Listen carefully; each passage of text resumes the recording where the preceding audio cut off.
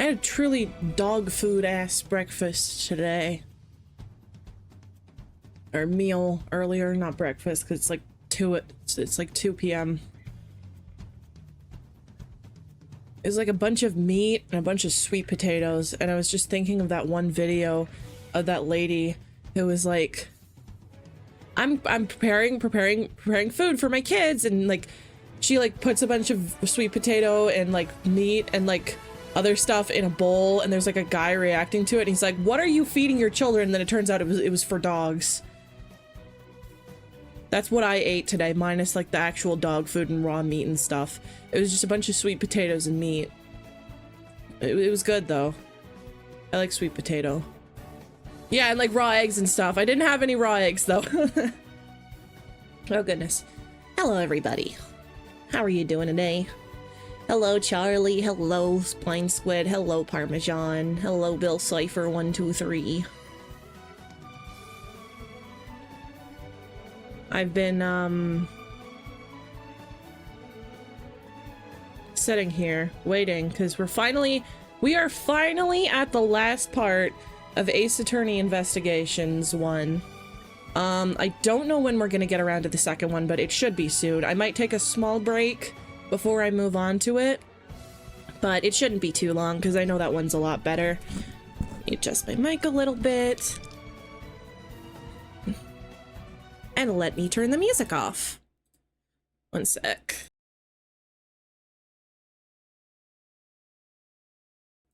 As always, the reactives belong to Charlie. Thank you so much for drawing these. I still absolutely love these. They're so cute. It's so cute.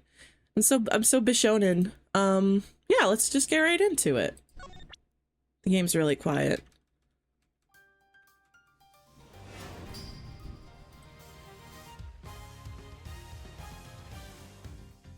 All right, let's go. Yeah, Charlie, your art is so like amazing. I'm so unbelievably thankful. It's so lovely. March 14th, 11:33 p.m. Theatrum Neutralis lobby. Oh, this guy. Agent Lang. Long G says, little cubs, never do they know the real fury of the Elder Wolves. These quotes are definitely becoming increasingly difficult to decipher. What is wrong with this guy? And what does that mean? It means that you never really know how angry I can get. Mr. Prosecutor. The counterfeit bills made with Bobbly's ink. They were all of Zheng Fa denominations. Yeah, so I heard from Miss Von Karma. But we don't know where the play money has gone. They must not have figured out that it was all burned yet. Ever since those things showed up in circulation, my country's economy has taken a big hit. Zheng Fa is in financial chaos as we speak. Because we can't tell the difference between our own bills and the fakes. But it's not just the money. The citizens are also worried. I've staked the honor of the House of Lang on this, and have come to this land to capture the mastermind behind the whole mess. I investigated how the bills were made and how the ink was smuggled into Zheng Fa, and I pursued the smuggling ring all the way here. But tonight, this is where the final chapter was written. Despite my frantic efforts to chase the smuggler down, someone got to him first. And now I'm called to return home without a single answer. Agent Lang, Don't start. It's not your fault. It's not anyone's fault, Mr. Prosecutor. Ambassador Alba, I'm sorry for all the trouble tonight. Oh, no. It is I who should apologize. It was all because I was not strong enough. This man...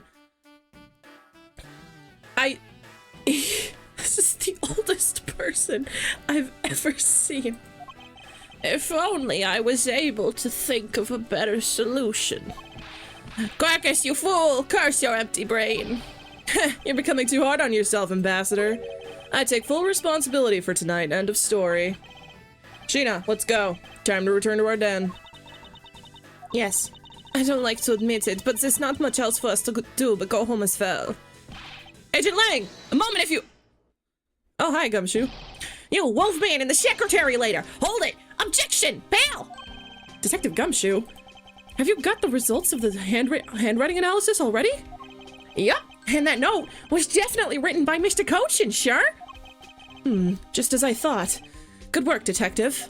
Dude, I love Gumshoe so much. I know I keep saying this, but he's like possibly one of the best characters in the in gaming. Hey, Mr. Prosecutor. How long do you intend to hold us up for? Huh. Sorry to have made you wait, but I believe that now everyone is finally here. Agent Sheena, I'd like to ask you something if you don't mind. Yes? How exactly did you fail to see the Atagarasu when you were in the neighboring room to where Mr. Cochin was killed? I'd like you to explain that to us. What? Hey, Mr. Prosecutor! What are you doing asking her about something she didn't see? Agent Lang hasn't touched the Babala investigation at all. So I suppose I will need to explain a few things to him first. Mas Edgeverse, I can't even begin to imagine what's going on in that head of yours. The only thing going on in my head is the pursuit of the truth. Oh, it sounds like you have some sort of plan. Very well, I'll supervise you until the end. Is she seriously going to treat me as a subordinate for the rest of the day? You're not trying to pick a fight with my subordinate on some flimsy guess, are you? I'm not trying to pick a fight, and the evidence is hardly flimsy, as you will see.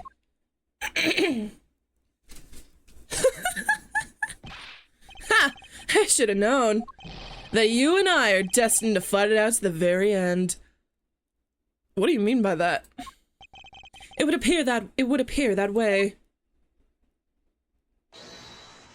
Well, I'll prove her innocence, so let's see what you got, Prosecutor Edgeworth. Huh. With pleasure. For my opening argument, I'll discuss the Atagarasu that appeared in Babal, and establish exactly who it was that Kay saw.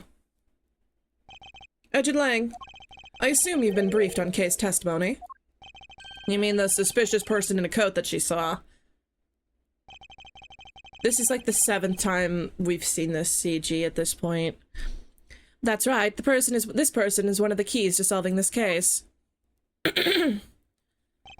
They met like 2 times before in like 3 months. Where is this fate coming from? To be fair, they met 2 times. It wasn't in 3 months. It was 2 times in like a day. Like they just kept running into each other in the span of like 2 days at the most. The person who pretended to be the Atagarasu. Pretended? And what do you mean by that? I'll get to that in a second, but first I want to review what Kay's mystery person did. Kay, if you could please explain for us what the person you were chasing did. Okay, you got it. I first spotted the suspicious person near the open-air stage on the Babel East side. I called out to the person, but as soon as I did that, that person ran off. I thought it was really suspicious, so I immediately gave chase. For the sake of argument, let's call this suspicious person the Atagarasu. Now, please, tell us what happened when you chased the Atagarasu up to the 3rd floor. Can do.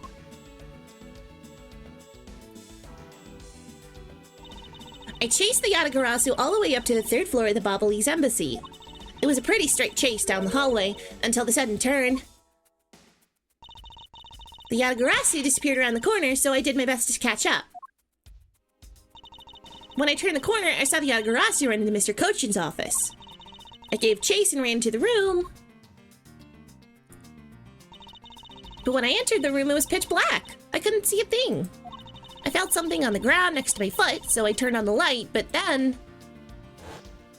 Whoa! Wah! Who's there? Who's there? By the time I turned on the lights, the Atagarasu had disappeared. When Kay entered the room, the person she was chasing was already gone. What do you suppose that was, Agent Lang? What do you mean, what do you suppose? Isn't it obvious? The person slipped out through the door behind the girl under the cover of darkness. Sorry, but I know for a fact the person didn't escape through that door. Oh? And how do you know that with such certainty? Huh. That's easy. Hi, wench! If the Atagarasu had left through that door, they would have run straight into this person. You.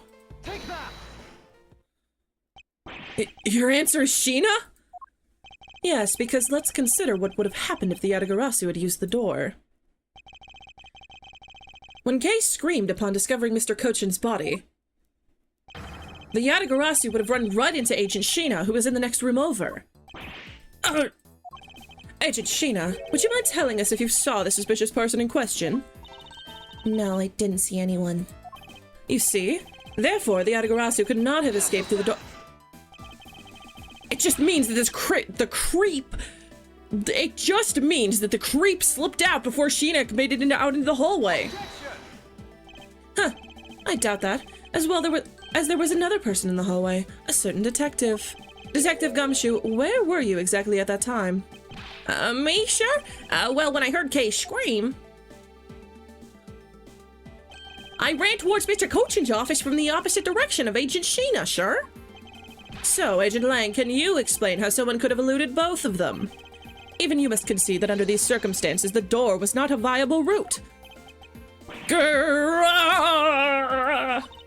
Oh, way to go, Mr. Edgeworth! You nailed him with just an explanation of what happened. I thought that said railed him.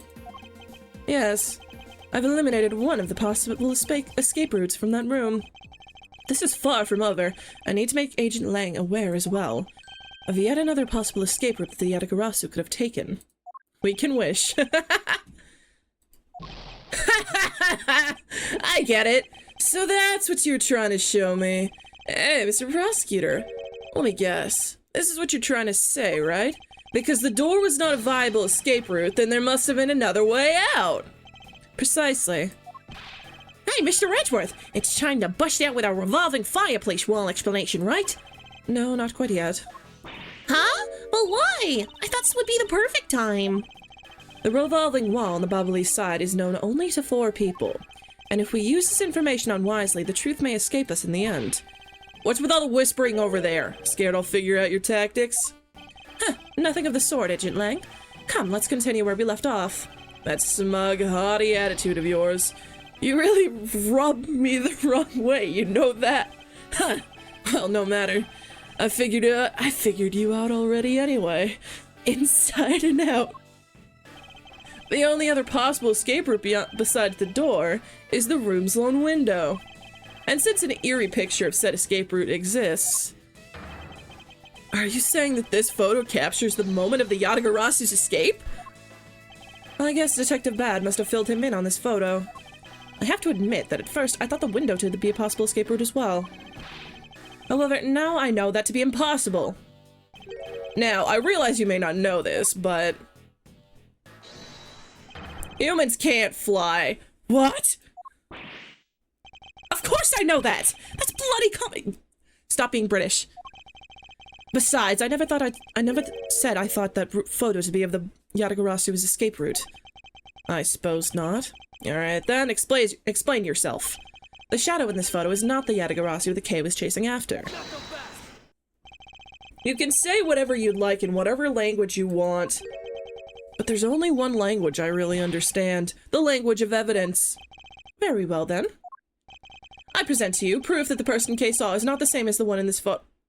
What?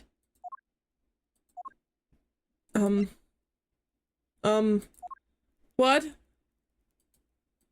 The person K saw is not the same as the one in this photo. What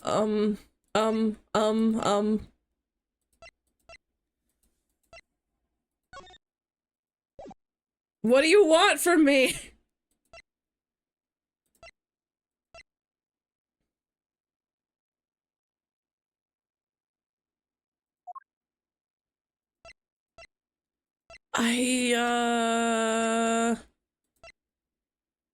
Love note. Oh, what? I don't have the love note. I threw it away because it wasn't relevant anymore. Unless you mean this?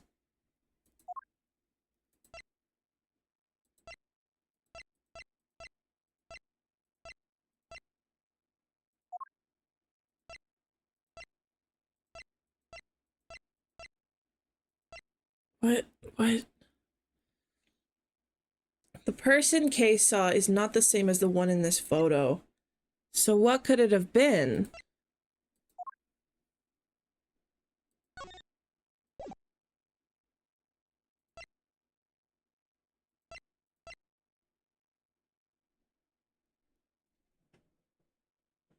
My brain just suddenly hit.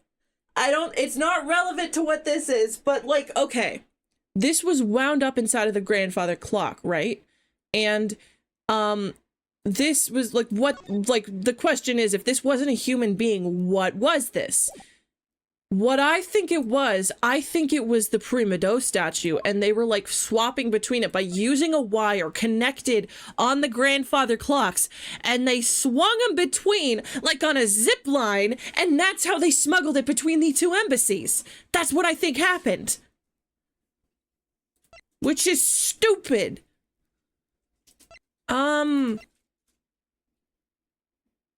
This? Okay. Let me explain to you precisely why the shadow in this photo is not the Yatagarasu Kei saw. Kei spotted the Yatagarasu heading for the 3rd floor during the 2nd fire. I'm just gonna save real quick.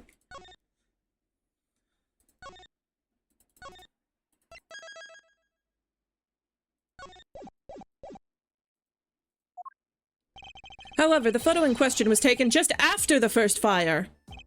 Grr! Rah! Yeah, way to go! That's twice you bit him in the butt now. I'll do more than bite him in the butt. What do you mean by that, Edgeworth? We're not done yet. You still have to explain what that shadow is, and how the Yatagarasu escaped. I don't suppose you can answer both, can you?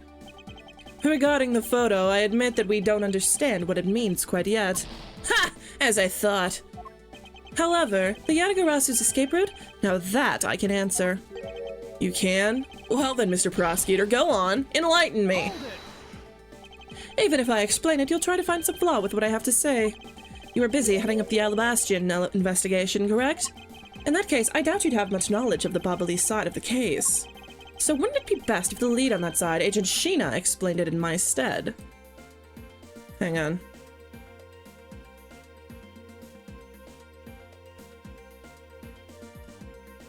I got my towel back.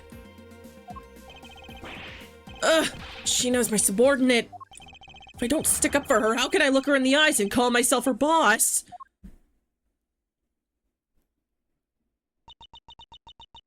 Ling, it's alright.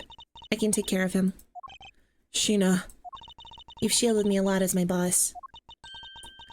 But it's time for me to prove my worth. Alright. If you're okay with it, then you have my support. Finally, it's down to just Agent Sheena and myself. This is where the battle really begins. Now then, what is it you'd like to ask? Let's see. Why don't we start with your movements inside the Babalee's embassy? Look me in the eyes. During the first Babalee's fire, I assisted in putting out the fire. I wasn't able to hear the last AAI stream, so I'm a bit lost. It's okay. This doesn't come up again. I think. I don't think this is like... I think like the countries are referenced in the 2nd game. But for the most part, it's like, I don't know. During the 2nd fire, I was searching for the Yatagarasu that appeared in Babal. Like, this game is not bad, it's just that the 2nd game is so much better. I would say this is one of the weakest, unfortunately, but the 2nd one's really good. While I was searching, I heard a scream coming from the next room over. Although I was in the next room, I was unable to catch a glimpse of the Yatagarasu. To be honest, I'm actually very skeptical that the girl's Yatagarasu even exists. And that is all I have to say. But I'm not lying when I say I saw the suspicious person run into Mr. Koshin's office. Like I said earlier, I have no intention of retracting my testimony. Good. Just to confirm, did you have a partner when you were on your investigation? No, I moved alone. In that case, you have no one to corroborate your alibi. Is that correct? Are you calling her suspicious because she was in a room by herself? How pathetic. And it wasn't when Agent Sheena tried to arrest Kei under the same rationale? And how about when you accused Larry because he was the weapon's owner? Got his ass. Not that it's unexpected for that useless lump to get into such a situation. Also, I suppose it's never a good idea to let mistakes go uncorrected. I will make no excuse for what I did in that situation. Then you should apologize right now for making Kame out to be the killer, pal. I'm sorry. Sheena, apologize. I'm sorry. It's really okay. I mean, I'm not under suspicion anymore. Right, Mr. Edgeworth? Huh. Well, I never doubted you. Not for 1 second. And the same goes for me. I believe in Sheena. So then let's put that to the test and see if she really is really worthy of your trust. This promises to be interesting.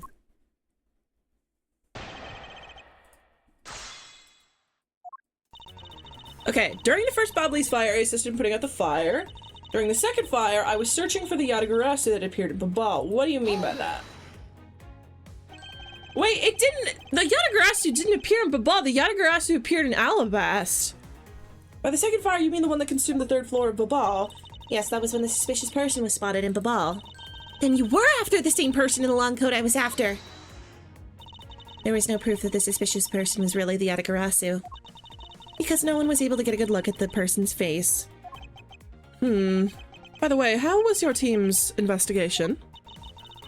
In order to extinguish the fire, water was pumped onto the 3rd floor via the windows. That smile, it's so like... I'm the Joker now. So the majority of the investigators conducted their searches on other floors. Maybe they did, but there was one person who was wandering around lost on the 3rd floor. When the fire was pretty much out, I moved to investigate the 3rd floor. And you did that alone? Yes. While I was searching, I heard a scream coming from the next room over. I was searching for the Yatagarasu that appeared in Babal.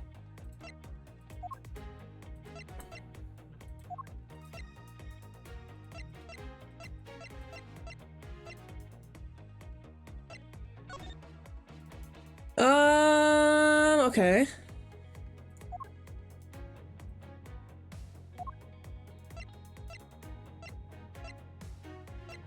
Okay, I don't think it's that. While I was searching, I heard a scream coming from the next room over. Although I was in the next room, I was unable to catch a glimpse of the Yatagarasu. Okay. No. Incorrect. Wrong. Incorrect. Being in the room next to Mr. Cochin's office is the problem with your testimony. Huh. Mr. Prosecutor, I don't see what problem you're talking about at all. Agent Lang, do you recall the secret we discovered about the Alabastion office fireplace? Huh? Oh, you mean how it connects the office with the room next door? What about it? Well, Alabast isn't the only country with secret connecting fireplaces. What? What a stupid thing to put into a building. The fireplace in Mr. Cochin's office holds the exact same secret. What? The Yatagarasu didn't escape through the door to the room or the window. The escape route was through the revolving fireplace wall and into the next room over. Blow her hair back. Now do you see? If the Yatagarasu had escaped to the next room, then the thief would have run straight into Agent Sheena. Meaning that it's impossible for her to have missed the Yatagarasu. What is the meaning of this, Miles? Well, would you care to explain, Agent Sheena? How you managed to completely miss the fleeing Yatagarasu? Or shall I? Okay, she's 100,000,000% Callisto, right? Because if she's gotta be the Yatagarasu. She's the one who did this, so that would mean she's Callisto. Because, yeah. Your claim that you were in the next room was a lie all along, wasn't it? Like, they looked familiar because we had seen Callisto so much in the previous case. And when I saw her face, like, my immediate thought was like, oh, they look really similar. The truth is, you were the one Kay saw in the coat. Pretending to be the Yatagarasu, and you were the one she chased after. As you tried to lose her, you ran into Mr. Cochin's office and headed for the fireplace. Then, you shed your coat in the next room, leaving it there to emerge as Agent Sheena. After that, you came back around to place Kay under arrest. Does that sound about right? If not, then speak now or forever hold your peace. Oh, hi, Mamoru. Hello. Da-da-da-da-da-da. How dare you make Kay look like the bad guy when you're the suspicious one, pal? Right! Dude, she's doing the thing. There she is. Sheena?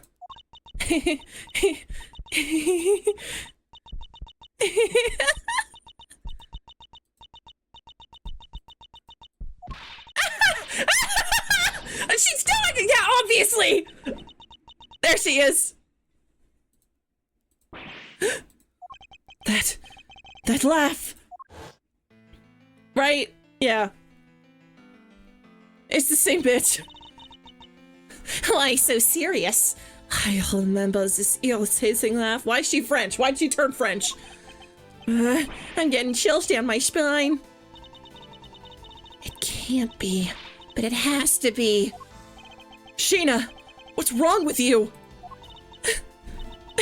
I'm sorry. It was so funny that I couldn't help but laugh. Funny, you say? Yeah, that you would accuse me of being the Yatagarasu. The prosecutors of this country really are all so very strange. Do you think you can get away with this by simply laughing it off? You think I'm taking things too lightly? I think not. It's that prosecutor who is. Look, everything you said earlier is nothing more than mere speculation. The Yatagarasu fled through the fireplace. Do you really have any proof to back up your claim? If you don't, then you haven't proven a thing regarding the Yatagarasu's escape route. The tone of voice you're taking with me now has certainly changed. Okay, I was doing that just cuz, but I'm glad that it was like it's in universe as well.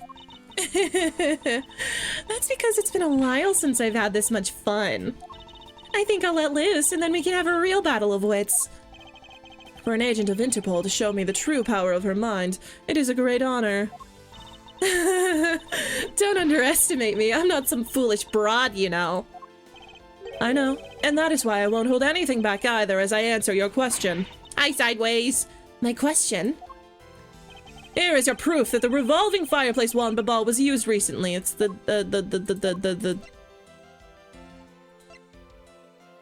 This? Yeah. I'm sorry, but is this really your oops. Yeah.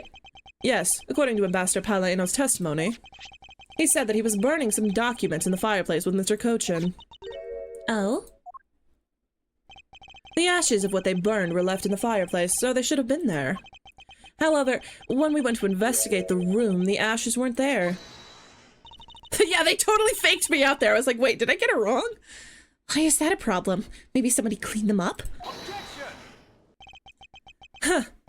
Unfortunately for you, Ambassador Palladino said that he forgot to. And so the question remains, why were the ashes missing? The answer is simple. The answer is shrimple. When the Yatagarasu went through the fireplace wall, the ashes were pushed into the next room by the wall as well. Oh, the music. The movement of the ashes that were in Mr. Cochin's office is my proof.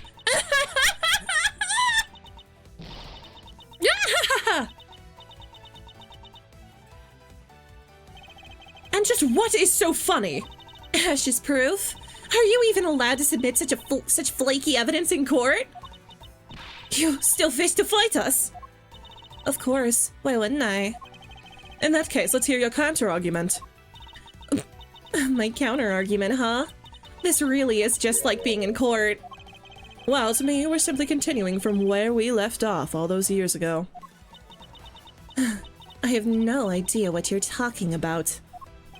It doesn't matter if we're at a crime scene or in court. Let's finish this here and now. I suppose. I've had a lot of fun today, but I grow weary of this game of cat and mouse. Let's make this the last testimony and wrap up this absurd case once and for all. Yeah, the ash is pretty definitive. In my eyes, all you've proven is that the rotating fireplace wall was used. But you can't really call that proof that the Yatagarasu used the fireplace, now can you? The game is really quiet, hang on. Why is the game so quiet?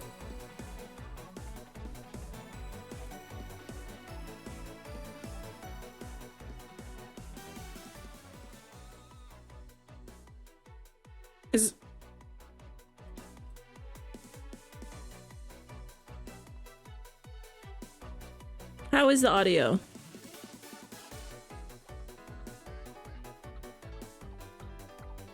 It looks really quiet on the volume mixer. Maybe if I turn myself down a little bit, then it'll... Okay, audio good? Okay. I just remember it being a lot louder before. Remember, we've already finished our very thorough investigation, and we found not a single suspicious thing in Mr. Cochin's office. And there you have it. My counter-argument. Arg! That's very impressive. What? She has seen through to the fact that I have yet to gather that one piece of evidence. Why don't we just set her dress on fire? I do mean that, like she would have Babbly's ink on her dress. What is it, Kay? I haven't heard a peep out of you in quite a while now. If you don't think you can handle it, feel free to leave the rest of it to us. But I... Kay, pull yourself together. You are the true heir to the Yatagarasu name, are you not? Oh! If you want to steal the truth, then you must never take your eyes off of it. This chase you're running to catch the truth. You must see it through to the very end. Mr. Edgeworth, oh! You're right. I will see this through to the end. So, you go get her for me, Mr. Edgeworth. Huh, with pleasure. Looks like a lack of evidence has left you wide open, doesn't it? Sheena, please, show me you're someone I can trust. Oh, poor leg, I'm sorry. Don't worry, this will be the deciding match. You'll see. I'm truly sorry, Agent Lang, but I simply can't allow her to escape me again. Why don't we detain her for obstruction of justice? Because that's not a crime in this universe. You think perjury's not a crime? Obstruction of justice, it's not a crime. Very well then, Agent Sheena, shall we begin? I'm ready whenever you are.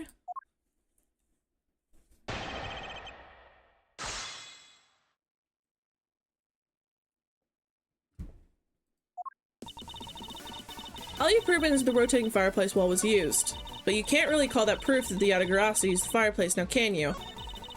So then, who was it that used the rotating wall? Show me your answer with real evidence. Remember, we've already finished our very thorough investigation, and we found not a single suspicious thing in Mr. Cochin's office. Hold it! I don't know about that. So you really didn't find anything? Yes, as I said, not one suspicious thing. Although, as you already know, we did find the Yatagarasu's key and the document detailing the smuggling operation, but we still haven't found the blade that belongs to the Bubbly's knife handle yet. You see, my subordinates worked hard to investigate everything, so there was nothing else to find, alright? Wow, Agent Lang really sticks up for his people. Like G says, all men are brothers, and friends become family. Huh. So you see, my people are my family, and their families are my family too. That's a rather large family you have, sir. Yes, but as we all know, there is always one black sheep in any family. And though it pains me, Agent Lang, you will know the black sheep in your family.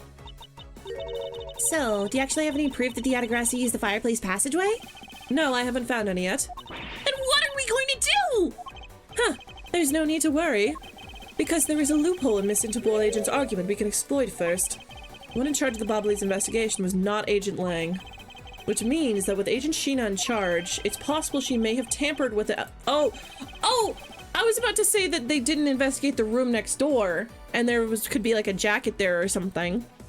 However, now what I'm thinking is like the post-it note. If there's one thing I do know, it is that someone tried to hide it from us.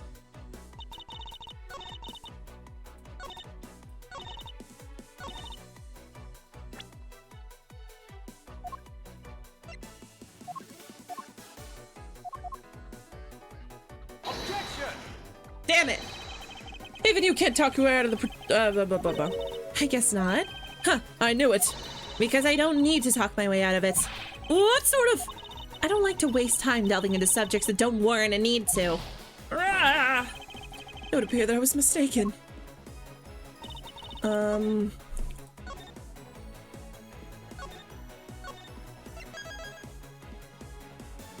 needs evidence when you have the power of bluffing? We found not a single suspicious thing in Mr. Cochin's office.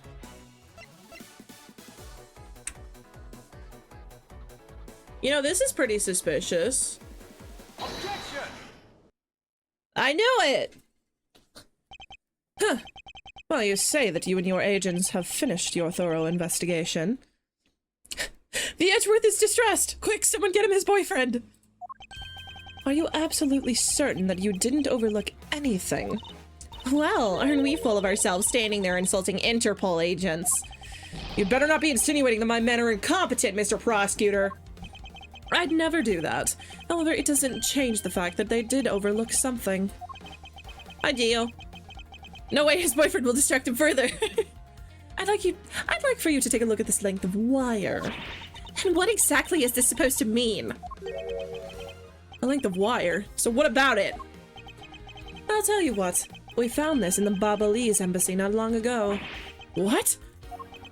And we found it wound up inside of the grandfather clock in Mr. Cochin's office. You found that at the scene of Mr. Cochin's murder? But this wire wasn't all we found. We found one other very important thing. There's more? In Mr. Cochin's office, there were signs that someone had burned counterfeit bills there. Wasn't the... Ah, yeah! Wah! That evidence was something you found out through that girl's machine, right? So what if it was? That's what I thought. But unfortunately for you, a recreation made by a machine is hardly concrete proof. Among the ashes you found in the room, did you happen to find any counterfeit bills? No. You see, so there's nothing in that office. Nothing you can call evidence anyway. Objection! I'm sorry, but I seem to have given you the wrong impression. How so? I don't recall saying that I was presenting evidence of any sort, but rather I was pointing out that your investigation was incomplete, and that this throws doubt on the purity of your investigation into the Yatagarasu. You still suspect me, I see. All right then, I ask that you point out what part of my investigation is incomplete. The other Interpol agents worked under the command of Agent Sheena.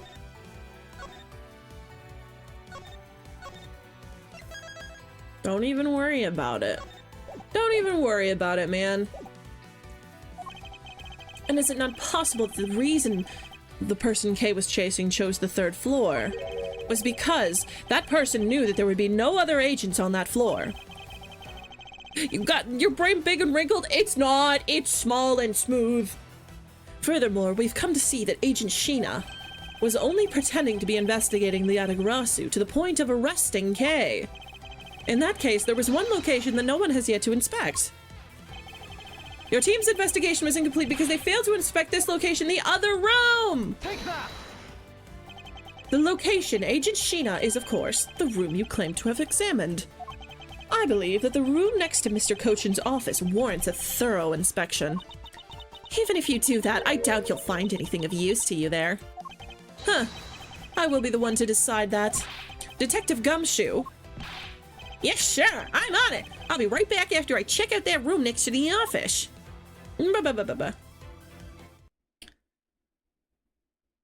That is one open back. Hey, Mr. Edgeworth. Do you really think that Miss Sheena's the Yatagarasu?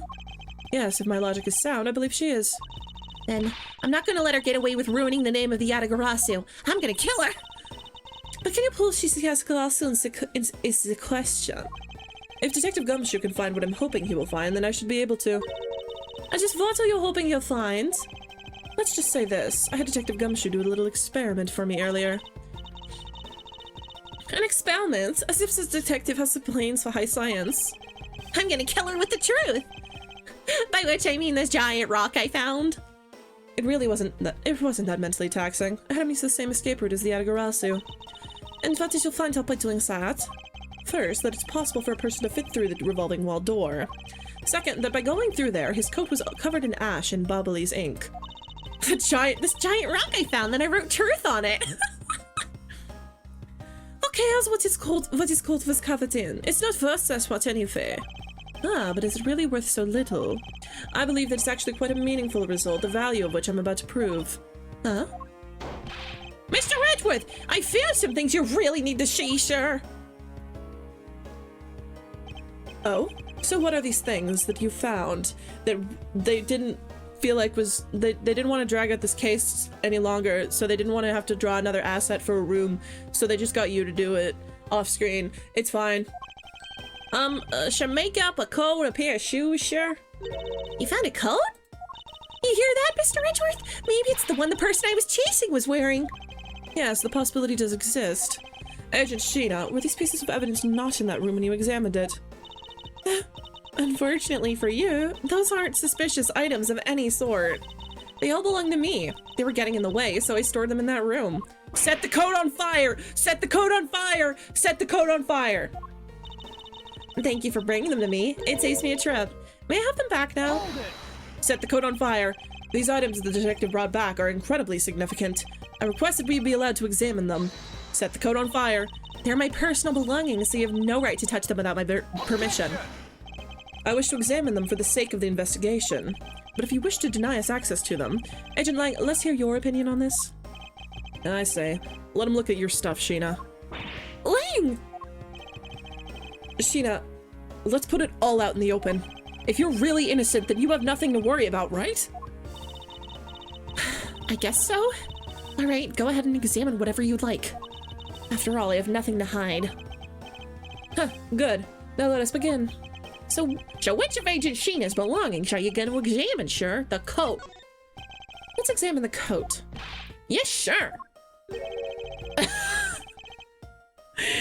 I wonder what's going on with this one. I wonder if this one's suspicious in any way. I wonder if anything's suspicious. Oh my god. Yeah, it looks almost like you got ash and a bunch of ink all over your coat. It appears you managed to stain your coat rather badly. Agent Sheena. The Yatagarasu the case saw was wearing a coat, and I'm beginning to wonder if the stain wasn't created when you went through the fireplace. No, you have it wrong. That soot probably got in my coat when I was helping the police put out the fire. What about the ink, then? And what about this dark substance around the hem of your coat? Oh, I didn't realize the hem was that dirty. I'm sure it's just some water mixed with soot from when I was helping with the fire. It's blue. I don't think so. You think you can get away with such a transparent lie? Yeah, don't lie to us, pal. That's just the same powdered and dirt that got on my coat when I went through the fireplace. Your words ring hollow in the absence of evidence, you know. It's blue, like me. This jacket was originally white. I got ink all over it. It's gone terribly wrong. So unless you can prove that the dirt from my coat is from the fireplace. Which I can. What? How? You did a great job, Detective Gumshoe. Huh? Me, sure? What did I do? This coat. This is exactly the piece of evidence I was searching for. Yeah, she was a lot better at this when she was character we do not know. It is a secret. I'd been hoping to find the coat that the person Gay saw was wearing. And thanks to you, we proved that going through the fireplace would sully a coat. I don't quite get what you're saying, but I'm happy. This is like the most like, oh yeah, you figured out the twist, the trick. But go through like 200 lines of dialogue before the characters also get it. Yeah, she's much better drip. Yeah, give him a raise. All that remains is for us to show what the dark substance on the coat hem is. Oh, and you think you can do that? Of course I can. This is the dark substance that sullied the hem of this coat. The ink. Take that! Bobbly's ink?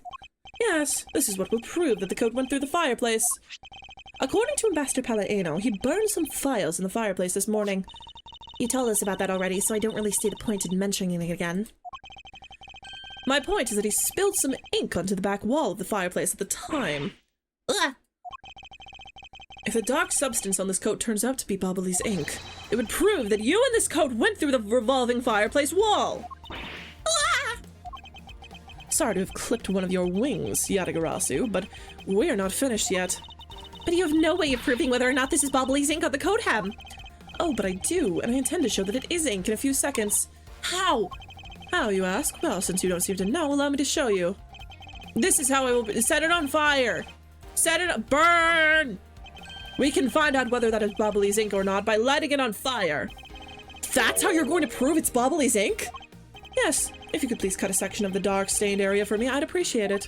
Because I will show you here and now what the dark substance is. Sheena, sorry to do this, but I'm gonna have to cut off a bit of your coat. Go ahead. I wasn't planning to wear it anymore anyway. Now then, if someone could loan me a lighter or something. Oh, I've got some matches. I always carry them with me so I can, like, smoke. Going to ignore that. Then, if I could please have one, Kay, we can get this experiment underway. The flame! Yeah, just throw it on the ground, man. It's the same color as the flame wit crystal oil produces, which means... Yeah, I was planning on wearing a prison jumpsuit. This is happening. She really isn't dodging the arson allegations. Bobbly's ink is a product of wit crystal oil, and when lit, the ink produces a green flame. Edgeworth handily decided to ignore what she just said. Huh, I believe the time has come to clip the Yatagarasu's other wing. Miss Sheena, you're the fake Yatagarasu. Come here! I'm gonna get you! The one who killed my father! It's about time you came clean, Agent Sheena.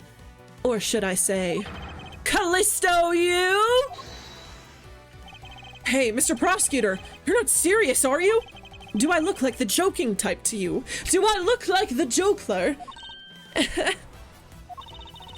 Callisto, you? I've never heard that name before in my life. That manner of speaking and that attitude, you haven't changed a bit in 7 years. You're the defense attorney that killed Mr. Faraday and then tried to frame me for it. Oh, really? And you have proof? You insist that I'm this Callisto you woman, but you can't prove it. Am I the jonkler to you? If you have no proof, then I'm afraid you won't be able to lay a single finger on me. Objection! The raven is a very unique bird, one that flies by the darkness of night. However, the light of dawn has arrived, and it will reveal your true ugly form to the world. 'Cause like, oh my god, girl, that jacket you were wearing. Enough poetry, I want to see some evidence. So here you have something to compose she is Callisto you. I do. It's something the second Yatagarasu has preserved for us these last 7 years. They already proved she's a criminal. Yeah, but it's like important to prove she's also Callisto you because she killed Kay's dad. It's like emotionally. It's like more like emotionally doing it for Kay. I will, Kay, for we have finally come to the end.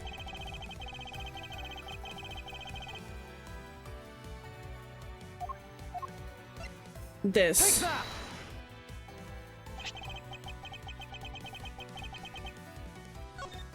Yeah, okay, so it said we're finally at the end.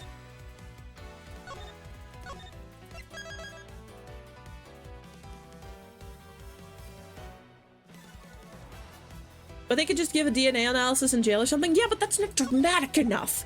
That's not dramatic enough. This perfume, this will prove you to be Callisto you. It will? Kay has preserved it perfectly for us. Surely you remember this bottle. This belonged to Miss Yu just before she disappeared 7 years ago. Naturally, this means that a few of your fingerprints are on here as well. This is that bottle of perfume you spilled, which I have preserved ever since. Yeah, it would be too easy. I heard from my father, Bern Faraday, that if stored under the right conditions, a fingerprint can be preserved for decades. Which means that your fingerprints are still on here! Every last one! We can clear everything up if we were to compare the prints on this to your own. What if dude, she changed her identity. I would not be surprised if she was the kind of person to burn her fingerprints off. Now, come, Agent Sheena. Will you submit yourself to a fingerprint test?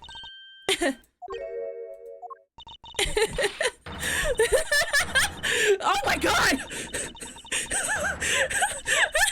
What those teeth do, girl? Oh my god! She's fine.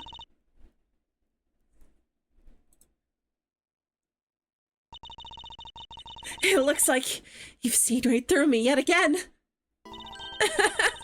sending the biggest chill down my spine, Edgeworth! Callisto, you! So, you've shown your true face at last. This feeling of thrill, it's even greater than that time 7 years ago. Sheena, you're... Lang, I really enjoyed our days together. You're an insanely strong, nice, kind-hearted idiot of a man. So you were a spy all along? A mole sent by the smuggling ring I've been chasing after. Someone who's been feeding them intel on Interpol all this time? Very good! Maybe you're not as big of an idiot as I thought. Callisto, you, the woman who killed my father 7 years ago. Come here! I'm gonna get you! You're her, aren't you? The fake Yatagarasu! That's right, Callisto, you. That's just one of my many names. But even that's just a facade. Good evening, ladies and gentlemen. I am the great thief Yatagarasu. Callisto, you, this time you won't escape, for this is the end of the road for you. Now come along quietly. You know, you're the one who left the strongest impression on me, Kay Faraday. And had you not used the Yatagarasu's gadgets, I might have never known who you were. But here you are, being a thorn in my side, just like your father always was. Ah! Kay, don't! You! I'll never forgive you for what you did to my father! You really are just like him. Mr. Faraday, too, possessed such laughable honesty. Oh my god! Kay! Ah! You let Kay go right now, pal! You despicable! Let go of me, you filthy! You think I'm just a fake, don't you? Well, unfortunately for you, I'm the real Yatagarasu. But that's impossible! My father was the one who created Little Thief! Hey, Edgeworth. The Yatagarasu's 3 legs. Do you know why that is? Why it has 3 legs? There are 3 main reasons why the Yatagarasu will always be 1 step ahead. First, the Yatagarasu always knows the exact location of the target object. Second, the Yatagarasu always knows exactly how to disarm the security system. No, it can't be! Did you finally figure it out? Do you finally know the real identity of the Yatagarasu? The real identity of the Yatagarasu is... The real identity of the Yatagarasu is neither Byrne, Faraday, nor Callisto you, but by the same token, they are also both the real Yatagarasu! How very perceptive of you. No way! The single person known as the Great Thief Yatagarasu never existed. Mr. Edgeworth! No! I refuse to believe this! I have a gun pointed at my head right now! The Yatagarasu is known to have 3 special skills. Skill number 1. The Yatagarasu always knows the exact location of the target object. And a lawyer would have the opportunity to learn the layout of client corporations. Skill number 2. The Yatagarasu always knows exactly how to disarm the security system. And a good prosecutor would be well versed in the ways of a criminal. And skill number 3. The Yatagarasu doesn't leave a single shred of evidence behind, ever.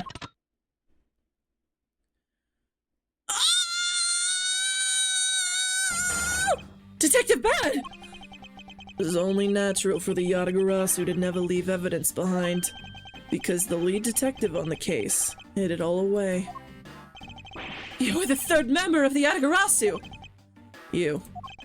I've been looking for you for a long time. 7 long years, but I finally got you. Why, Mr. Bad? Long time no see. What happened to us?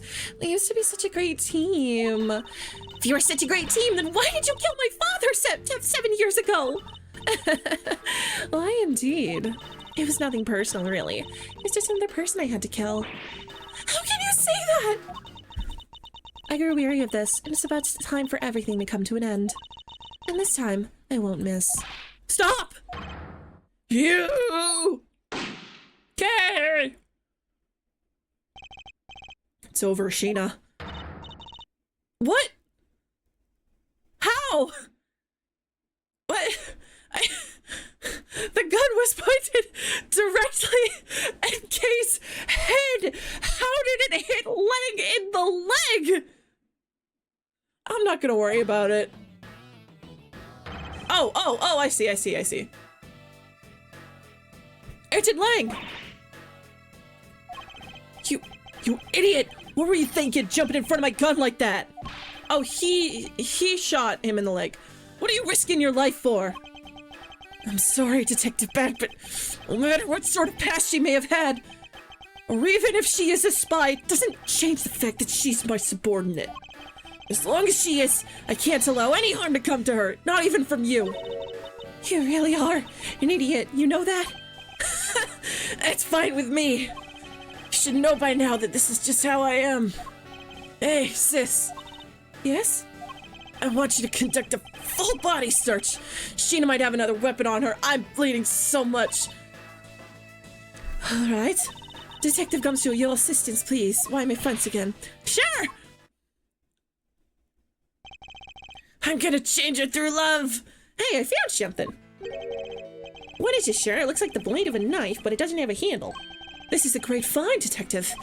Huh? It is, sure? You've been doing such a good job today, Gumshoe. Let's try blade, this one. Take that! I believe this blade actually belongs to the handle that was on the murder weapon. Hey, they fit together perfectly. This blade must have been taken from the crime scene when the knife handles were switched. I'm gonna go return this babblish knife now. All right. I trust that you'll make sure that it is returned to Ambassador Palladino. Oh, there it goes. I believe this makes it perfectly clear who did it. Callisto, you. For the only time the handles could have been switched is just after Mr. Cochin's murder. Which means that you must be Mr. Cochin's killer. Yeah, but what about the other guy? You killed Mr. Cochin with the alabaster knife. Switched the handles and then took the original blade of the Bobbly's knife with you. Yeah, is everyone gonna help Lang with his what? He's a shonen protag. He'll be fine. Take him to the hospital. Later, you allowed yourself to be spotted by Kay near the open air stage. You used the fireplace to lose her, and then you went back to accuse her of the murder. Does that sum it up? Objection! Oh, it's been a while since we've heard that. You crafted an engaging tale, Edgeworth, but there are two problems with it. Problems? In what respect? Why aren't you just admitting it because you're going to jail? You pointed a gun at a 17-year-old girl! What do you think my real reason was in allowing her to chase after me? It was also I could capture Kay Faraday. What? When I saw you using that device at Gatewaterland, I knew right away that you were Byrne Faraday's daughter. I couldn't tell by the fabric that is like literally the exact same as what Byrne used to wear. Like you did like this matchies thing with him. Like I couldn't tell by that because I'm stupid or something. I became curious, so I researched a little into your background. That's how I found out that you were on the trail of the Yatagarasu. So that's why you tried to pin Mr. Cochin's murder on me. Yeah, I knew you'd show up at this embassy tonight, so I thought to use you. But pinning on the murder of you wasn't my only goal. You had another? Yes. Once I had you under arrest, I had planned to search you and take back the device that rightfully belongs to me, the true Yatagarasu. You were going to take Little Thief away from me? 7 years ago, it was thanks to that device that Faraday was able to infiltrate this place. But he stole more than he should have. I had a tough time recovering that precious key. And then the person who stole the Yatagarasu's key was Mr. Faraday. You! That incident 7 years ago. What was the catalyst behind it? In the eyes of the smuggling ring, the Yatagarasu was becoming a bit of a problem. It wasn't an especially pleasant assignment. Then why? Why did you become a member of the Yatagarasu? Why? There is no why. I was destined to betray everyone from the very beginning. From the beginning? What is that supposed to mean? It means I'm self-aware and I know that I'm written to be a villain. The person I take orders from hasn't changed, even now, to this day. Does this mean that the leader of the smuggling ring wasn't Mr. Cochin? Then the real ringleader is still out there pulling the strings! Are you done asking what you need to know? Because if so, we should probably get going to the hospital! You're gonna tell me everything you did tonight. Do you understand, Sheena? I guess I should tell you then that I was the one who set the Babbly's embassy on fire. Oopsie! And why did you do that? I suppose it was to destroy all evidence of the counterfeit bills. That was what the smuggling ring was trying to do? But then why start 2 fires? Sorry, but I can't tell you anything about the ring. it's your job to complete your investigation after all. I have had my fun. Now it's your turn to enjoy the ride. Wait! Yeah, I mean, Miss Sheena. Pudger. Yes? When I fell to the floor earlier, these fell at my feet. What about them? They're like, their voices are blending together. Please help. They're such pretty hair sticks that I thought, well, that I should return them to you. You can have them. They're of no use to me anymore. If you don't want them, you can always just throw them away. No, I want to keep them. Suit yourself. Oh, that's right. I almost forgot Edgeworth. Hmm? About the second problem I had with your story. I didn't kill anyone tonight. What? I'm not saying that as a sore loser. Think of it as a hint, if you will. Mr. Prosecutor, I need to get to the fucking hospital. Yes, Agent Lang? Mark my words, I'm not done here and I'll be back. It hurts a lot. Got nothing to do with duty or anything because this has become my personal case. I may have been shot, but I'll show you just how dangerous a wounded wolf could be. Collapses. His anger appears to have negated the sensation of pain in his injured leg. I will give him CPR to... He's limping! Are we sure that that's like, safe? She's gonna get away, easily. I will give him CPR to fix this bullet wound. Yeah, I'm sure that's what he needs. It's finally over, Kay. No, it's not. It's over. It's over. Is that what you mean? Is that what it means? Is that it's over? I feel like I've peered into her heart a little, you know? And it's so cold and dark and incredibly lonely. The person who was giving her all these commands, the one who thought my father was a problem to be removed. It's Jover. That person is the real ringleader behind the smuggling ring. Mr. Edgeworth, I have a favor to ask. Can you hold on to these hair sticks for me? They smell really bad. They're really pretty, just like the ones that they were selling for the Jam and Ninja show. But until this case is over, I don't think I can look at them without being overcome. I understand. I'll take good care of them for you. Huh? There's a bit of soil stuck on the... I don't think those are hair sticks. I think those are what are they called? Whatever these are. Yeah, they're the same color. Oh, I guess it's just time already, huh? So it's midnight, the dawn of another day. Hey, Pops! Thanks a bunch! You've really done a lot for everyone all these years. Detective Bad, don't tell me today is the day. Yeah, it is. With this, I can retire in peace. It was- how old is he?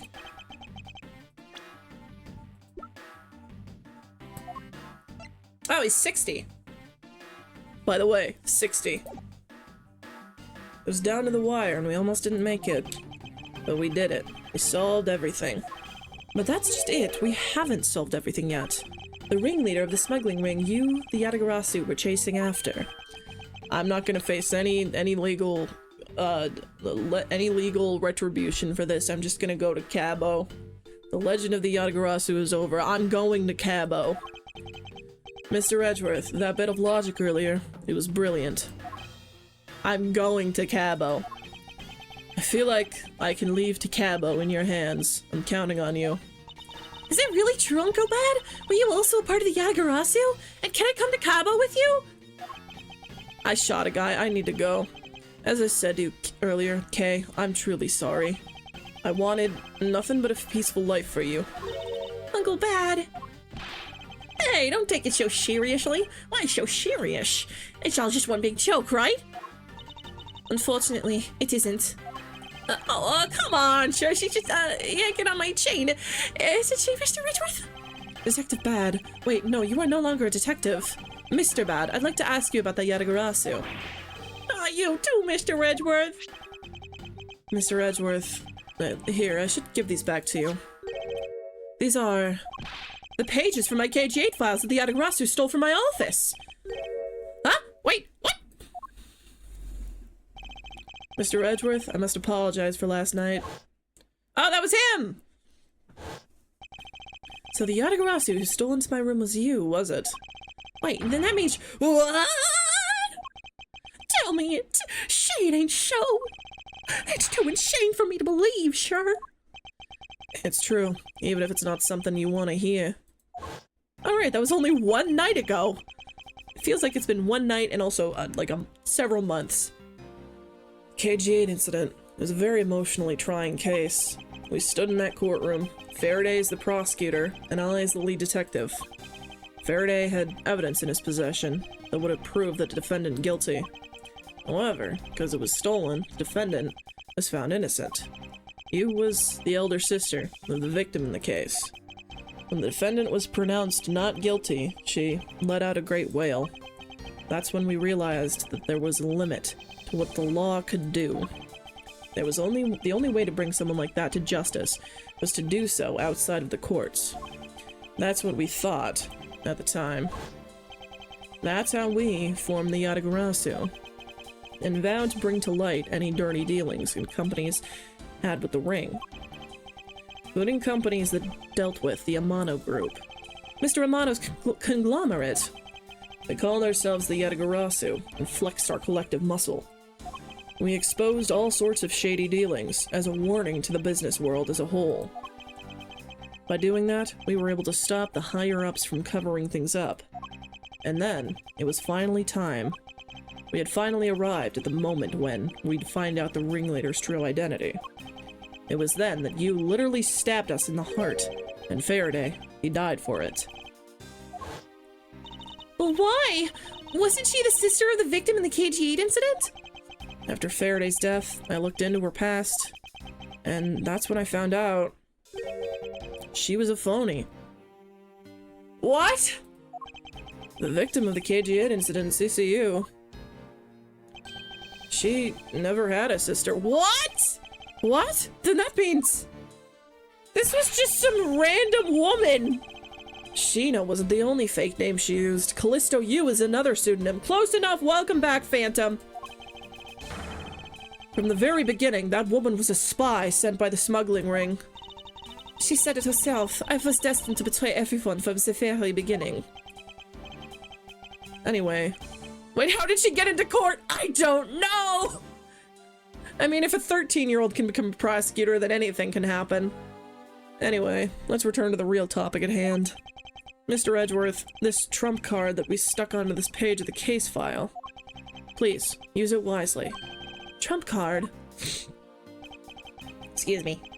That photo we stuck on there, try peeling it off. Behind it slumbers a piece of evidence that Faraday hid away all those years ago. It's the mark of the Yatagarasu, but why? This is a directives card from the big boss. Take a look at the back. This was something Kochin had on him at the time of the KG8 incident, 10 years ago. That blood is from the victim of the incident, Miss CCU. But why is the card adorned with the mark of the Yatagarasu? The reason why we called ourselves the Yatagarasu was because of the three-legged raven mark that was on the smuggling ring's boss used. Apparently, orders from the boss would come on these cards without fail. The person who received the order was supposed to burn it immediately after reading it.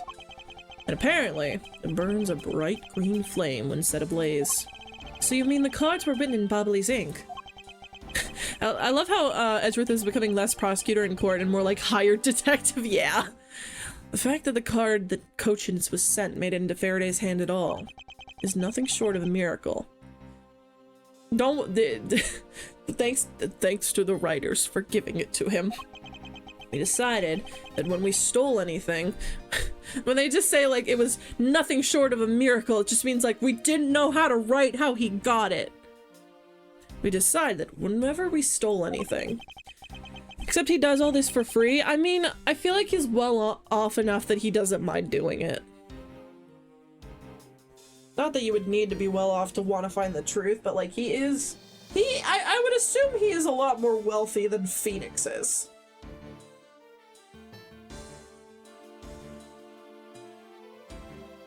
Sorry, I was drinking order. We would send a card along with it to the police. So that's what those white cards are. Is a mansion I always imagined him as living in one of those like bougie high-rises, like a penthouse suite or something. The great thief that used the mark that only those within the ring would know. It was our message to the ringleader that we were only a few steps behind. Is Edgeworth Batman? I don't think so. I think he's Batman, if anything. And one more thing, Detective Gumshoe. I'm entrusting this to you. What is this, sir? This is what I was talking about earlier. During the KG8 incident trial, Faraday had this in his possession. This important, definitive piece of evidence. But I thought it was stolen. How do you have it? The person who stole it from us 10 years ago was a man by the name of Ernest Amano, and he had it locked and hidden away for all this time. But we forced him to tell us where it was, finally, after the other day's kidnapping case. Parent killed, rich as hell, fighting for That's true. Once he trains Kay in the art of arguing, she will be the Crow Woman. This video. Don't come any closer! I'm warning you! This is the same video as the one Mr. Portsman was trying to conceal from me. Yeah, it would seem that even he was caught up in the ring's web. Mono was preparing to take on the boss someday, and the video was his insurance. That's where this prosecutor comes from. That's where that prosecutor comes in. He was to retrieve the video. On top of that, he was apparently instructed to sneak into your office and steal the trump card. You saw it for yourself, right? The card that told them to preserve the evidence. Then, that card was not the calling card of the Yatagarasu, but rather a directives card from the ringleader to Mr. Portsman. Two pieces together make for a strong weapon for whoever holds them. The evidence Mr. Portsman thought to withhold from me, and the one that you stole from my office last night. Both pieces are illegal, and for me to use either one is... Wait, what? Wait, what? The evidence Mr. Portsman... Both pieces are illegal. What do you mean illegal? How is that illegal? Whether you use them or not is up to you, but they will be of help to you when you take on someone who is above the law. Is the boss one of those who cannot be brought to court that Mr. Faraday spoke of? Detective Bad, there is no limit to the law, for it is the people who determine the limits of them. That... We should, like, we... Yeah. He still insists that, even now. You really are something else. I feel like, this game gets close sometimes to the, idea that,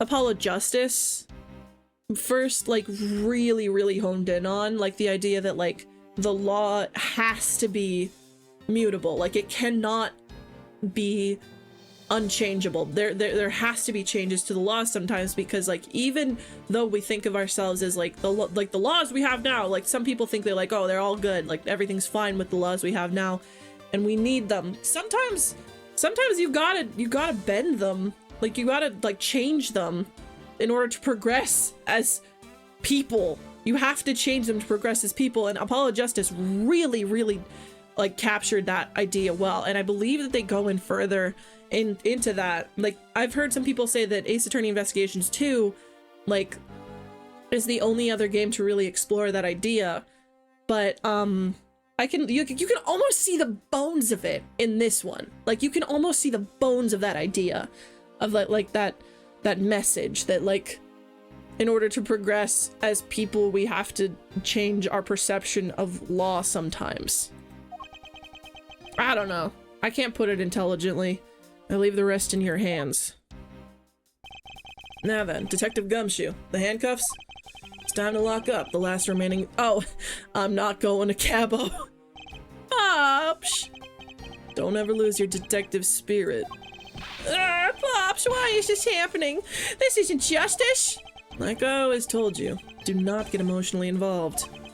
Now let's go. Yeah, sure. I'm going to Cabo.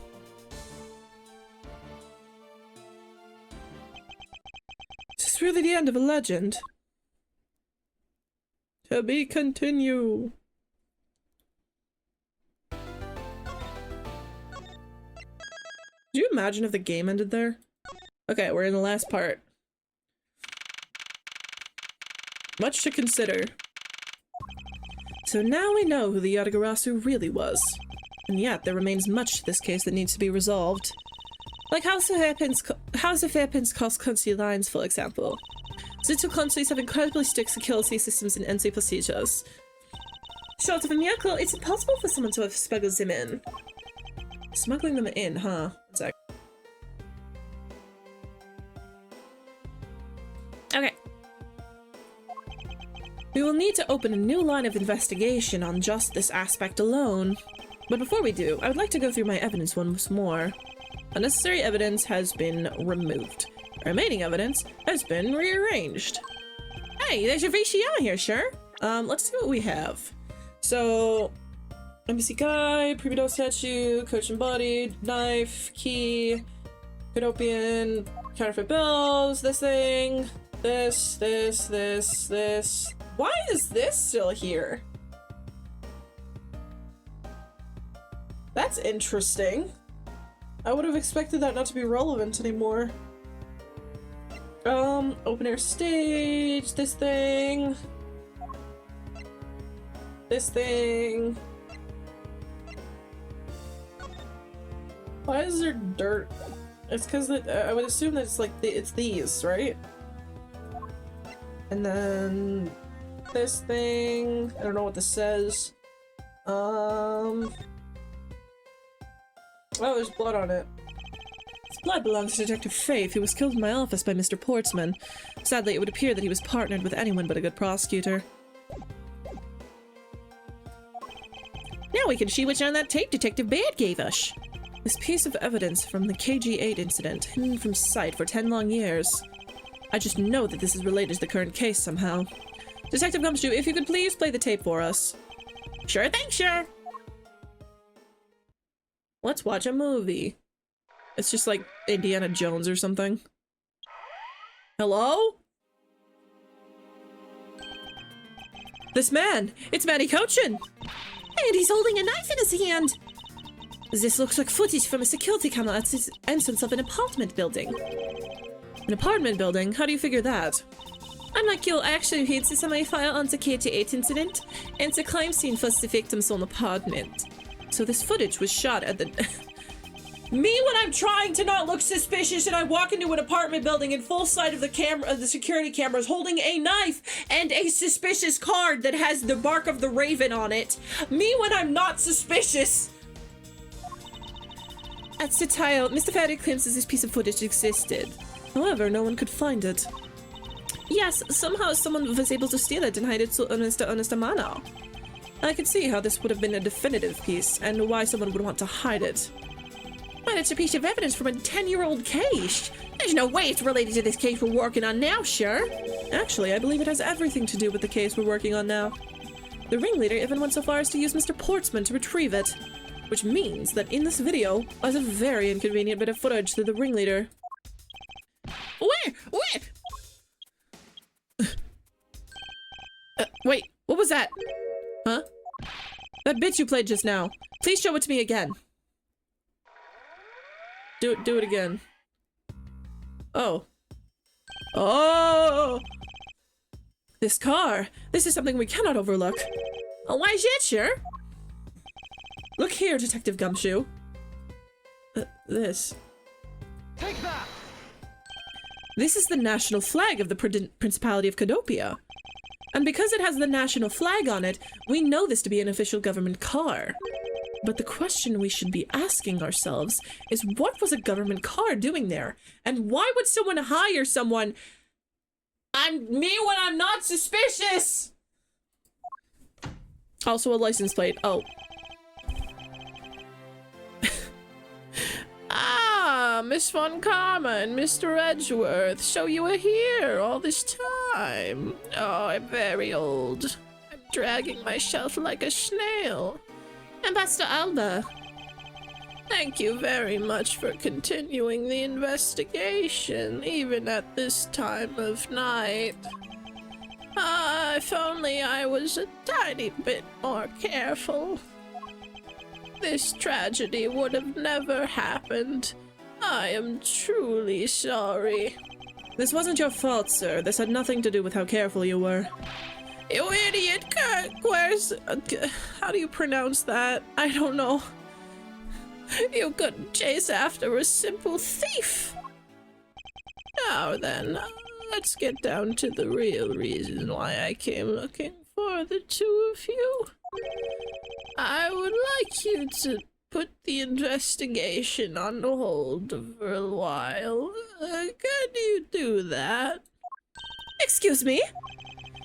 I heard you apprehended the thief that turned this embassy upside down. He feels like he's going to have a second boss for him, yeah. I need to tamper with all the evidence.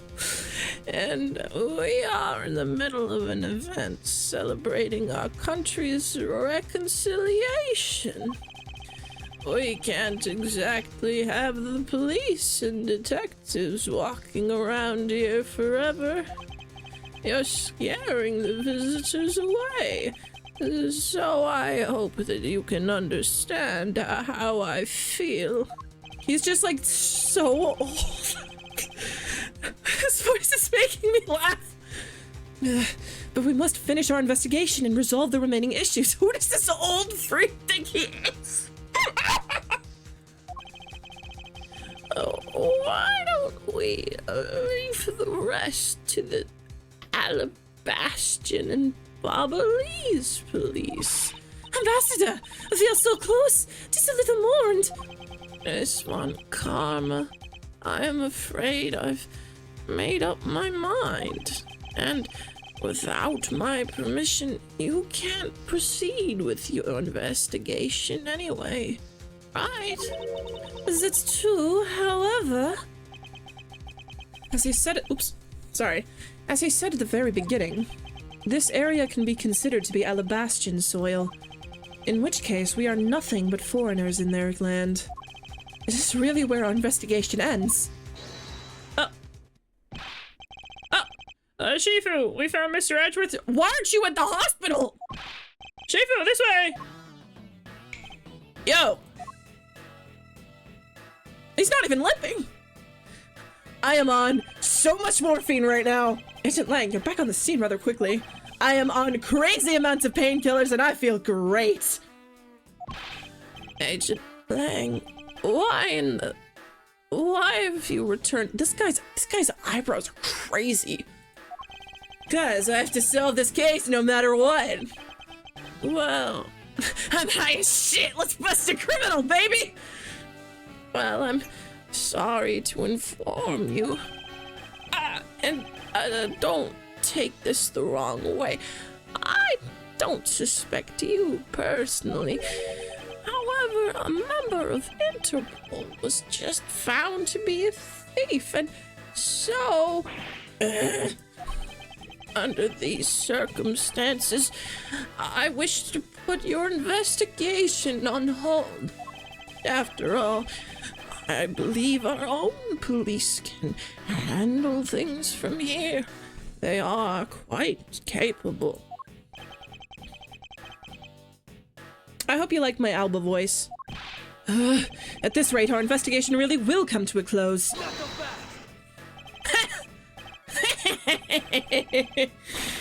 I have no idea what's going on. Ambassador Alba, I get it now. I really do. Oh, I'm very glad you understand how I feel.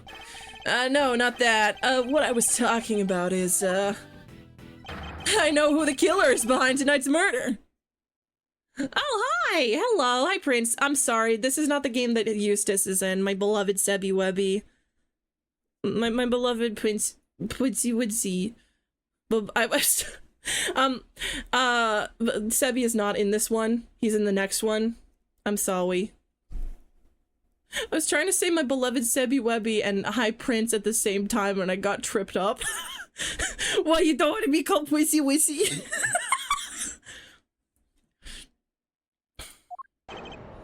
You.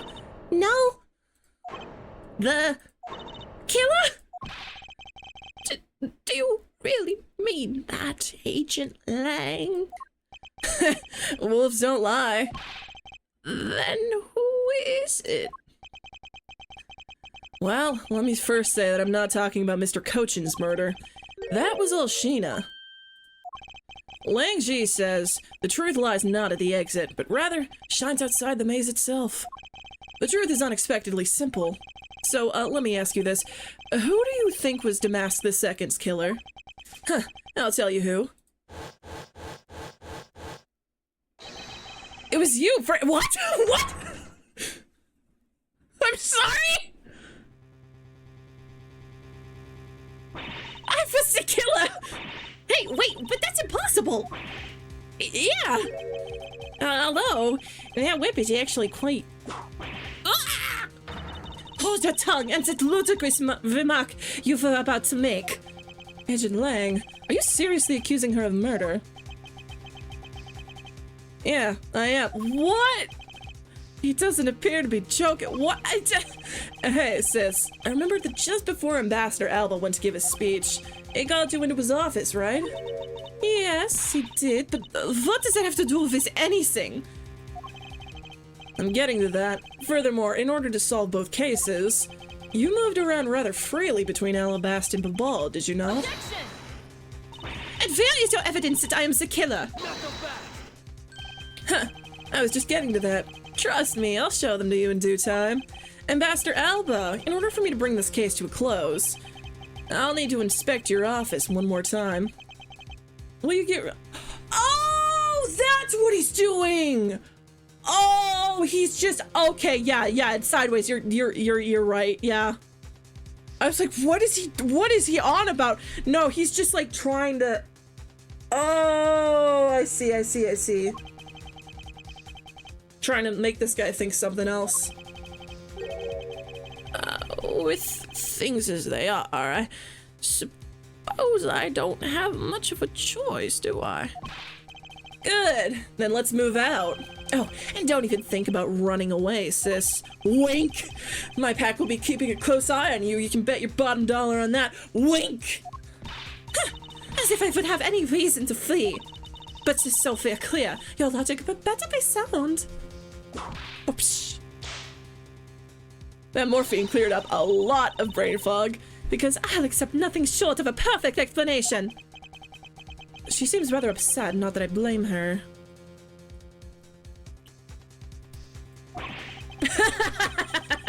I expected you would accept no less.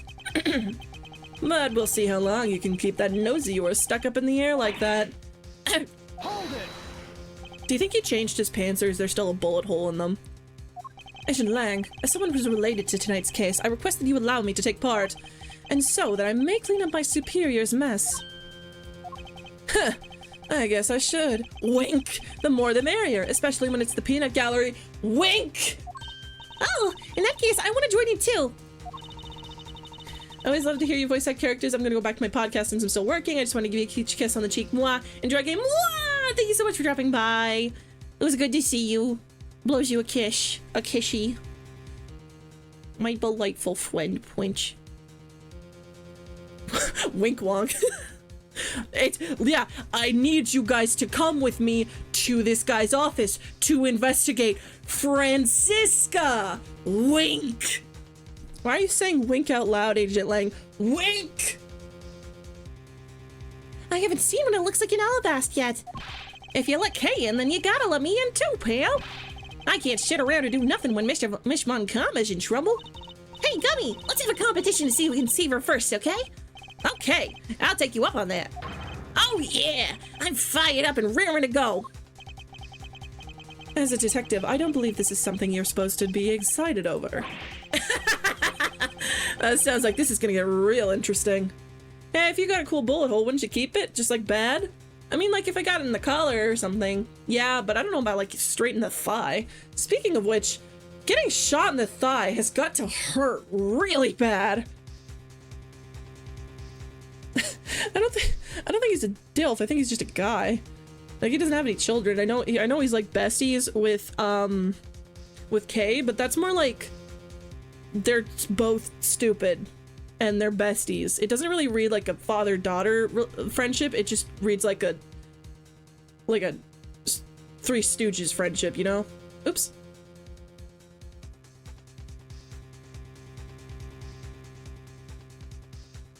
That's it. Okay, it looks fine. I accidentally resized it like a twinge. Ambassador Alba, I'll be bringing these kids along for the ride. Very well. But I'd like you to keep, Monarch, I'm curious, why are you spelling it with a Y? Is that a thing that you do? Is that a thing that's like how it's supposed to be spelled, or? But I'd like you to keep in mind that this will be your last chance. Huh. I'll have this whole mess cleaned up before you know it. Now let's go. He's a dolphin training? Yeah. That's true.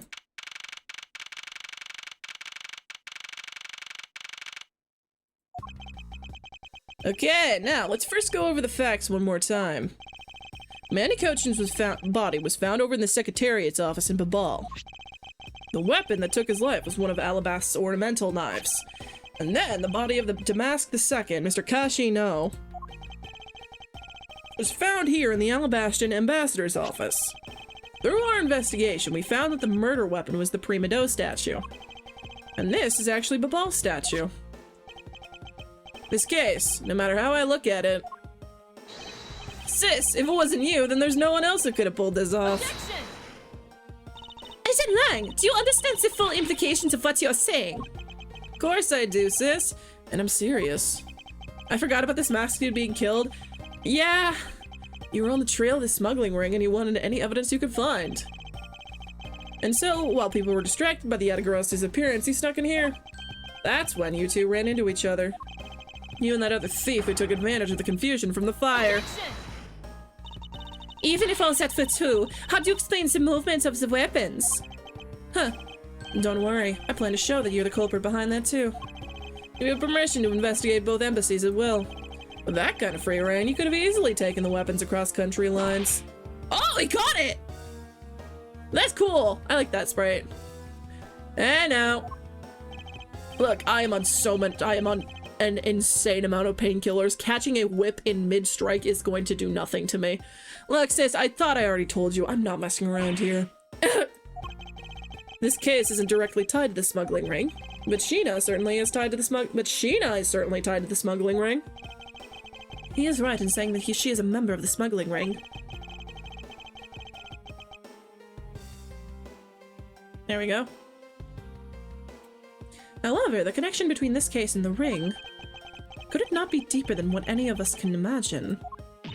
Let's get this ridiculous circus over with already. Francisco, you need to calm down. Because you only know the facts of the Alabastian side of the case. I don't believe you can see the case as a whole, and therefore solve it. What? But don't worry, I am taking this seriously as well, and I will prove your innocence. That's the only way to be, Mr. Prosecutor. Wink!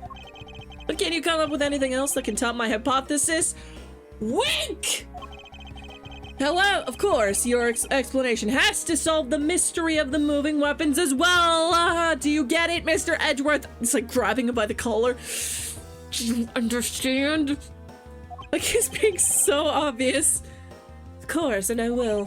Let us now delve into the truth behind the murder of Damask II. Since the game never explicitly says he got medical help, I choose to believe that he just walked off the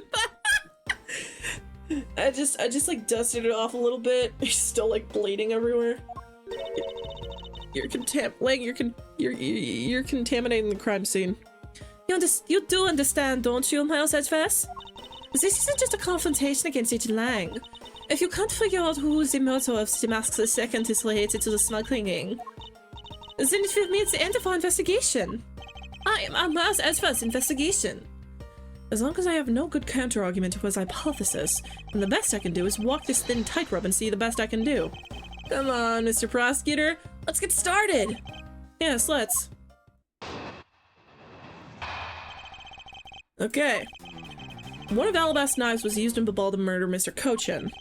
And the murder weapon in the killing of Damask II is Babal's Prima Dose statue. Somehow, these two objects were able to penetrate the two countries' impenetrable security. The only one who traversed the two countries just before and after the crimes was you. That's it.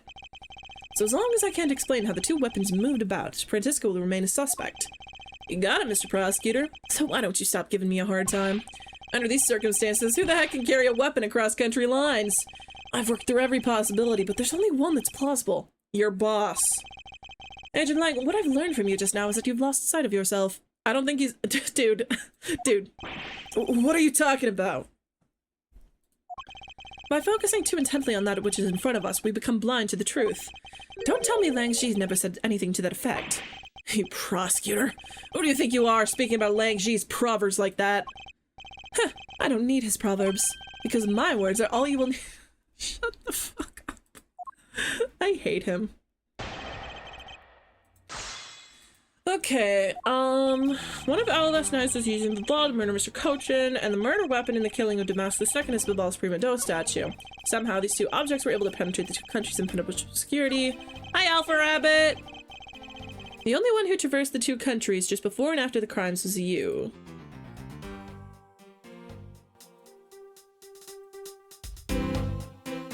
Oh, I see why I was really quiet. It's because I had OBS turned way down.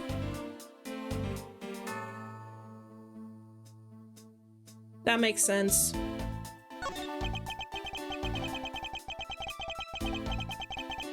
I should hardly think that those are the only two items, Agent Lang.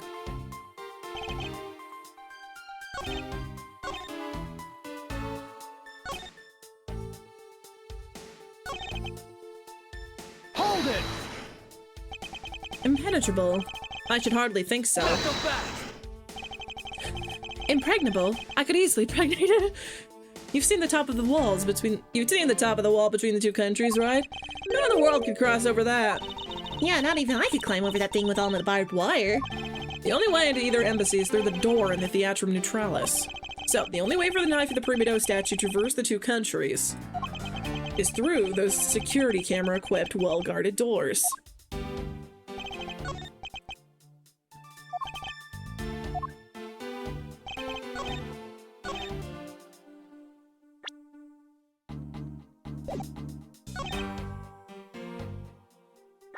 What about this thing? Objection! Shit, that's the wrong one. That thing has nothing to do with what I was saying. Now put it away. Your logic is so badly in need of repair that you might as well throw it out too. This is the real deal here. Your courtroom mannerisms are worthless at a crime scene. Ah, you dare to insult the courts. That's right, it's me, Zach. I'm here now. I mean the Ace Attorney one as well. It's me, Zach.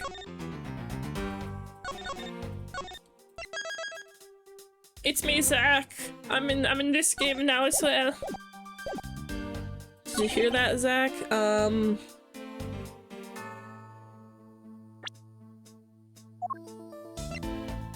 Objection! Don't even worry about it. Don't even worry about it. I'm thinking. My brain, it's putting together the facts.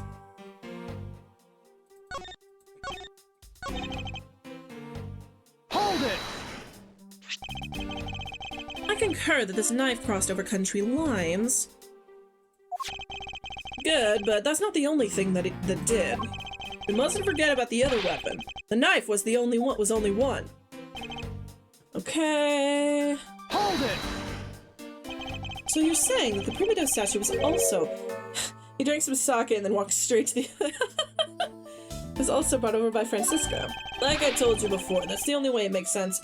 I turned the game audio up a little bit. Is it better? Is it louder? Is it better now that it's louder, or should I turn it back down? That's the only way it makes sense. Hold it! And how exactly did she bring it over? I haven't figured that out yet. Huh. That's a rather weak statement, considering how sure you are. It's better now? Okay, cool. He growled at an ale! Oh my god. Maybe, but there's one thing I do know for sure. Okay. Hold it! Okay, I've already read this.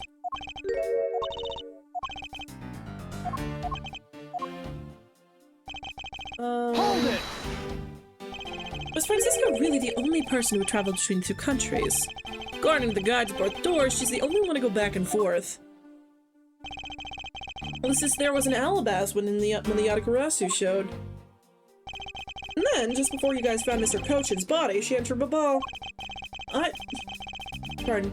I think we can assume that that's when she brought the knife into Babal. Objection! Then how do you explain the Prima Do statue? I haven't quite figured that out yet. However, the fact that the two weapons crossed the border proves that the killer must have also traveled across the country lines. The only things to cross the okay. The murder weapon is, somehow these two objects were able to okay. The only one who traversed the two countries before and after the crimes was you. Okay.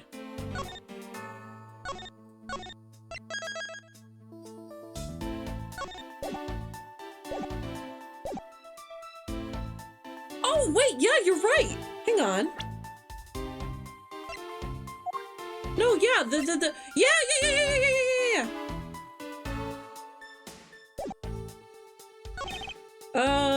Which one do I present it on? Is it this one? Objection!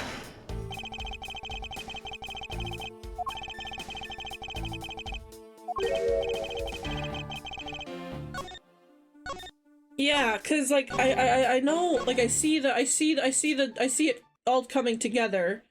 I just don't know what exactly to present.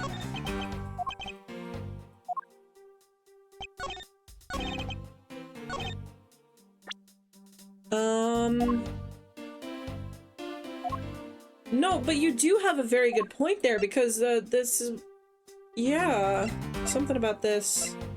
This? Objection! How? How is that not right?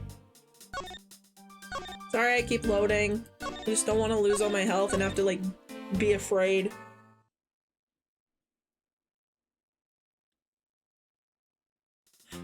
Is it not that? Two objects were able to penetrate the two countries in impenetrable security. The only one who traversed these two countries just before and after the crimes was you. Okay.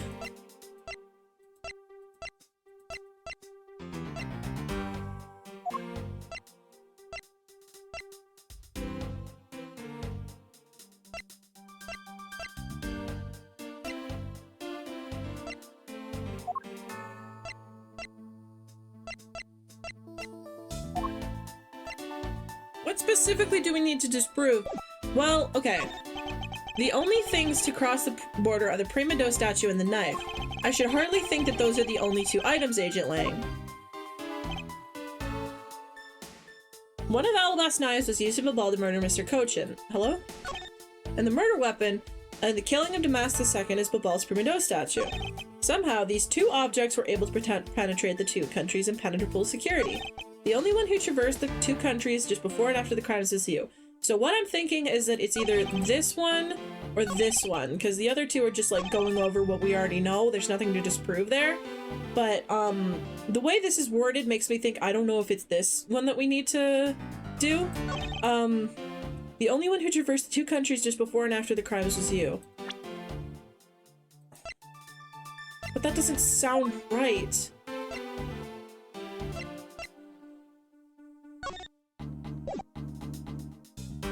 Did we find anything else that made it over? I thought it would be this, and I tried presenting it to both statements, but it didn't seem to work. This? Objection! Okay, that doesn't work either. So, no. What about the hairpins? That's a good idea. That's a good idea. I'll try that. I noticed counterfeit bills. Are those relevant? Those were all burned up in the Babal side. Like they were like burned, so they're not like, it's not physical evidence. Objection!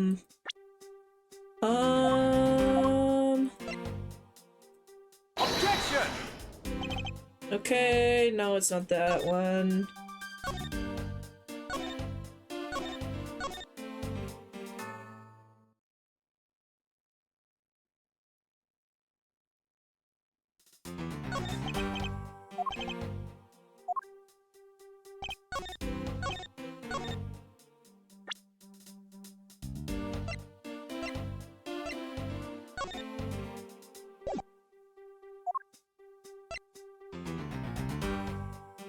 Is my brain not working?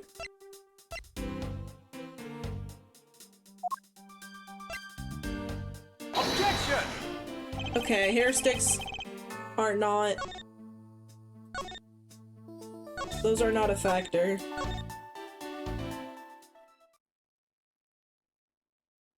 This is like when Ace Attorney is at its most difficult, when like you know you're like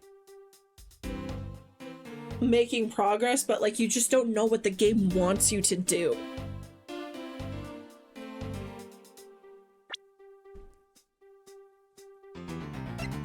The Yagarasu stole this from the embassy 7 years ago. It's also a knife.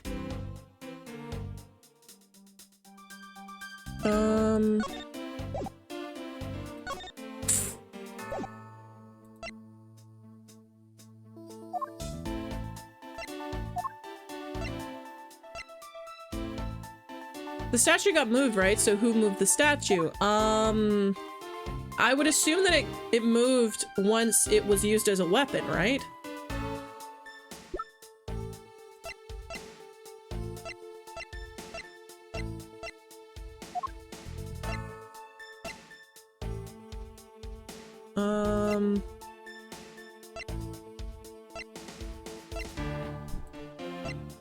So who are the people that can move it?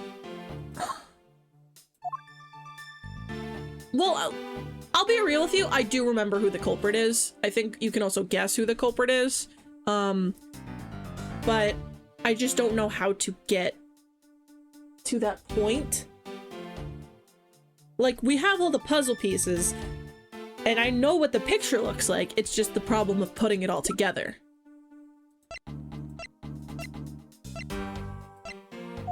Yeah, I do remember who the culprit is because I distinctly remember the culprit has the most crazy pre-Dual Destinies breakdown I think I've ever seen in one of these games in a long time.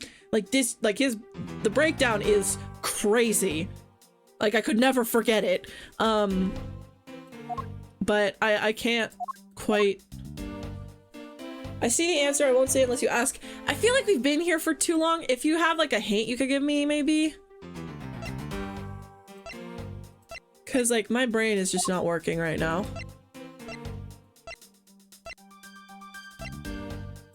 Oh wait, this? Is it this?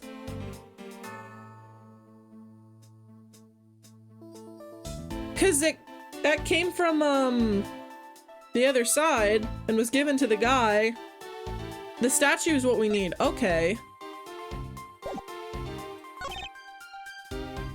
The murder weapon in the killing is Babal.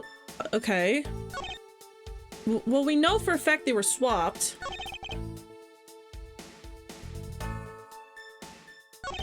Can you tell me which statement I need to present it on? And that'll probably give me a better idea of what to do. Like, which statement? 1, 2, 3, or 4? Third one? Okay. Yeah, normally I wouldn't do stuff like this. It's just like, I don't want to be here for 10 minutes. Okay. Oh yeah, 2 objects! Why? What about the other statue? Okay, I've already saved, so let me just present this one and see what happens. Objection! Okay, there we go.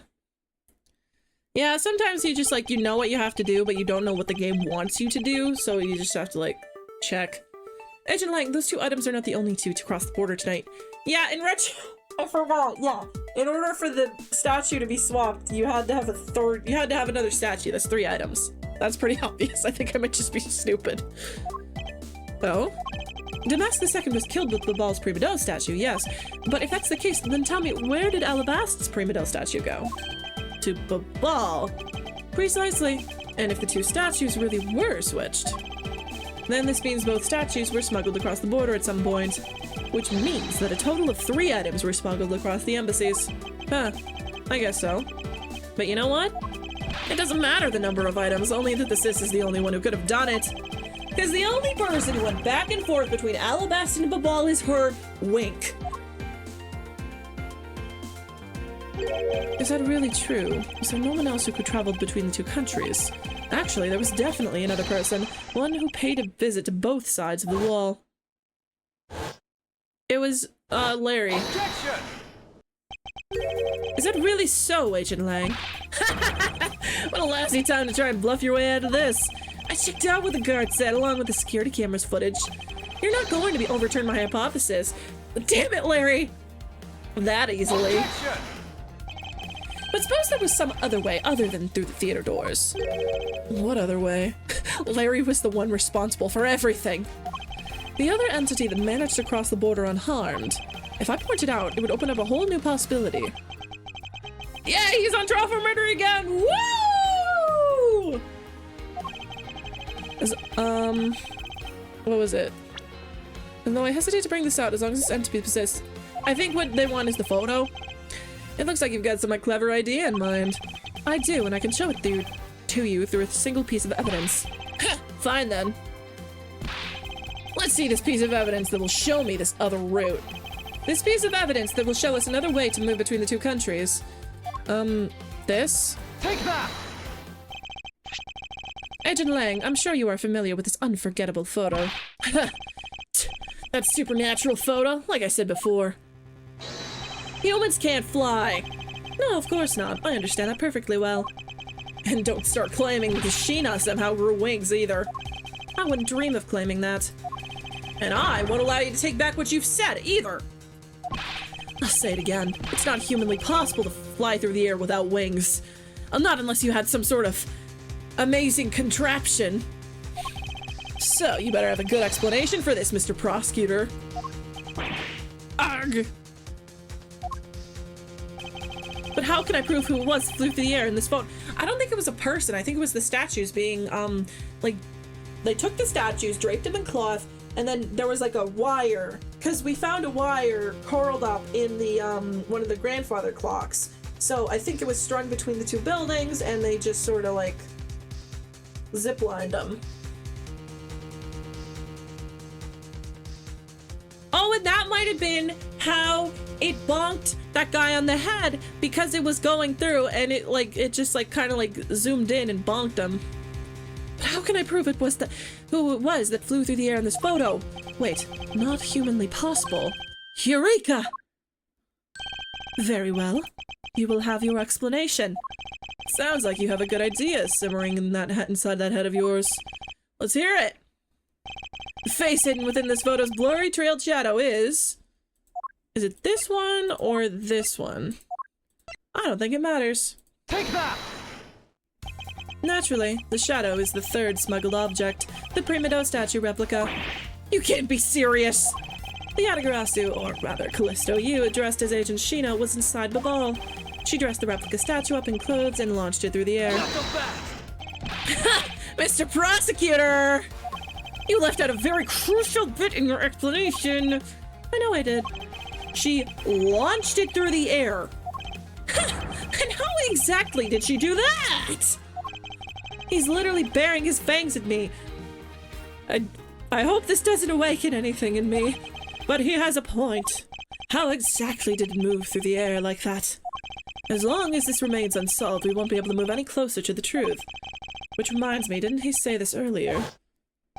Hey, sis, I remember just before Ambassador Alba went to give his speech, he called you into his office, right? So, just before the murder, Francesca was called here, right into this very room. If that's the case... Ding! He just sees that appear in the corner of his vision, and he's like, I'm just going to pretend I didn't see that. And maybe another avenue I can pursue. Agent Lang, in order for me to answer that question, I will need to hear testimony from Miss Von Karma. Oh? What are you up to now? Why does he keep calling him that? They had to have known, right? Like, they had to have known. Oh my god. This is untenable.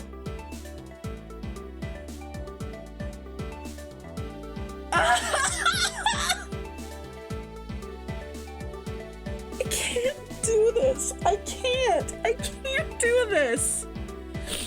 Oh, are you sending gay fan art? Are you sending yaoi fan art in the chat? Hell yeah!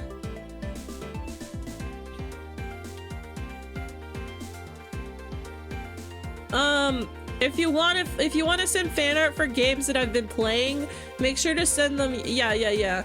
In the It's Relevant channel. For games that for fan art or stuff related to games that I am currently playing or that I have played, stuff like that. But also, yeah. Anyway, what in God's name? On God's green earth? Yeah, I saw you did that, Charlie. Blows you a kiss. Oh my god. Earlier you mentioned something of interest to me. You said that just before the murder occurred, Miss Von Karma had been in this room because Ambassador Albach had called for her. And for that reason alone, you believe her to be the killer. Yeah, I guess I did say something like that. In that case, I believe it is my duty to ask her what her side of the story is. Do you really think a criminal would tell us the honest truth? How dare you! As I've said numerous times, there's absolutely no proof that I am the killer. Melzadvas, don't tell me you suspect me too! I don't. However, I can't ignore the fact that you were in this room at one point in time. Which is why I would like to hear about it from you.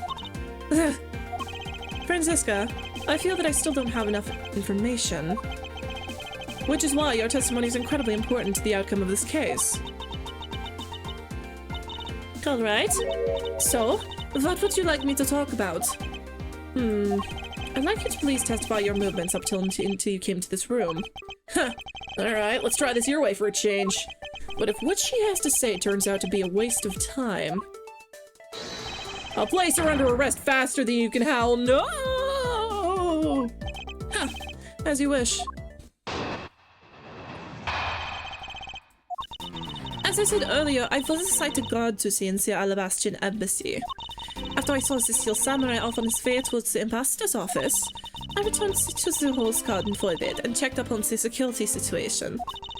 After all the preparations were in place, I was called back by Ambassador Albert to his office. Okay. Franziska, I want to make this clear from the very beginning. So what I wish to confirm is that the only time span which you were in the office was before the murder occurred. Is that correct? Yes, of course. I see. Right now, the only way I can see for us to break out of this situation is to ask Franziska about her testimony in more detail. I keep bumping my mic on accident, I'm sorry. As I said earlier, I was assigned to guard duty in the Alabastian embassy, okay. Hold it! I thought your duty was to fact-find anything you could about the smuggling ring. Yes, that was my job. But upon hearing that the Yazagasu had sent a calling card to the embassy, Ambassador Abba called upon us to protect the embassy instead. That ended in 7 years ago. Or have you forgotten what happened here back then? Anything related to that case where we were involved in appears to be rather painful for her. It's not exactly one I can readily forget myself. It looks like you remember the case after all. Of course I do. Inspected every location, every possible escape route, and every aspect of the police security detail. I did all that, and then after that, after I saw the Steel Samurai off on his way towards the ambassador's office... Hold it! So, you were at the theater as well? Yes, and I suppose you also saw elsewhere as well, watching such stage show? Well, yes. So Franziska was there. Huh. Well, after the show was over and I saw the Steel Samurai off, I returned to the Rose Garden for a bit and checked up on the security situation, okay? Hold it! Why did you need to confirm the degree of preparation for even the speech? For security's sake, of course. What other reason could I have had? No one knew just how the Yazagasu had planned on getting in, right? Yes, I suppose you're right. And in the end, the Yazagasu did choose to appear in the Rose Garden. Even if it did turn out to be nothing more than a shadow. Who would have thought that you would use a shadow? Calm down, Franziska! She must be still nursing a grudge over the fact that she couldn't figure it out herself. Anyway, there was no one in the Rose Garden. And we were aware that the speech was set to start soon thereafter. After preparations were in place, I was called back by Ambassador Albert to his office. Hold it! At that time, the mask of the second body had yet to be found in this room, is that correct? That's right. But Ambassador Albert was here. One could hardly miss his Asalah's presence. Huh. Criminal will say anything to get out of her getting arrested. How do we know you're not lying? Well, if you need proof, I'd be happy to oblige you. Seriously? Like I keep telling you. When I was at his office, Ambassador Albert was already here. He was standing by the flower box on the windowsill, watering his plants. I can attest to that. I remember speaking with the lovely lady around that time here in my office. All right, then. Add that statement to your testimony, and let's hear some details. So Ambassador Alba was in this room at the time, was he? When I arrived, Ambassador Alba was watering the flowers on the windowsill. Hold it! For the sake of being thorough, I'd like to ask you something. How did you know that Ambassador Alba was watering his plants at the windowsill? What do you mean by that? The entrance to this room is on this side, however, the window is on the opposite side. If what you say is true, then when you enter the room, his body would have been like a wall. Because we know he's so huge, he is a giant old man, not like a withered old husk. He would have been blocking your view of what he was doing, is that not correct? I suppose it was a bit hard to see around him. But fortunately for me, Ambassador Alba is not an immovable wall. I knocked before I entered, and as he did, he turned around to greet me. With a rustling can in his hand. And like,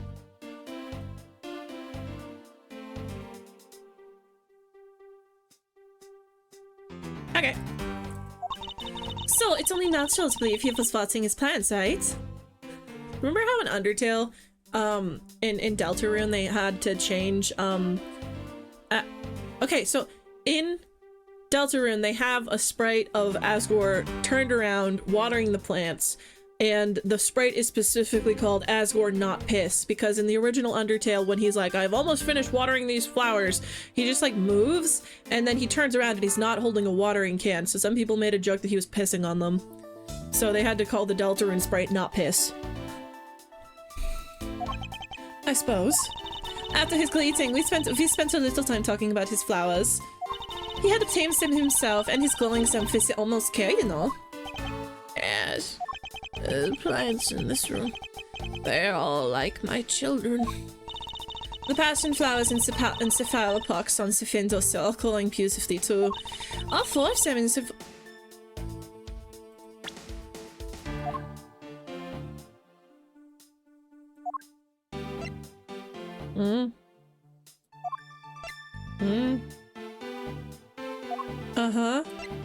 Four of them? Four of them? You mean four of them? Isn't that interesting? Four of them? Four of them. Four of them. You mean four of them? That's interesting. Four of them, huh? Four of them? Yeah, he heard it too. Miss Von Karma, what did you say just now? I said that the flowers are glowing beautifully. Well, what about the same I do not understand? What do I not understand? I do not understand why a certain thing is the way it is. I'd like for you to append that statement to your testimony. Very well. There were 4 large passion flowers in full bloom on the flower box. Wrong. Incorrect. Objection! Francisca, for some odd reason, your testimony contradicts with this piece of evidence. It does appear that way. Ha! I knew it. I knew we couldn't trust your word, sis. Mr. Edgeworth? What are you doing discrediting Miss Von Karma like this? Yeah, sure. If you keep this up, she's gonna get taken away, sure. All I've done is state what I saw.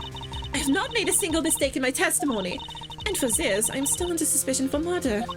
Is the number of flowers really all that important at this juncture, Miles? At the very least, it is a contradiction in this enigmatic case. One that I find hard to dismiss as irrelevant. Ha! But let's hear it, Mr. Prosecutor.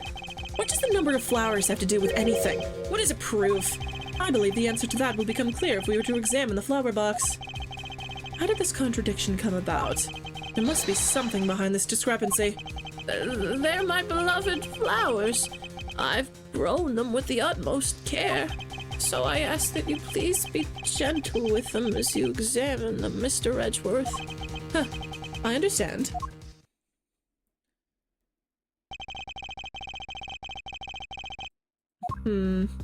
Yeah, definitely something got taken out. The name of these flowers, I believe they're called passion flowers.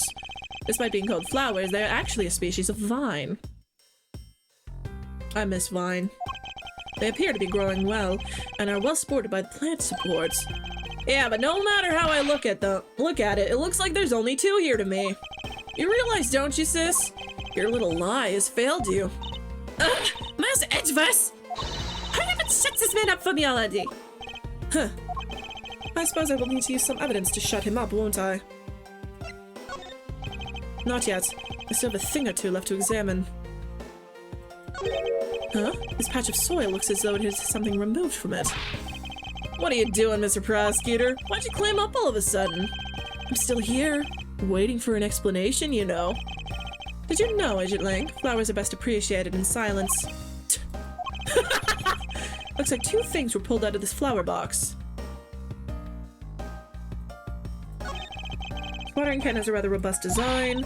Mr. Edgeworth, why are you telling us that we can clearly see for ourselves? Listen, you keep wasting time talking about that, Miss Von Karma's gonna get arrested! Better examine something else.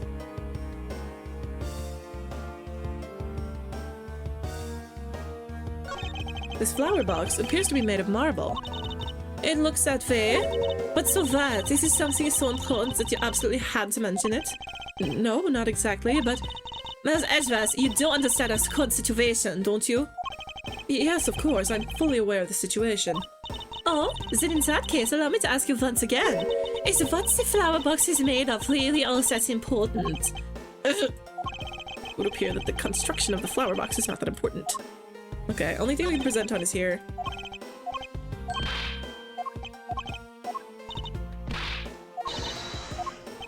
Huh. I believe I have just the piece of evidence you require. Oh, you do you? You have such confidence in the face of your current plight. But I highly doubt it'll last until the end. Huh, you howl like a wolf, Agent Lang. But I can make you really howl. But we'll see if you have any bite to back up that bark after you see the evidence. The truth behind the passion flower... Take that!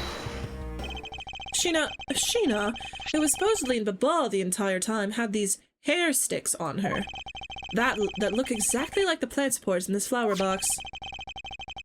In other words, I believe it can be said that these hair sticks are in actuality support sticks for the passion flowers. Hang on, there's something going on upstairs. I will be right back. Be right back. Let me play some music for you.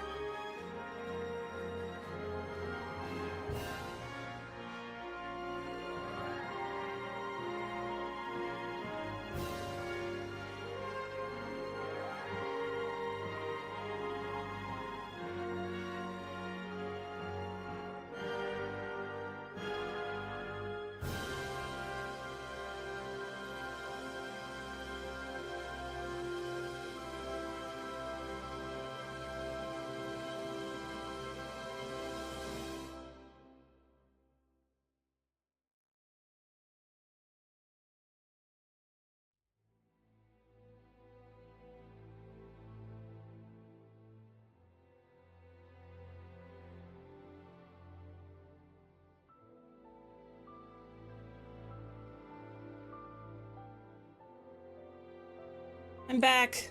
Sorry I took so long.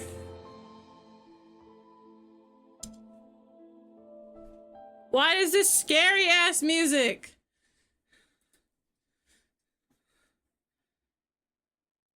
Okay, back we go. And so what? Is this really all that important to the case? Of course it is. It means that we found yet another item that was smuggled in between the two countries tonight. Yeah. Think about it logically, Agent Lang. These sticks were originally in Alabast, but somehow they wound up in Sheena's hand, who has been Babal the whole night. So make no mistake, these sticks were smuggled somehow, just like the knife and the statue. Arg! Very well, then. I want to hear from you exactly how they wound up in Babal. How did these support sticks find their way to Babal, and why? There must be some reason as to why they ended up there. Aha, so that's why. Agent Lang, if you would please take a look at this and tell me its shape. Huh, it's just another stick, isn't it? Huh, and so it is. But isn't the shape of the support stick... The shape of the support sticks is what's important. When they use with something in this room, they become... That's when it all comes into focus. What?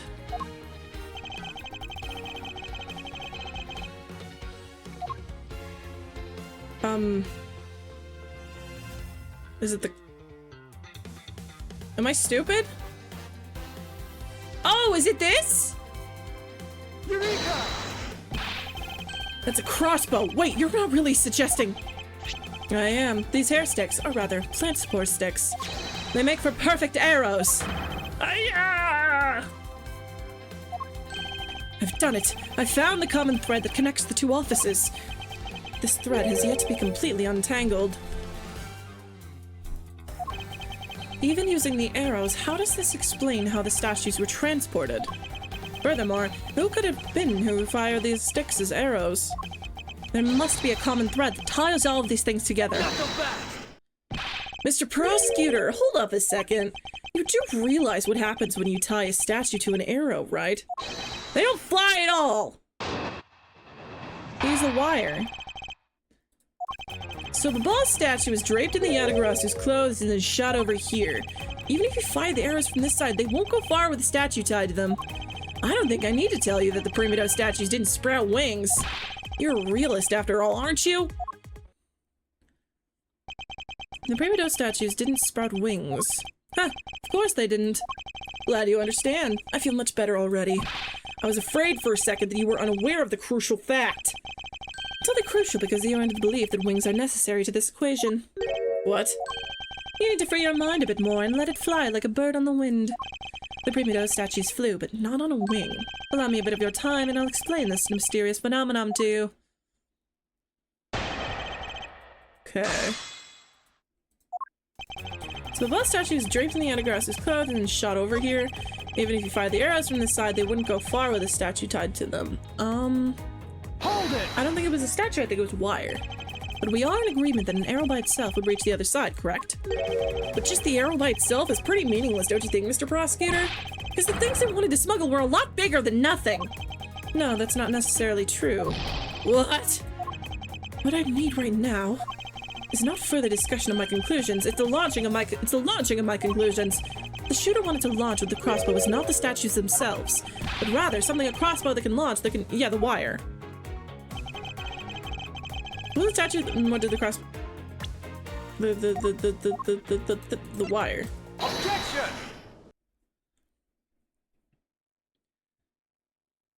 Dude, I'm so big-brained. Finally, we have reached this point in our discussion. For I present to you that which was carried by the arrow from the crossbow. Heh, I get it now, Mr. Prosecutor. I can see exactly what you're trying to say. You're saying that the wire was tied to an arrow and then shot into Mr. Cochin's office. All the way from the 5th floor of the Alabastian Embassy. Down to the 3rd floor of the Bobbly's Embassy. If what you're claiming is really what happened, I can see how Alabast's Primido statue could be moved. Gravity could be used to move the statue down the wire to the from the 5th to the 3rd floor. But then, what about Babal's Primido statue? The dark statue in this photo is clearly flying away from the ball. Going in the opposite way of gravity from the 3rd floor of the Bobbly's embassy up to the 5th floor of the Alabastian embassy. How do you explain that? Aha, I think I finally see how the gears behind this whole trick work. Gears, because it's the grandfather clock.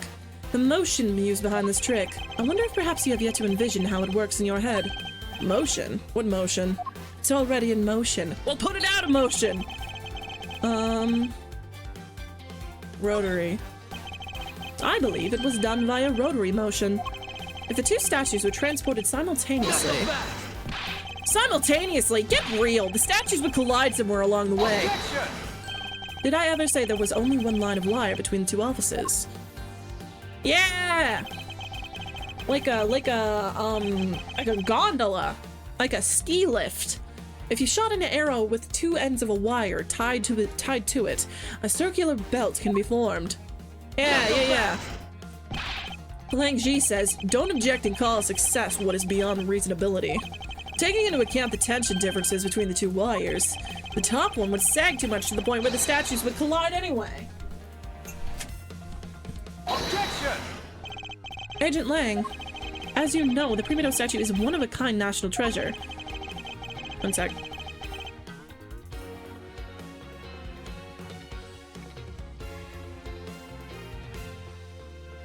I forgot to unmute. And the fact that Babal's statue is a hollow replica to the real statue, it would naturally be lighter than the real one, meaning that my idea is very possible. Lang Ji says, ah! Here's what I believe happened.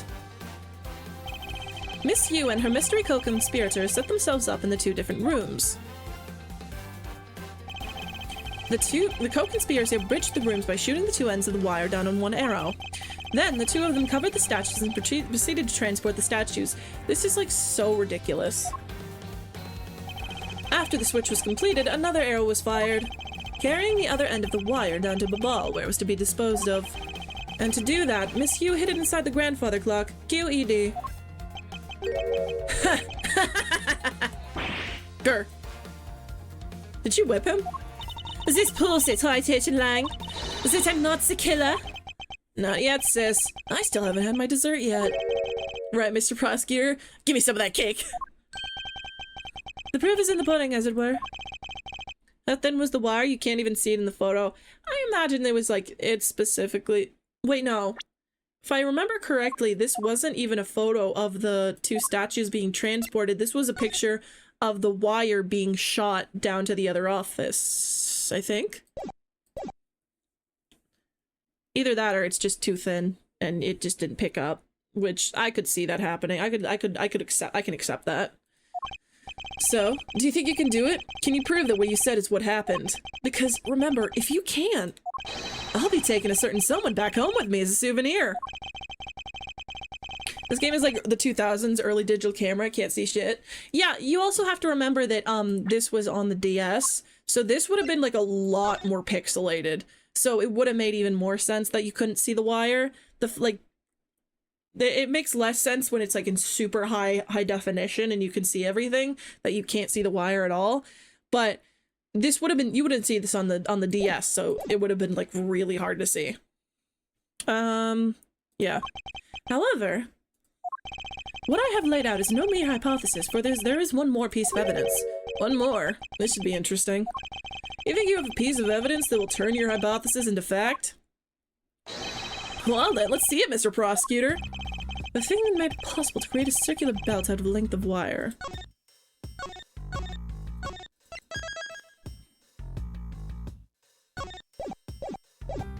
I believe that it is right here in this very room. This is what made the circular belt transport. Okay, I thought it was this, but I'm pretty sure it's fan. Take that! Ha! Looks like you dropped another bomb on us again. It's the last piece to the trick. Or two pulleys. Precisely. The ceiling fans double as pulleys in this case. And thanks to the fact that there's one installed in each of the offices, the ceiling fans made for the perfect pulley set for the wire to run on. Oh yeah, and it's broken in the other room. He just howled at me. This must be it. This is how the smugglers bypass the impenetrable security. You really are something else, Mr. Prosecutor. I bet you figured it all out already, haven't you? You know who the big hotshot that set up this real-life stage show is, don't you? The person who set this up rather large and complex stage show needs to be someone who had foreknowledge of the existence of a ceiling fan in both the Alabaster and Babbly's offices, and the passion flower support stakes could be used as arrows. The real mastermind behind this case. Well, don't you dare make this wolf wait for his food. Why are you so hesitant, Miles Edgeworth? If you can't say who it is, why don't you present something like you always do? A single point of the finger here, and this case will explode into an international incident. However, it's already too late for me to stop the forward momentum. It's already in motion! It appears I have no choice now but to rush in. There is a piece of evidence that will point us to who the mysterious mastermind is. I don't know what you're talking about.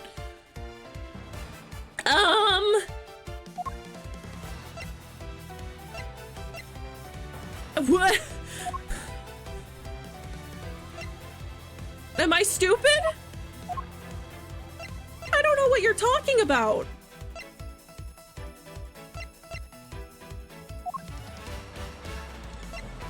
Am I stupid?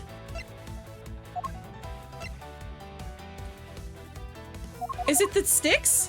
It feels like it has to be the sticks, right? Are profiles submittable? No. Not in this, specific part.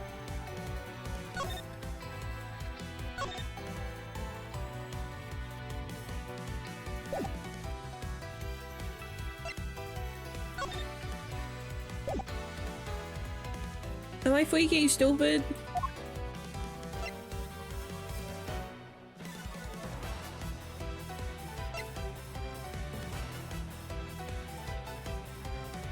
We're at the... Good length of wire that was found wound up in Bubba's grandfather clock. Okay, we don't need that. The only thing I'm thinking of is this. I feel like it's this, but... Unless... Unless...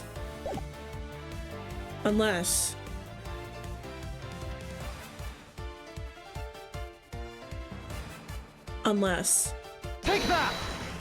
It's not it! Where's my real dessert? How long do you intend to keep it from me? Okay, hang on, let me save.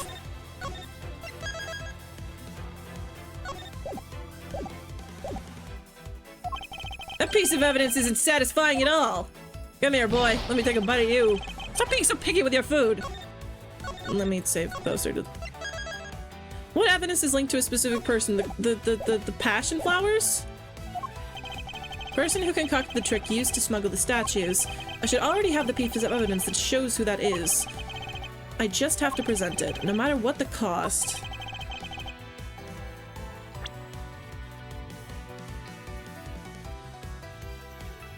Person... the prosecutor's badge.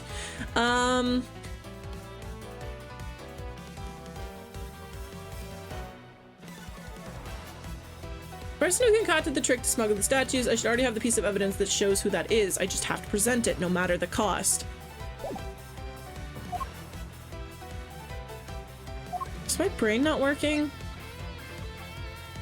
Take that! Oh, it's obvious. It's the sticks! This smuggling could not have been possible. Sometimes the most obvious answer is the right one. The smuggling could not have been possible without the use of the crossbow. Furthermore, the arrows that were shot by the crossbow were plucked, as it were, from the flower box in this very room. They were planted so long ago that the passion flowers had time to grow so big that Miss Von Karma didn't even notice the arrows when she visited this room today. On top of all this, the fact that the culprit knew that both offices had ceiling fans tells it the flower box would have worked too. I see. Tells us that this person has very detailed information on the embassy's layout. So as you may have already guessed, the person I am accusing of hatching this plan is the person who grew the flowers in the flower box with the utmost care. Thus, it can only be you, Quercus Alba!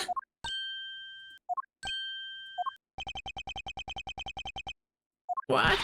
Are you out of your mind, Miles Edgeworth? I'm certain of what I am saying, and I am sure that he is the culprit. Tell me, Mr. Prosecutor, what was the ambassador trying to accomplish by doing all that stuff you just outlined? Why in the world would he need to use a trick like that? I understand your need to doubt me.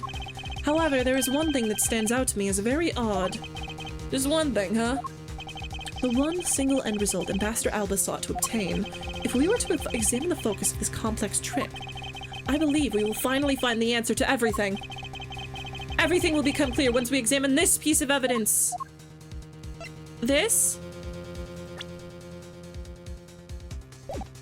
No. What? Am I stupid?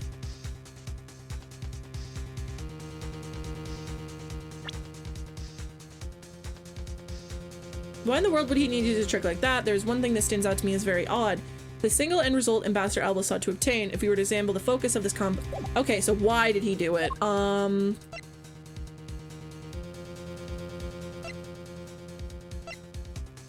Like, it has to do with the statues, right? Take that! Nope. You want us to examine this? Yes, for I believe that by examining it, we will finally have all of our answers. Thanks, he says, you're stupid.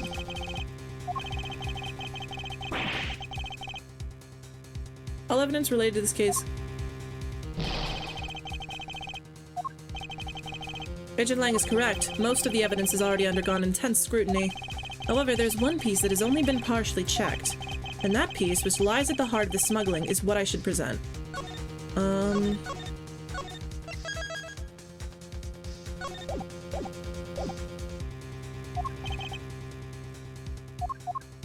Well, I'm assuming it's this. That's not right.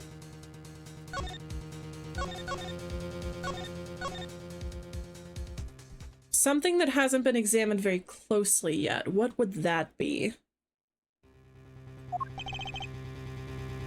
What hasn't been examined super closely? That was burned. This has been already very closely examined. This, I don't know what this has to do with anything. Rose Garden Pool. The fire.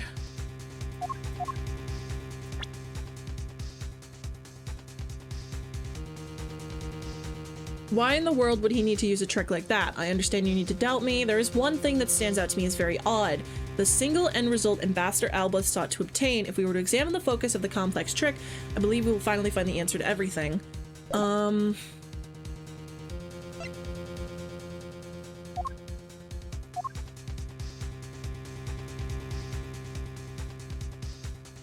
Everything to do with this case has already been extremely... Okay. What? Oh, wait. This one hasn't been examined very closely yet. Take that! No? Okay.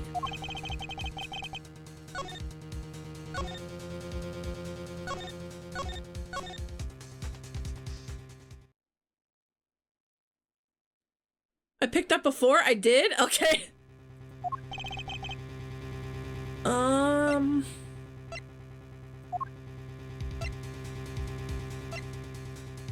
Take that!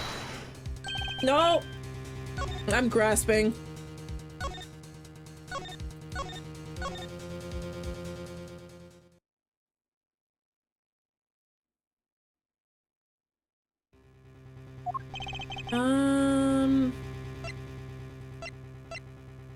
Document related to smuggling Bobbly's Inc. appears to point to Mr. Cochin. Did we examine this? Can you stop playing around and present the badge already? I'm sorry. This? No!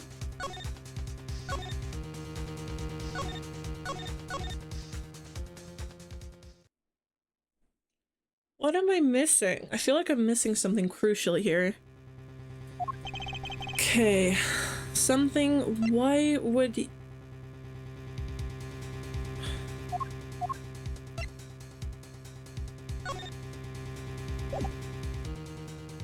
Take that! No! Knuckle back!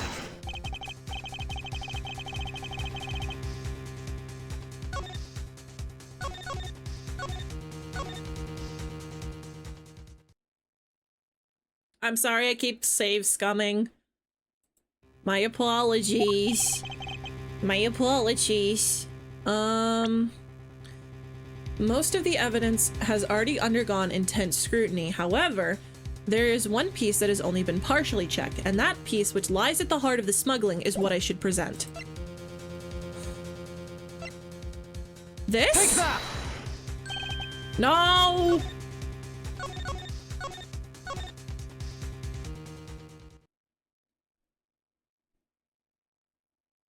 That's wrong. Oh, goodness gracious.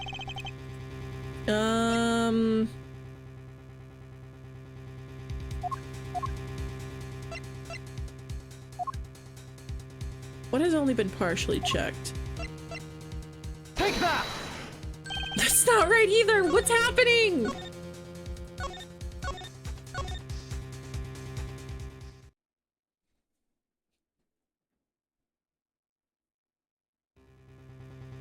I need Alpha Rabbit, you've been giving me help. Do you have a hint? I can't be here for much longer, I'll explode. This case is driving me mad.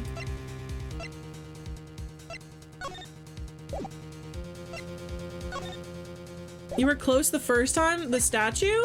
Is it the other statue?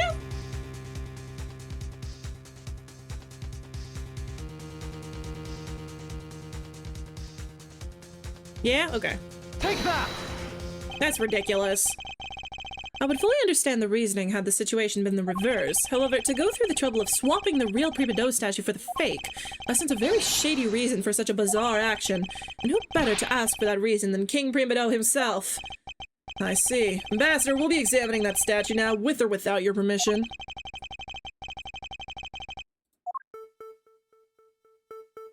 There's a handprint. These are Mr. Cochin's fingerprints. The fact that they're on here suggests that the statue once belonged to Babal. So it was smuggled from Babal to Alabast, huh? Why was there a need for them to smuggle it in? Oh. Hello. A shield, huh? There doesn't seem to be anything unusual about it. I bet it's supposed to mean that the guy's protecting something. I don't think it's supposed to have that deep of a meaning behind it. In that case, what are we wasting time with this for? Let's look at some other area.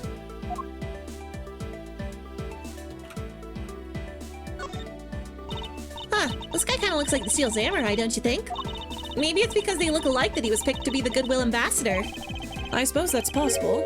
Huh? Take a look at this area around the base of his neck. There looks like a gap. Hey, you're right! Maybe it's meant to be some kind of secret. Perhaps it's possible to open the statue from this gap in its construction. What? Hurry up and open it, Miles. All right, here goes. What? What? Money. Wow, it really did open up. Hey, what's this thing that fell out? Huh? I believe a more thorough examination of it is required. What in the world? What in the... Is this... Hey! Is this what I think it is? It was a printing plate for making, oh, I see. For making counterfeit bills. Somehow, it appears that we've at long last arrived.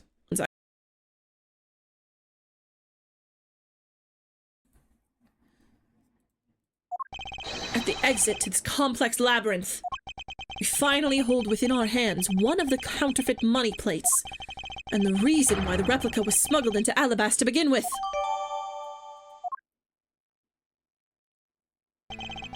The Prima Dose statue can only be handled by the ambassador or the secretariat, and the replica is nothing more than a hollow shell covered in gold. These two circumstances make the statue the ideal object in which to hide contraband. After receiving the statue containing the counterfeit plate from Sheena, the ambassador had the misfortune of accidentally running into Damask II. Surprised by the thief, the ambassador raised the replica statue at Damask II and... Then, in order to frame the Steel Samurai of the murder, he covered the samurai sword in blood. Well, Ambassador Alba? You're the leader of the smuggling ring? My country is a mess! And it's all because of you? You're the one who killed Damask II? Answer us! He's about to, like... He's about to go, like... Old, like... Super Saiyan. I never thought you would figure things out to this level. However, there is one point I disagree with you on. The head of the smuggling ring was... Mr. Cochin. Quit screwing around. I have no sympathy for someone who would try to pass the guilt onto a dead man. If there's one thing I'm sure of, it's that you're the real ringleader, Quercus Alba. I don't know how to pronounce it. It's not good to speak with such subjectivity, you know, Agent Lang. Subjectivity? My conclusion is anything but, and it's the result of logic and investigation. Logic and investigation. Only seconds ago, you were ready to arrest Miss Von Karma. I don't think we can give such flip-floppy logic any real weight, do you?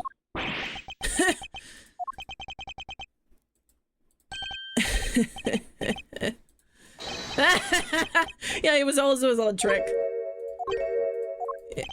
It looks like you still don't get why I came back. Excuse me? You see, the reason I came back is so that I could sink my fangs into your wrinkly old neck. From the very beginning, my real target has been you. What? Agent Lang, I demand an explanation. Sorry, sis. I didn't mean to put you through all that. Yeah, I knew you were innocent from the very beginning. Yeah. You did? I knew this whole incident had been meticulously planned and prepared for, so naturally the occupant of this room, Ambassador Alba, seemed the more suspicious. But without the Ambassador's permission, we couldn't get in to take another look around. So that's why you put on this big show to accuse Franziska of the murder. Using Franziska as the bait, you were able to gain us entry and investigative rights. Yeah, if I hadn't done that, I doubt the Ambassador would have given the okay to poke around. So that's what all this was about. Very well, I forgive you. That's why I was doing all the winking, didn't you hear me? But in exchange for using me as bait, you will take some responsibility and help us find the truth. Agent Lang, for giving me such a great opening, I thank you. Gaming! You know, I just knew, Mr. Prosecutor.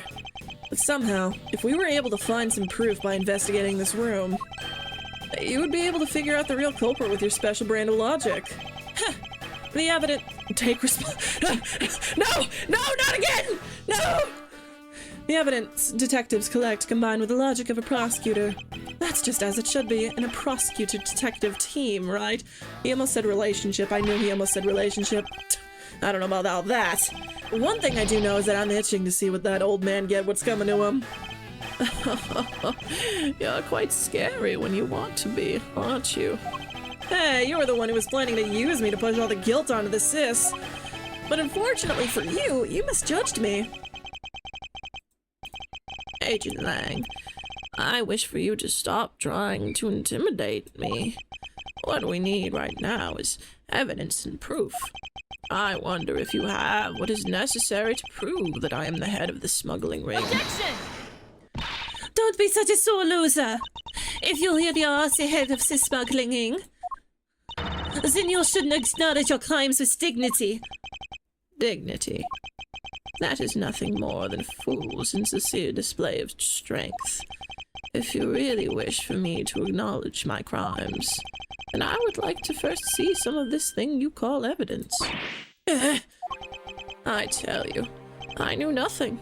Really. I didn't even know that a counterfeit plate was hidden inside that statue. Objection! You swapped a real statue that vested in your country the authority to rule for a fake. It doesn't make any sense that you didn't know anything. It doesn't make sense? Where doesn't it make sense? Can you prove that it doesn't make sense? He's really got us. He's turns the entire situation around against us. Proof that Interpol has been after, which points to this man as the ringleader. If we can somehow find that proof now, then we can see to it that justice is finally served. Is there nothing I can use to break this case wide open? Right. Dogs are barking. But yeah, we can use that illegal evidence. The trump card and the videotape. With those two items, we might be able to finally bring this man down. But the card is evidence from a case that Mr. Faraday hid away in secret. And the tape was stolen by Detective Bad from the police. They're both illegal evidence. No matter what, a protector of the law can't be allowed to use such pieces of evidence. Oh, there you are. Ugh. Needless to say, we von Karmas are commanded to achieve nothing but victory, and by any means necessary. The only way to bring someone like that to justice was to do so outside the courts. That's what we thought at the time. Do we even need that much evidence? Our national leader was involved in an illegal smuggling operation. That much is all we need. Yeah, but that's not dramatic enough. That's not dramatic enough. I no longer follow the path of Manfred von Karma. And I won't follow the path of the Yatagarasu. This leaves me with what? What creed will I believe in? If I want to pursue the truth, then I will sully my hands in illegality. And if I want to pursue justice, then I will lose the truth. What is the law, and what is justice? And what path is a prosecutor supposed to follow? Drake Redcrest! Space Hunter, Drake Redcrest! The choice is one I must make by my own hand here and now.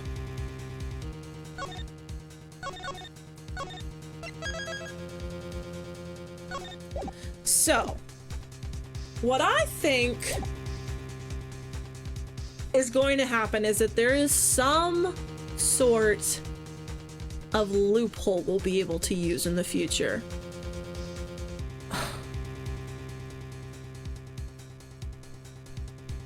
But at the same time, maybe that's what the game wants me to think.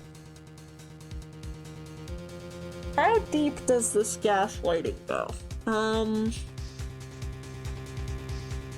What do you guys think I should do? I'm like... I feel like if we wait, if we don't use it quite yet, like the law book in chapter 5. Oh, it's been forever since I played Rise from the Ashes.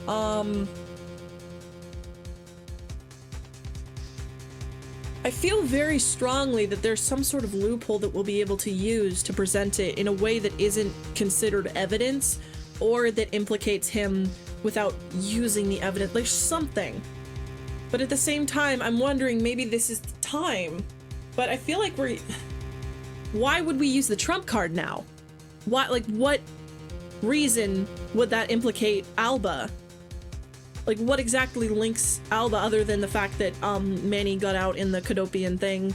And then, yeah, I feel like that there's no reason to use it right now because it doesn't implicate Alba in any meaningful way. And you're just using illegal evidence in a way that doesn't really implicate him in the way you wanted.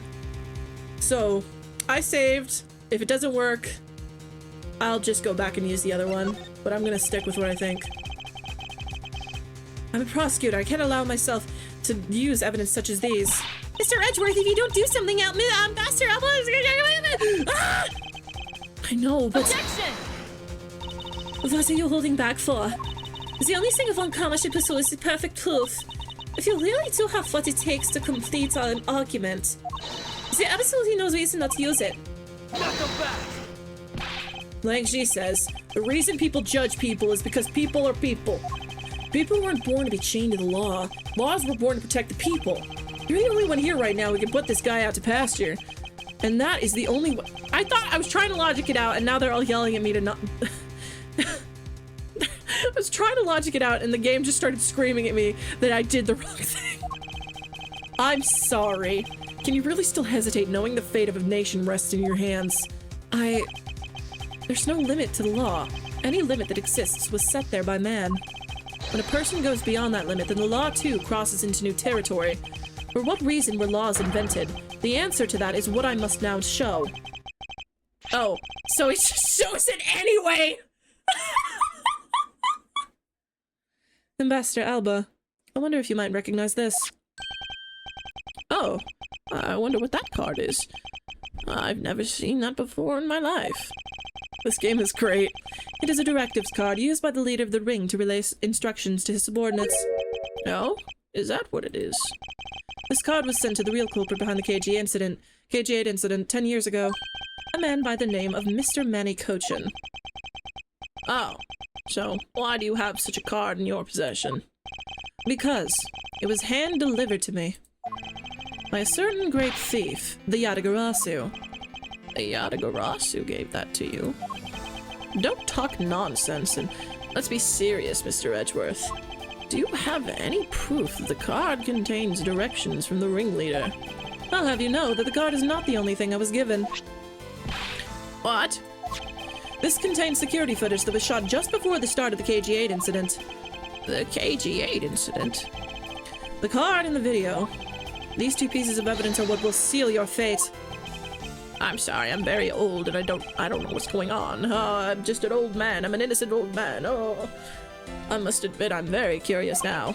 Very curious indeed in these case-deciding pieces of evidence you're presented. The prey the Yatagarasu has been chasing all this time now stands before me. I can't allow this man who has had free reign for 10 long years to simply walk away. Now is the time for me to bring to fruition the valiant spirit that was given to me. Oh, we're back here. Hi, Gummy. So, what is this interesting thing you wanted to show me? The trump card and the videotape. These two pieces of evidence together make for the ultimate hand.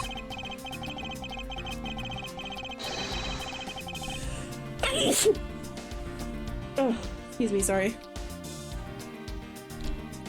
And this is where the real meaning behind Detective Bad's words will be realized. Bless me, chat. Bless me. Detective Gumshoe! Yes, sure. What you see here is security footage shot just before the KG8 murder occurred.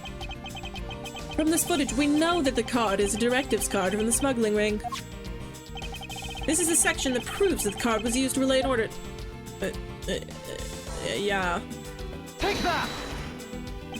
As you can see, Mr. Cochin is holding the card in his right hand. I see. The killer is indeed holding a card with the exact same design on it. But that card and the one you have, just because they look the same doesn't mean that they are, does it now? Ah, but there is a very easy way for me to prove that they are, in fact, one and the same. One sec.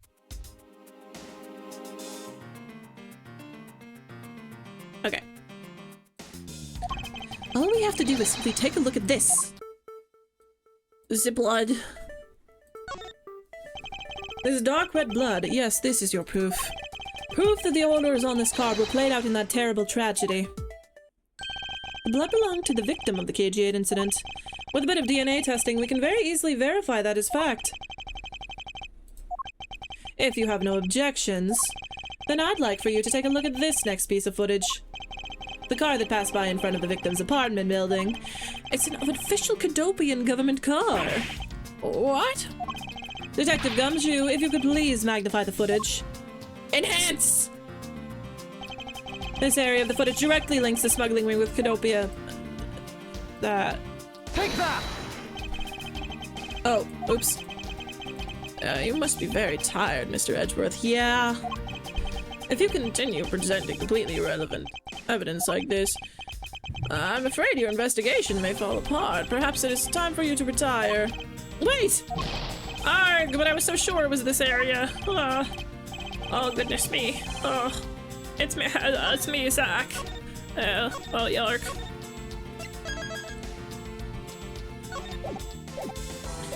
Oh, okay, the card is in his pocket. Yeah, it's right there. Take that! The shape of this pocket and the directives card in it. It tells us that without a doubt this person in this car is Mr. Cochin. Ah! The license plate on the car was also captured by the security camera. And with it, we can easily find out who was sitting in this car on that day 10 years ago. Ah! Which is why I can say with confidence that you were riding in this car on that day. Oh yeah, you can kind of see another guy in there. Ah! Ha!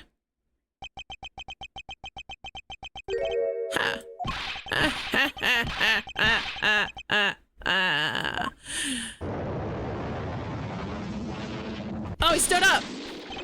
You've done well, boy, to make it this far. However, about your claim I was riding in the car at the time, that's going to be mighty difficult to prove. How so? The Principality of Cadopia no longer exists. So naturally, all records from that time period also no longer exist. You can tell I'm a good guy because I had some sort of villain transformation. That arrogance. What he really means is he's already erased all traces of them. Are we finished here, boy? What is this red-white bullshit you're doing before me? The only weapon I have left in me now is this piece of footage. There must be something here that I can use against him. This. Take that! What the? Ambassador Alba! Yes, what is it? You were once an army man in the service of Cadopia. And it was you who made the many missions you participated in successes, correct? Why the sudden backhanded praises, boy? Although, to be sure, the brilliant medals on my breast, my ample breast were rewarded to me during the area of Cadopia. But now I am the only one who owns this particular medal. In that case, the only person it could be who is sitting in this car is you. How do you figure that? By the medal captured here in this footage, it is clearly the same exact medal as the one on your chest. What? Oh my god!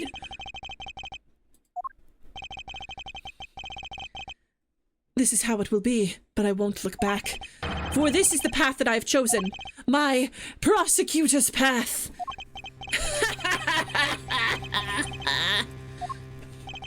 You've moved me with your devotion to this case, Mr. Edgeworth.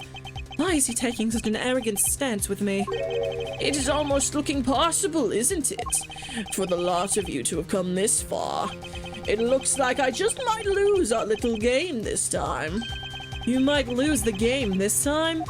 Is the man made of porcelain? You don't get another round, Mr. Ambassador. Is that a fact? Very well. I've decided to confess and admit my guilt. You're going to confess? And I will accept whatever punishment may come as a result. What the? Regarding the Damask murder, I admit it. I did it out of self-defense. You're claiming it was justified self-defense? Damask II attacked me, and I felt my life was in danger. If I hadn't done what I did, I might be the one you found dead instead of him. What a pathetic performance. I'm not giving you one. Wow, you two really know how to laugh at inappropriate times. If you wish to claim it was justified self-defense, then we will need some evidence. It's always the evidence with you, isn't it? But if that's what you require, I'll provide it. That man left a mark on me when he attacked. What? I don't particularly want to show it off, but this is proof that it was in self-defense. Why is he flashing me? I'm an old man, and sometimes I don't pay enough attention when I should. But Damask II didn't have a single weapon on his body.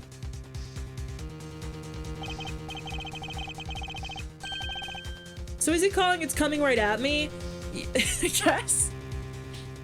Hold on. It's nothing to get worked up over because I hid the weapon. You hid it. I'm sorry, but as you know, a murder is a murder is a murder, even if it's in self-defense. And I couldn't let it become public, seeing as I am an ambassador. This is the weapon you seek, my special bonsai trimming shears. It's covered in blood. He was trembling quite badly during our struggle, but that's when he grabbed the shears that were just sitting in my office and attacked. So you see, it was an act of self-defense. Is he right, Mr. Edgeworth? Since he has both a wound and the weapon that caused it, it's enough to declare it so, is it? No way! Oh, which reminds me, I guess there is still one more accusation I need to resolve. Smuggling and counterfeiting. Unfortunately, all of that is my secretary's doing. I had no knowledge it was going on. Stop spewing nonsense. You're trying to throw my investigation under the bus in your desperation. If you want to get real honest, everything in this case can be connected to you. often asks a second for son in self-defense. In my trials, no man escapes his crime alive. Perhaps so if you were my opponent in court. However, there was one very important fact that I think you may have forgotten. He's turning more British. And what is that?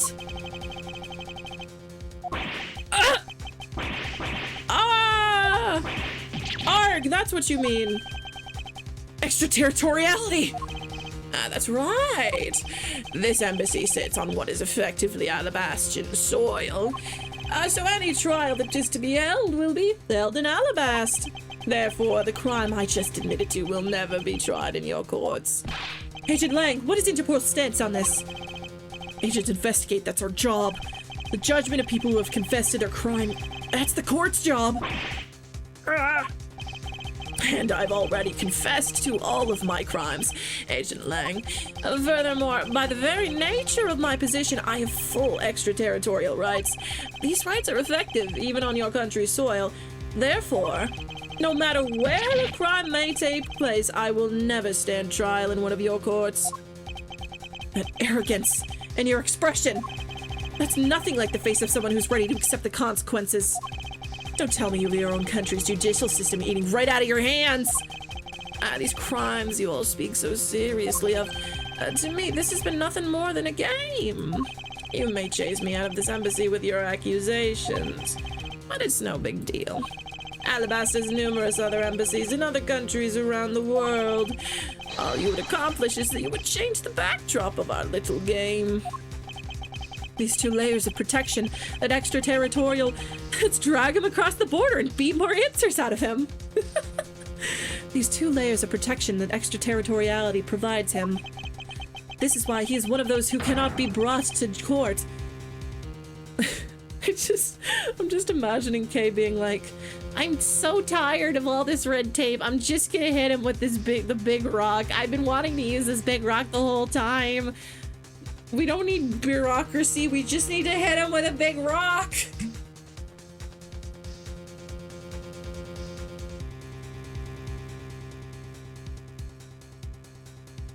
Let Kay rock him! I drank all my order. Thankfully, there's more order in my mini fridge. Yeah, you see now, don't you? I live in a whole different world than you. Now, if you'll excuse me, I need to go and fetch your eviction papers. Is there nothing we can do? Should we continue?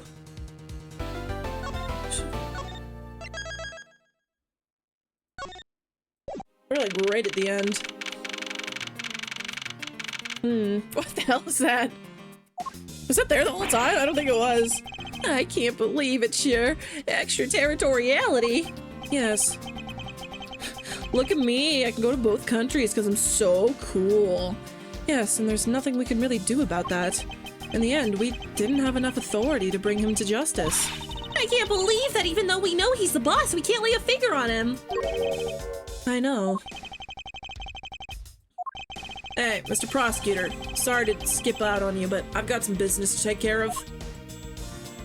I need to go back to a hospital. If we can't even give an evil guy like him a slap on the wrist, then what the heck are laws created for? What good are they? If the law can't help us, then I'll go to the Yagarasu and take care of this myself. Don't you dare. Mr. Edgeworth? Sorry, that was a bit too harsh. I know how you feel, sure. We're trying to take on an ambassador after all. And he did tell us earlier to get out of Theta. It's just kind of their country, I guess. But I feel like I've been slapped across the face for doing my job. What am I going to do? Should I retreat for now and formulate a better plan of attack? Come on, everyone! We can't give up yet! Okay. I want you to think about something for a sec. We've never let up for even a second, and as long as we don't stop investigating, we might find the rotten treasure hidden here. She's right. Come on, Mr. Edgeworth. You're right, Kay. Very well. Let us reopen the investigation and see what we find. Come on, Kay. Right behind you. Okay, then I'll go check out Babal a bit more, sure? And I have some things that I need to investigate first in Alabast.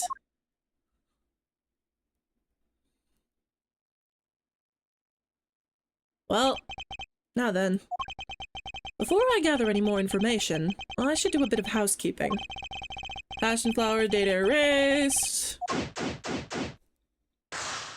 Kay wants to distract everyone with investigations so she can sneak off and murder that guy. Ambassador Alba seemed agitated. Okay. I wonder why. Pardon. There are two special circumstances that surround the ambassador. First, the embassy itself has extraterritorial rights. If something happens on Alabastian soil, we are unable to legally prosecute him. Cool. Sounds like embassies are the perfect place to steal whatever you want. And Murder Damask II run a smuggling operation and make counterfeit bills, apparently. But I thought all the counterfeiting was done by Mr. Cochin and Babal. Yes, he apparently used the embassy's coupon printing press to do it. But it's the same story over there anyway. Babal also has extraterritorial rights. Which brings me to my next point, the ambassador's extraterritorial rights. These rights are effective even in our own country. Really? No matter what happens, he can never be tried in our courts. He retains some very special rights indeed. Basically, no matter what wrongs he may commit, we can't bring him to trial here. So I guess we really don't stand a chance, do we?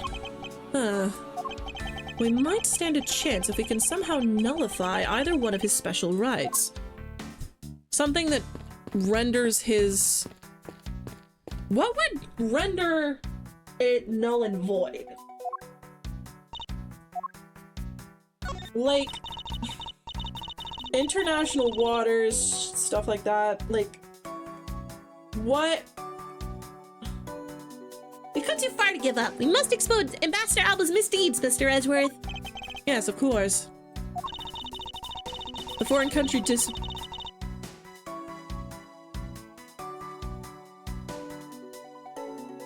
Hang on.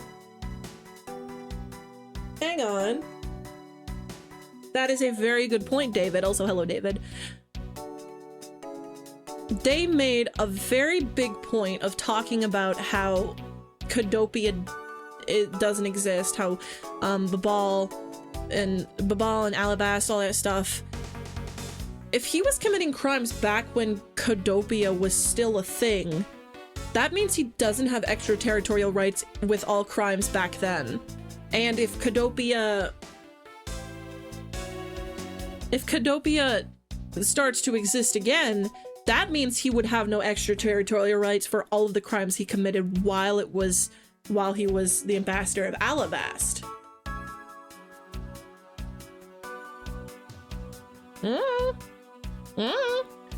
We gotta find a way to steal the truth and get it out there, for my father's sake.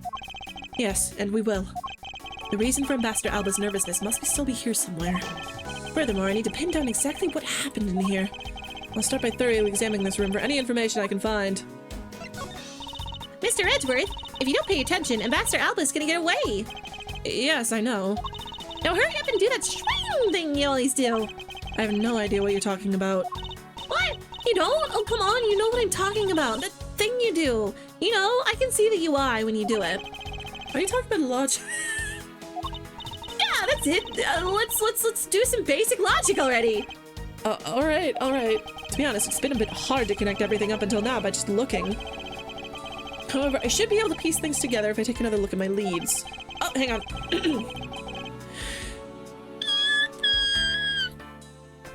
Perhaps now is the time to use logic and reason my way to the truth.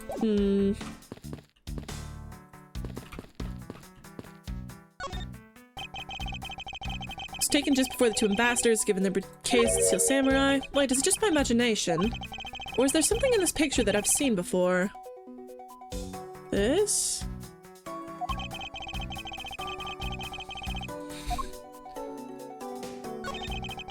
Appears to be a bouquet of Persian cyclamens and roses. Wow, you even know the exact species? I never would have figured you were an expert on flowers. It's all because of those flowers that old lady sends me every month. You need a restraining order. Just look at me, I sound like some sort of botanist. So, what exactly is this yellow flower here? That one. I'm not sure. The ones around it kind of look like what do marigolds look like?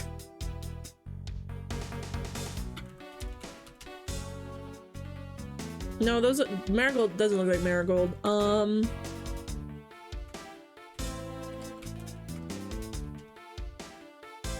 They kind of look like petunias, if I'm being honest. That one, I'm not sure. What? You don't know? As far as I can recall, I've never seen a flower like this before. But I feel as though I've seen this shape somewhere before. There's that troublemaker standing there smack in the center making two peace signs. Wow, the Steel Samurai sounds even more than the two ambassadors in this picture. Oh hey, the person playing the Steel Samurai is one of your friends, right? No, I have no idea who he is. What? But you just said he! You knew which gender he was, so you must know him, right? I beg that you please refrain from talking about that person with me ever again. I can't believe he was pretending to be a harmless old grandpa. Talk about deceptive. I don't suppose anyone expected him to change that drastically. I bet he's thinking something evil behind that teary smile. Okay, please try to remain calm and focused on the here and now. Yeah, you're right. Sorry I got all worked up there. Well, the only way we're gonna be able to steal the truth is if we keep on investigating. Mr. Palladino has a really great smile, don't you think? I bet he was really happy that they were going to become Cadopia again. Perhaps, but instead he became the greatest victim in today's case. An ambassador like him, who is always thinking of his country, is really to be admired. I really hope Palladino doesn't turn out to be sus. I think the orange flowers are either poppies or cosmos. Oh, yeah. Do poppies come in orange? Although this happened, I really hope they'll be able to reunite the country someday. I hope so as well, but for that to happen, we need to solve this case first. We need to see to it that those who would harm the new Cadopia are locked away. Yes, oh, that's cool. And we will. Okay, this...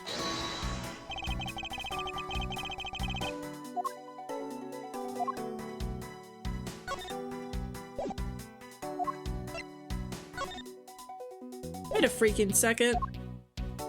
Wait a freaking second! Eureka! Could it... Huh? Well, Wait, no, it totally is!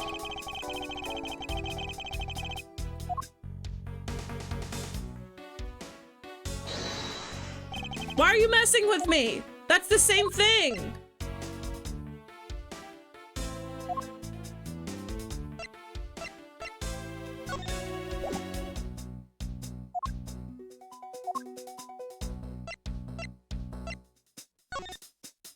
Unless...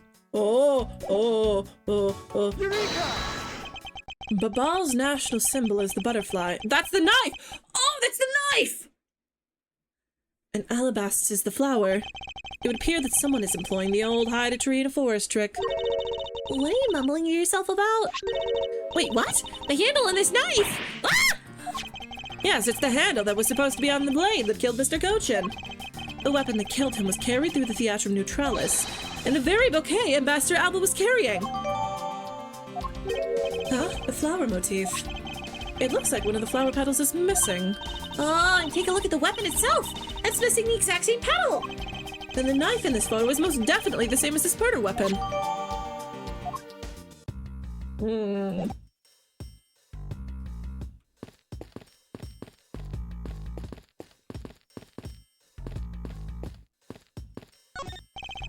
Flowers were sent by Global Studios. Global Studios? That's where they filmed the Steel Samurai television show. They seem they've been producing hit after hit recently, so the studio's being remodeled. Oh, I read about that in the papers the other day. The mascot of theirs is also getting a facelift too, right? What's its name? You mean Miss Monkey? Yeah, I thought it was something like that. You really have a great memory. Huh, never underestimate my powers of recollection. You sure you're just starting a super stand, Mr. Edgeworth? No.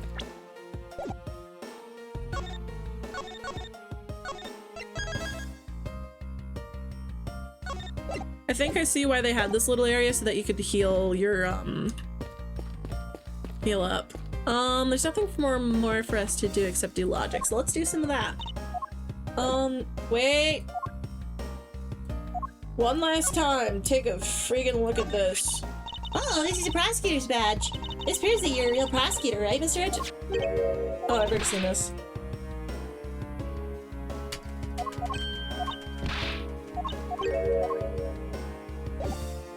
Okay, let's do some logic.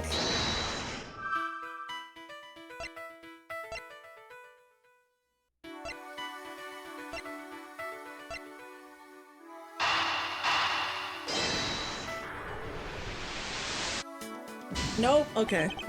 Not exactly a shining example of the perfect line of logic.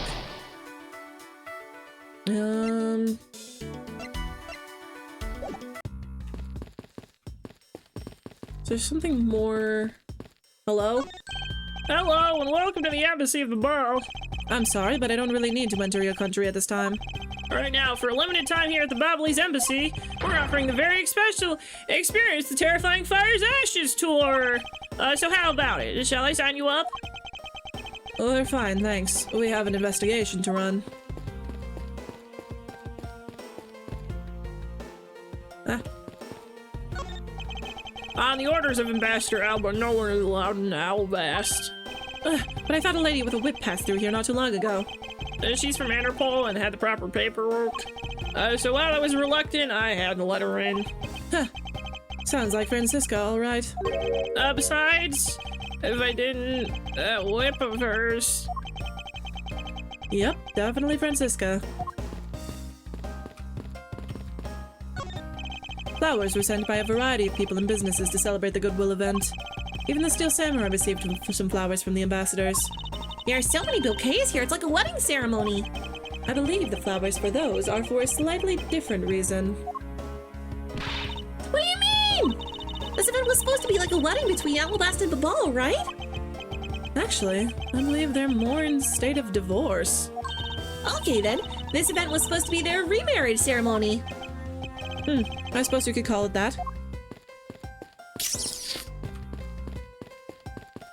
Oh, hello. You can see the Bobbly's Embassy, which is undergoing major renovations. With new expansions to garden upkeep, it looks like a lot of construction is going on. Mr. Palladino said that all this work is really hard on him. He said that since Mr. Cochin passed away that maybe I could work part-time for him. She got really chummy with that ambassador. What can I say? I just have a good nose for money. I'm on that grind set. Okay, there's nothing we can do except do logic.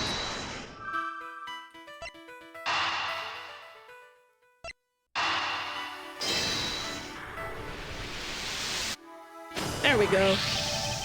We know that the counterfeit bills were printed using the embassy's press, but the necessary materials, such as the Bobbly's ink and paper, must have been hidden in a secure location.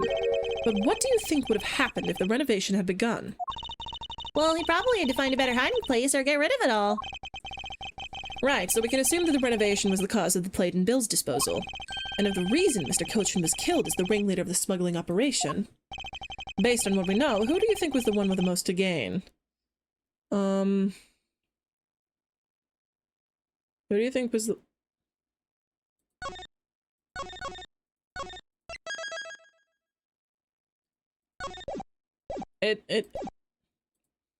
It's Alba, right? It's the one person who has been erasing all evidence of the smuggling operation.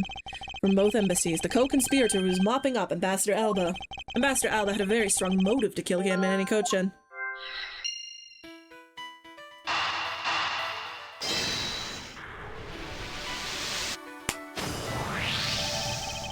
So is this like a Slovakian Czech Republic situation? They used to be one nation.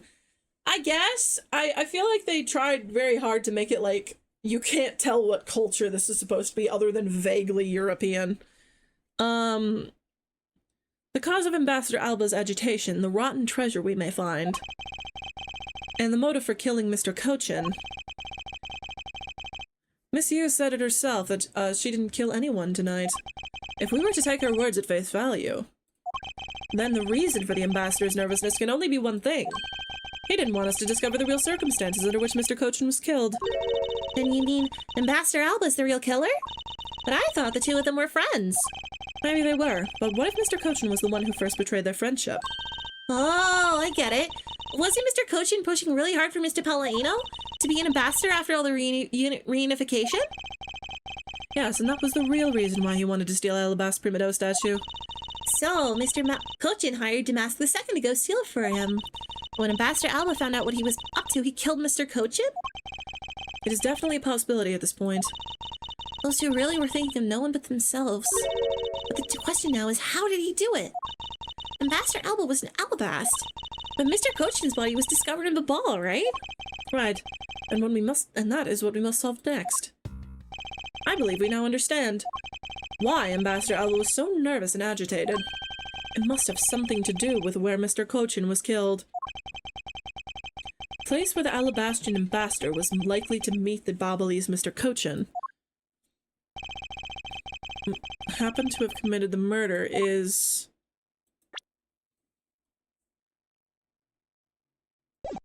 He must have been killed here. Take that! The only place that makes sense is here, at the Theatrum Neutralis. What? Here? The Goodwill event was being held here today, correct? So the only place that the both of them would have been in is here. If that's the case, then everything changes. This theater isn't actually Alabastian land. So that wipes out one of those extraterritorial rights he has! It makes logical sense. In which case, it is a enjoyer of many things. Thank you so much for following. Welcome to the Roach Zone. Yippee! It makes logical sense, so which case, it is a reason for us to investigate further. So what should we check out? Let's see. I believe we should check out the immigration records for both Alabast and Babal post-haste. Babal's records should be easy to obtain, however, the problem will be Alabast. I wonder if they would allow us to see their records despite the order to vacate. Objection! Oh. Yay! I'm already one step ahead of you, Miles Edgeface. They love drawing characters with the goofiest faces. Yeah, I really love all the K emotes. Francisca. I have here the security footage from both Alabast and Babal. You would do well to take a look at its contents. It's 2019 and we're still using VCRs. You move fast. Von Karma strives to be both perfect in every way. It's not in my nature to keep on releasing like this. I took the liberty of looking over his Babal investigation reports as well. From now on, you will make no excuse to back down or say if we can't solve this case. I'm sorry about earlier. We won't be beaten. Because my kid little spawn is going to is very fast, isn't he? Hasn't she patronized me enough already for a lifetime? So this video contains footage from Alabast's immigration screening area. I really hope there's something in here that we can use.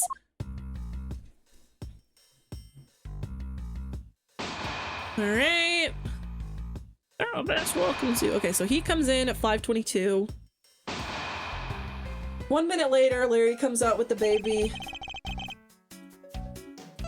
Honestly, this looks interesting to me. Doesn't something about this lump's shape strike you as odd? Huh? Isn't it supposed to be this shape? No, there's clearly something odd about the bulge. There's something odd about my... Sorry. If only we had the pushcart itself, we could compare it and confirm my hunch. Next, let us check the footage from the ball security camera. I hope it shows us something good. Okay, Babal. Fully, there wasn't a single sign of a suspicious person or anything. That right there is the contradiction. Edgeworth went Lang, yeah. Also, hi Nate. I didn't see you in here earlier. Huh? Did I miss something? You didn't miss anything, because there was nothing to miss. However, what is missing is the image of Mr. Cochin entering his own country. But wasn't his body found in Babal? It would appear that the true face of our final puzzle has finally revealed itself. Heal me! Ah.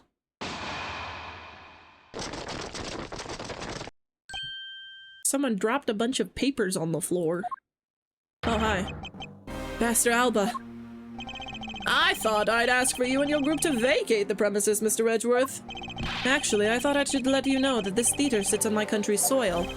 You've had your fun, and I've enjoyed our little game. I dare say you've even achieved a new high score. Video games. However, once you've recorded a score, that same game can never What?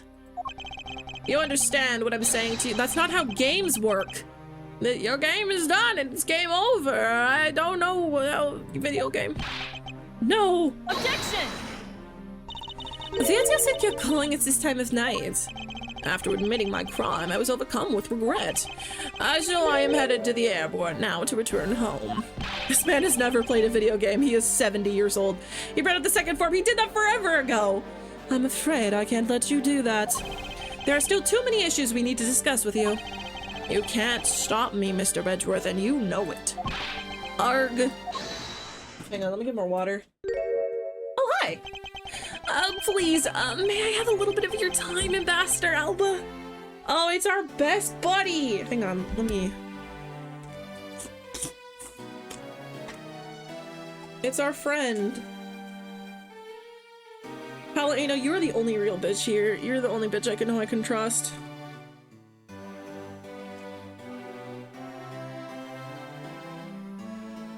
He's so punchable, he's a nice guy! What the hell does Edgeworth mean by his country's soil? Do Alabasta... Okay, so the way that the thing is set up is, Embassy... The Embassy of Alabast, this is considered, Alabastan soil, this is considered Babalese soil, but where they are right now, this is Japanese, Japan. This is American soil. Technically. But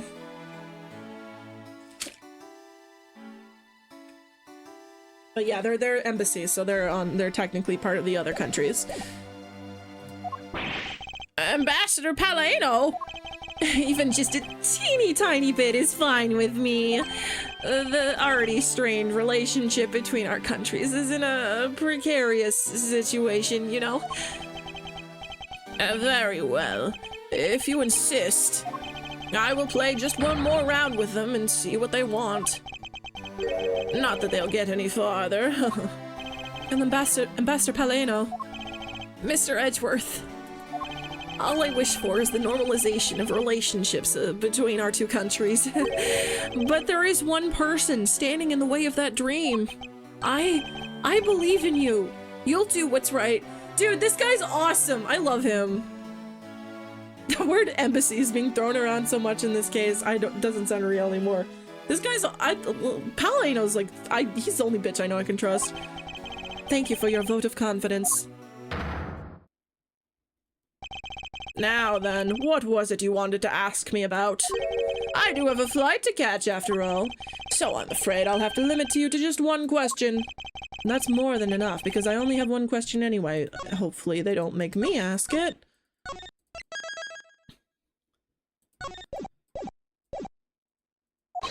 I want to hear your alibi about how you couldn't have killed Mr. Manicochin.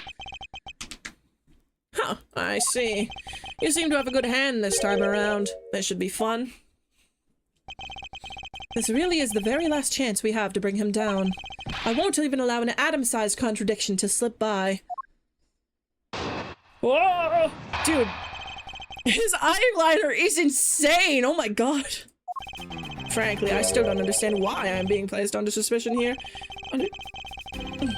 Under your hypothetical scenario, Mr. Cochin and I were fellow smugglers. But to get to the point, I was in Alabast the whole time. So it's simply not possible for me to have killed him in Babal. That is my alibi. So that is your alibi. MCR fans, take note of his eyeliner. That is correct. It's simply not possible for me to have committed a crime in Babal. Now that we're cleared that up, I would appreciate it if you would move out of my way. Was it Alabasta? Oh my god, I know, I'm like, my brain is melting. Hold it! They're just, it's like Alabasta Ball. What is it this time? I thought I told you I'd only allow one question. Huh. You did. But you still have yet to really answer my one question. What? Until you tell us the truth, I will refuse to budge an inch from where I'm standing. Huh. Very well. I'll play with you just a little longer. Miles Edgeworth, as my subordinate and representative of this country's prosecutors.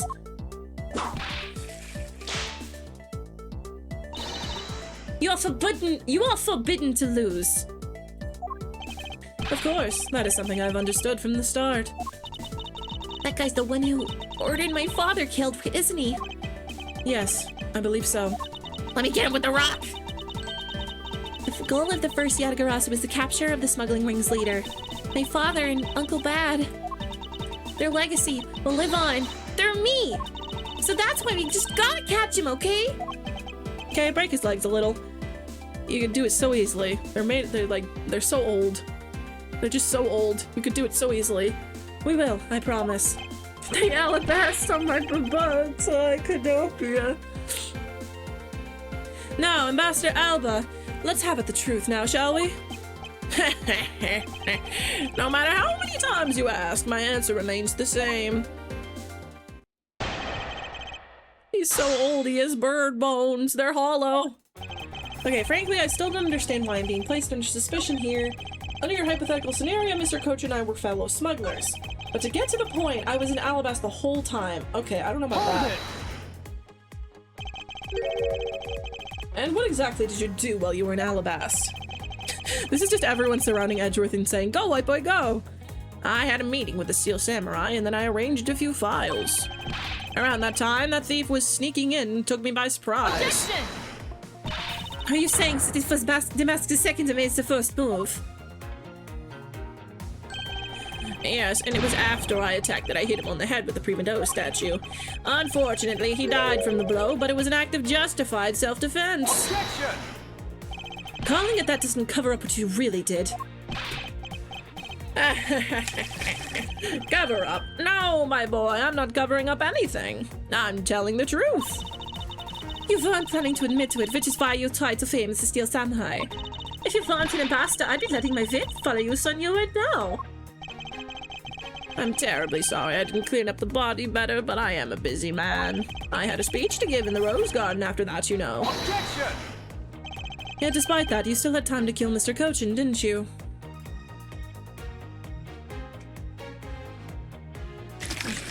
Hang on, I'm shaking out my shaker cup. Okay. Objection! Whoa! What was that? He sounds like a ghost.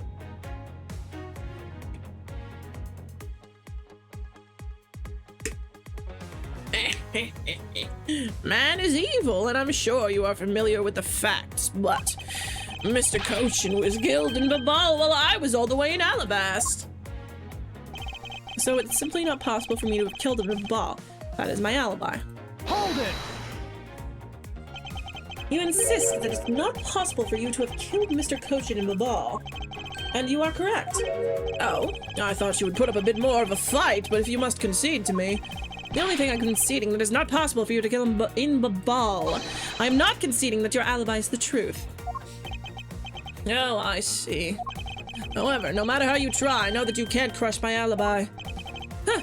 You would be wise not to underestimate a prosecutor of this country. You still killed the guy, but we're still gonna hold you until we sort this out. We'll see about that. Yeah, the court. Yeah. So, Mr. Cochin was a friend of Ambassador Alba. That's true, then why did the ambassador kill him? Not like in the case of my father, where he ordered someone to do it. The problem we have here is that we don't know what the exact relationship was. Indeed, if they had complete trust in each other, then there is no motive for murder. But however, if it was toxic yaoi... Don't say these words at first. However, both men were very selfish, and I believe that is where this motive arose.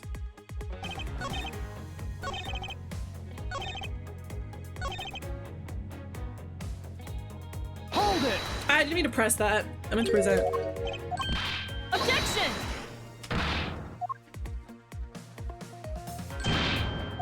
This guy's teeth are crazy.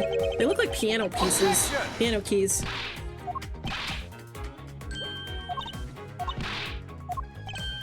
Objection! Objection! Dude, that objection is crazy.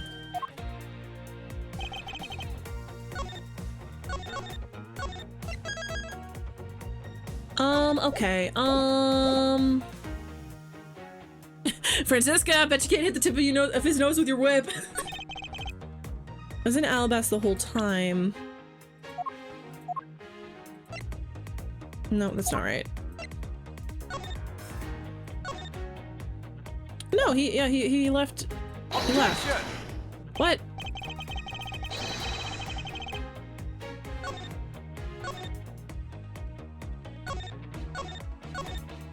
But he was visibly leaving.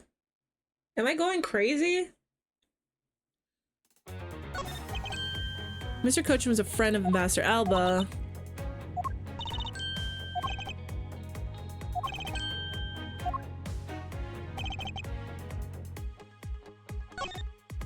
Hold it!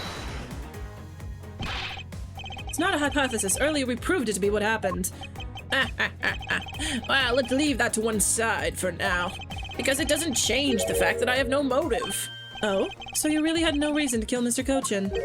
If you want to suppose I had one, then why not? I'll indulge you. After all, this is nothing more than a silly game to me. Even if that's how you see things, I'd appreciate it if you would take me seriously. I'm sorry. I suppose you are still in a bit of a pickle. Very well. A game is no fun if the playing field isn't level. Therefore, I formally claim I had no motive to kill. Now let's see you disprove it. How can he stand there looking proud when he knows he killed another human being? Well, I'm not going to just stand by and watch him get away with his crimes. In that case, what motive would I have to kill my cook? Okay.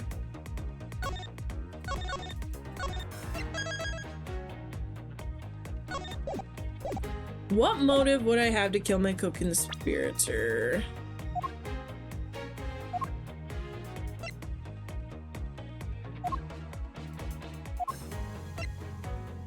The only thing I can think is this. Objection! No.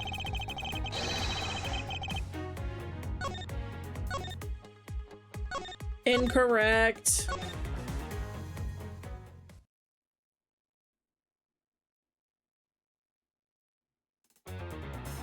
What motive would I have to kill my co-conspirator?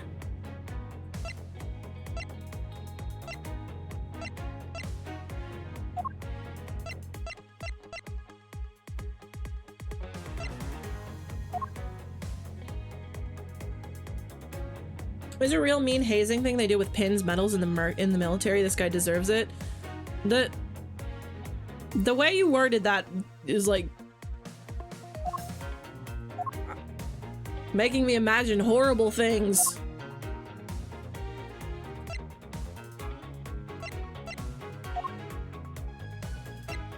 My prosecutor's bad. No. What motive would I have to kill my co-conspirator?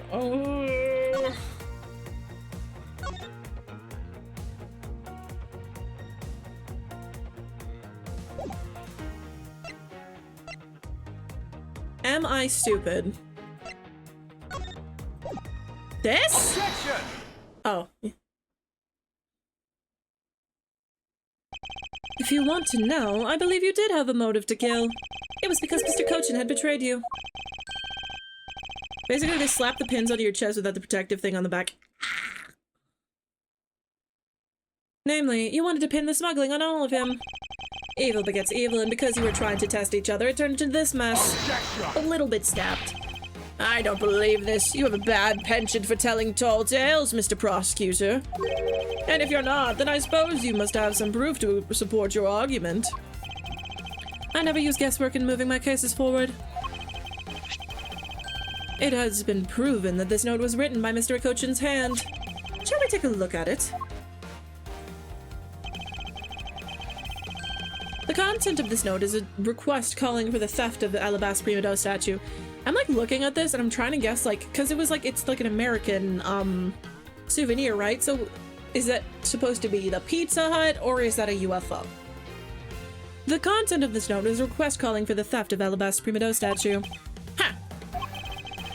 By killing him and pushing all of the guilt for smuggling onto him, you walk away spotless. I believe you understand what I'm driving at. You had more than a few reasons to kill him. Is it the Pizza Hut or the Taco Bell? Hang on. Oh gosh, everything's falling apart.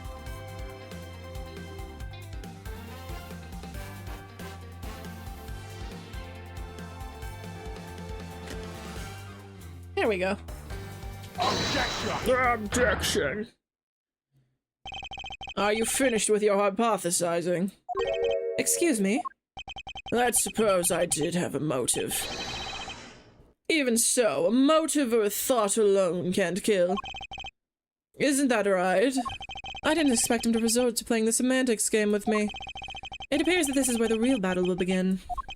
Now then, if you'll excuse me... Wait, what? I told you at the very beginning, didn't I? You only get one question. Arg! Ambassador Alba, if you could please just give us a little bit more of your time. It doesn't matter what kind of man Manny was, he was my subordinate. Which is why I would like for us to figure out the real cause of his death. That is something for Babal to figure out, and something to which I have no relation to. Now he's even turning down a request from Ambassador Palladino. I'm very sorry, but it seems now even my voice falls on deaf ears. There's no need for you to apologize, Ambassador Palladino. We must find some way to stop him from leaving. It seems there are no further objections. In that case, please allow me to return home. Is it gonna be Kay? Hell yeah! Hold it right there, Ambassador Alba! Big rocks time! Kay! Like I said, Mr. Edgeworth, the Yatagarasi's legacy will live on through me. Yes, but how do you suggest we stop him from leaving? I'm gonna steal one of those medals off of him and run around with it. You just leave that to me. Ambassador Alba, do you recognize this? No, and why should I recognize that tattered old organizer? Wait, where have I seen that before? That belonged to her dad. That is a clue my father, Burn Faraday, left for us. Did you say Burn Faraday? Mr. Faraday's organizer. Don't tell me this is the one from the second KG incident. The one where he wrote about the Yatagarasu's key. Yeah. This organizer belonged to the prosecutor you had Oh, sorry, that was way too cheerful. Yes. This organizer belonged to the prosecutor you had Miss Yu kill 7 years ago. Huh. I have no idea what you're talking about. You say that like that was related to me. Inside this organizer, he wrote up every detail of every evil thing you did. What an amusing little girl you are. But that sort of trickery won't work on me. If you won't believe me, then take a look at this. And what is that toy there? It's a Game Boy.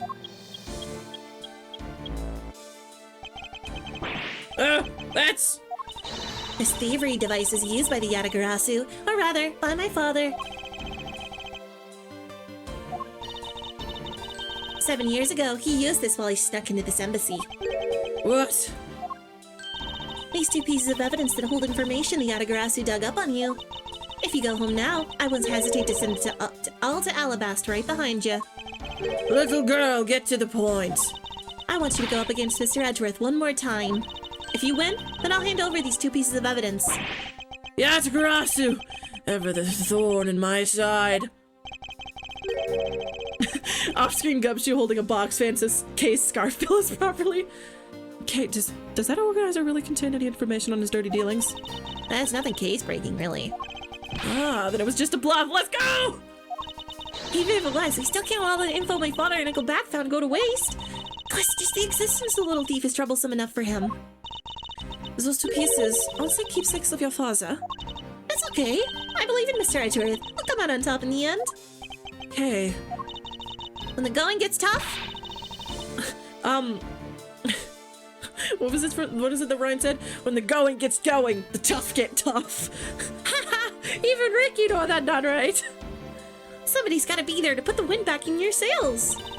After all this time, you're still quite the feisty one. I applaud your powerful nature. Yuri?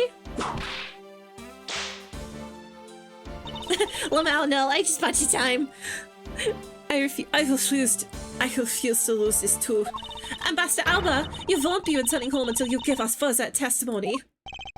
How dare you all, barring a person like me. Ambassador Alba. What was that voice? Ambassador Alba, your testimony, if you please. All right, but this is the absolute last. Then, even if you used all the power of Ambassador Palladino's office, you won't stop me. I can't let this opportunity Kay has created for me go to waste.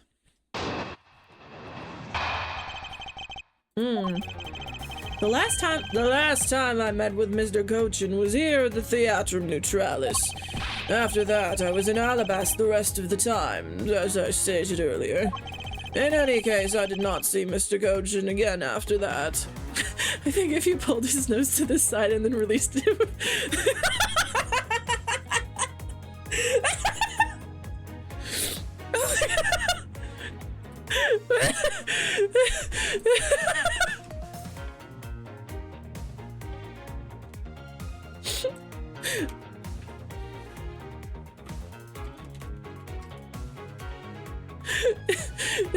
You mean like this?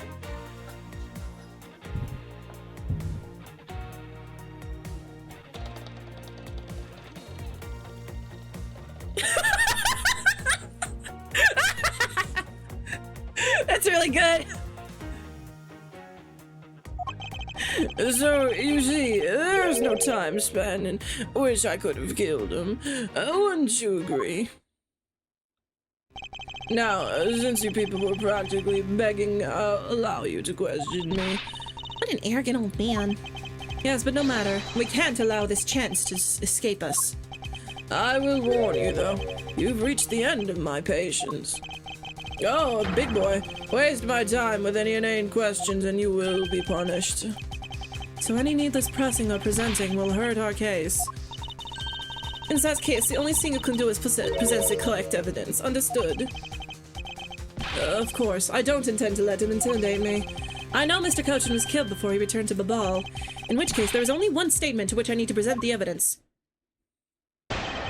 Okay, so I can't take much damage. Okay. Last time Mr. Kochin was here, okay. After that, I was in Alabasta the rest of the time, as I stated earlier. In that case, I did not see Mr. Kochin again after that. So you see, there is no time span in which I could have killed him, wouldn't you?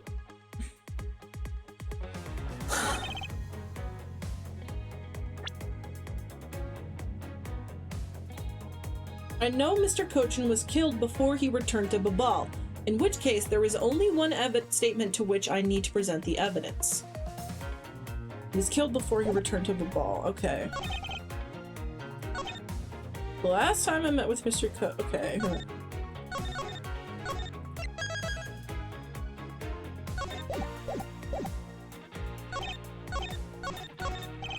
Amazing. Diplomats really do know how to craft answers that don't answer anything. So, if the only place he met the victim at was this theater, and when he was killed? Then when was he killed? We know that Mr. Kochin didn't return to Babal alive, which means that the only time he could have been killed is when they were both here.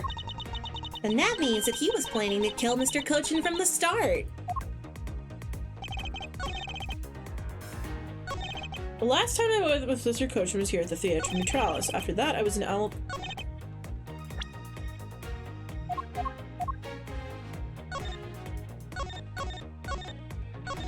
There is no sign of... Am I stupid?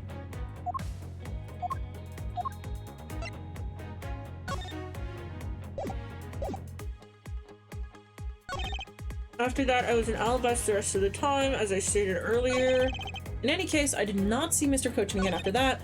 There is no time span in which I could have killed him, wouldn't you agree? Okay, so the way I see it, the only two statements that I can present anything on is the first one and the fourth one, which I'm on right now. So what is it that they want me to present? What exactly am I looking for to present? The last time I met with Mr. Kochin was here at the Theatre Neutralis. After that, I was in Alabasta the rest of the time, as I stated earlier. In any case, I did not see Mr. Kochin again after that. So there's no time span in which I could have killed him, wouldn't you agree?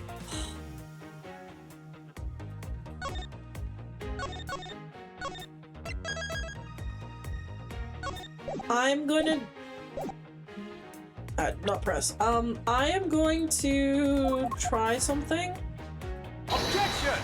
Nope. Incorrect.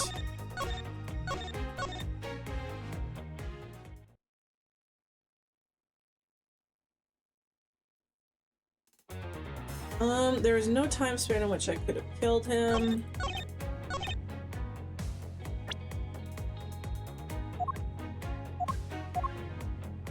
Objection! That's not right either.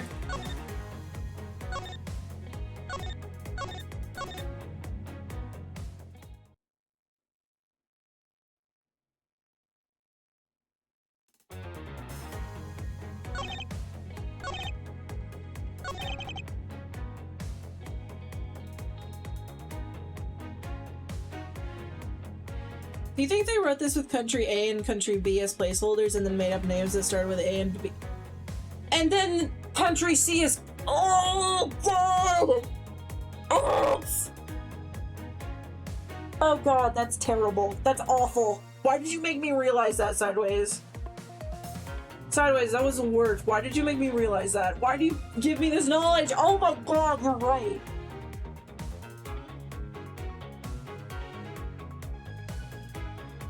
Oh my God. Okay.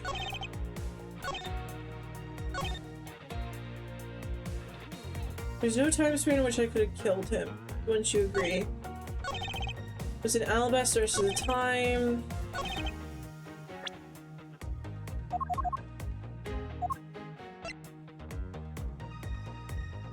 Objection! No!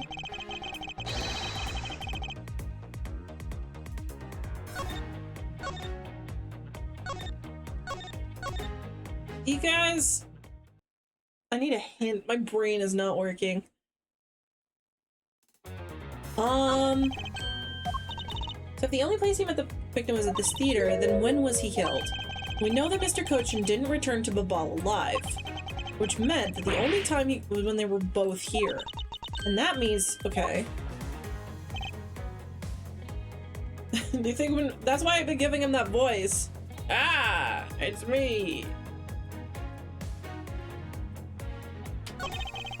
Yeah, it was an Alabaster at the time, as I said earlier.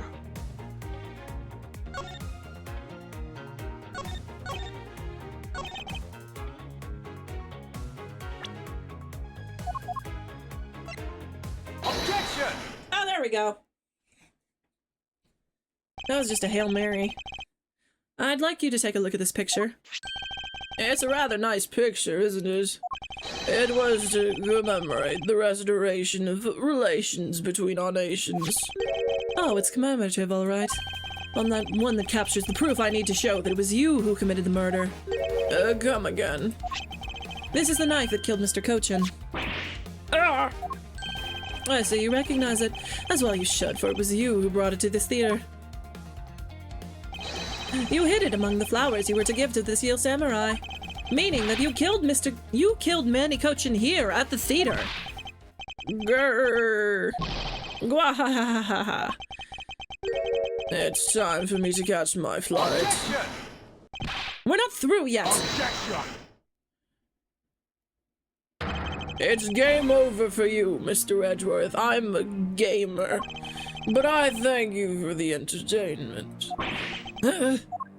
No matter how passionately you orate, the end result will still be the same. I won't be returning to this country ever again. That's right. This man is an ambassador, and he has extraterritorial rights. No matter how hard we chase after him, we won't be able to have him tried in court. What is that Hayam Daisy comic where it's like, my powers of extraterritorial rights are too powerful to let this game end?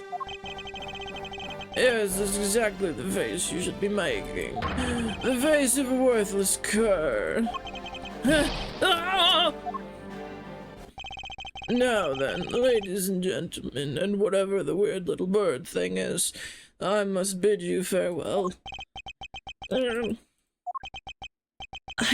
courts! Is there no one who can lay a finger on this man? Is this really the end? Not so fast! My boy! Agent Lang! Sorry to keep you waiting, Mr. Prosecutor. Get out of my way. My plane is scheduled to take off soon. Sorry, but you're not going anywhere, Mr. Alba. I'm through playing games with you people. You can touch me. If you do, it would spark an international incident, Agent Lang. Sorry, but no, it wouldn't.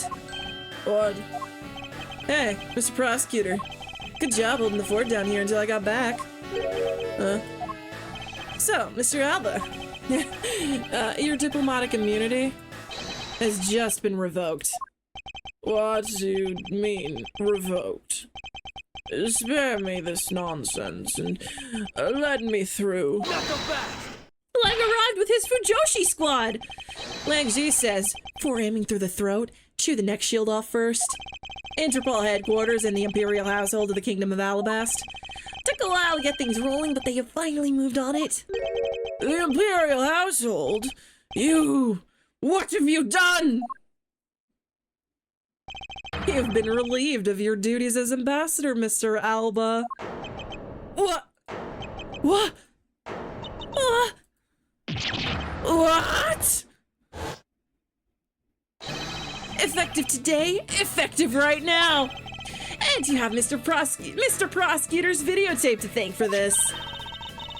The video that the Yatagarasu protected. You can't be arrested simply because you're ambassador? In that case, I thought I'd strip you of that title.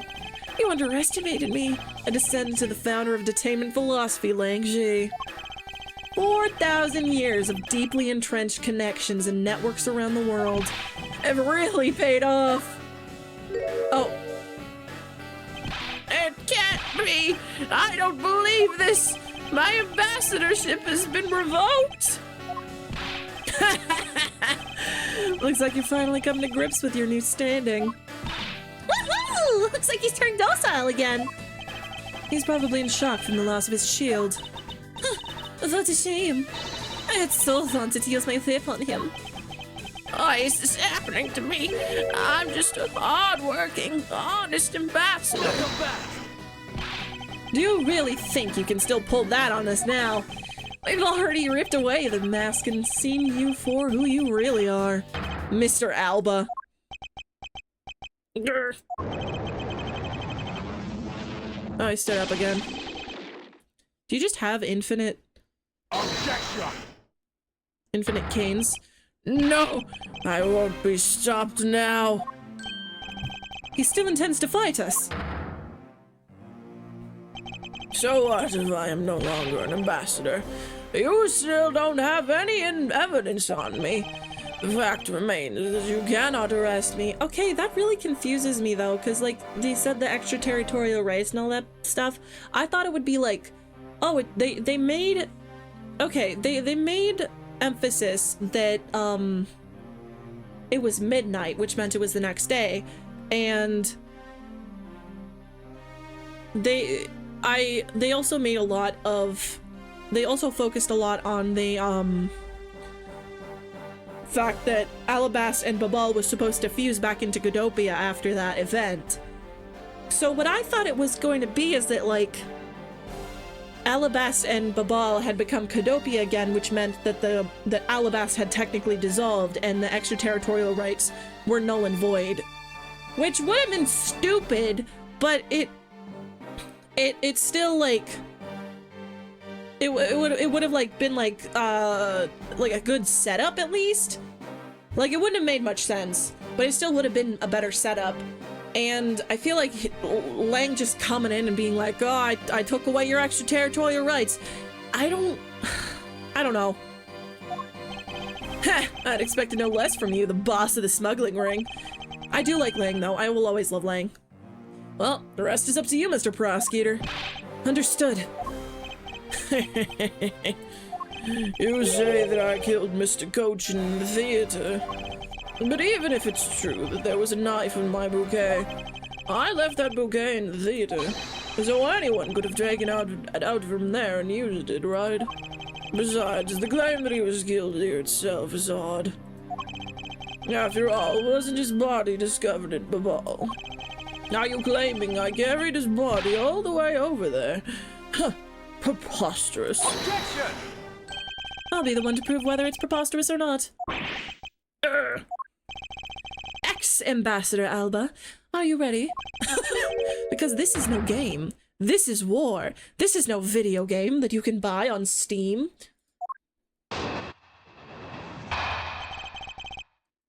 Okay, I killed Mr. Cochin in this theater using a knife that was stuck in my bouquet. I left that bouquet in the theater. Anyone could have taken the knife from there. Besides, Mr. Cochin's body was discovered in Babal, right? There was no way for me to have I think it was done in the cart. I think Larry transported the body on accident. Look, don't you think you've had enough fun with me? You've already stolen my ambassadorship from me. Would you have me surrender too? This is Warhammer, they get at the miniatures. Not so fast. This case has devolved into a Xavier Renegade Angel episode. You have no plans to ever return to this country, isn't that right? Did you know that a bunch of your subordinates are seeking asylum because of you? As if I care. Hey, Mr. Prosecutor, boot this guy out of the embassy and we can finally end everything. I know, and I will give it my all to see that he leaves in handcuffs. Without the title of ambassador, he is just another witness. Yes, just another witness. I'm gonna beat the shit out of you, Mr. Edgeworth. All right, what are we waiting for? Let's get this guy with hammers! And get him good, with hammers! I wonder if they understand that all I can do is present evidence to the testimony. Kill him with hammers! Kill him with hammer! Kill people with hammers! Kill people with hammers! Okay, let's... it's pretty obvious where I should present the thing. Like, I know, I've guessed, I know where the body was transported. But, just saving, just in case. There's no way for me to have transported his body from the theater. Wrong. Check this shit out. Objection! I can't get him with hammers. You guys took all the hammers. One sec.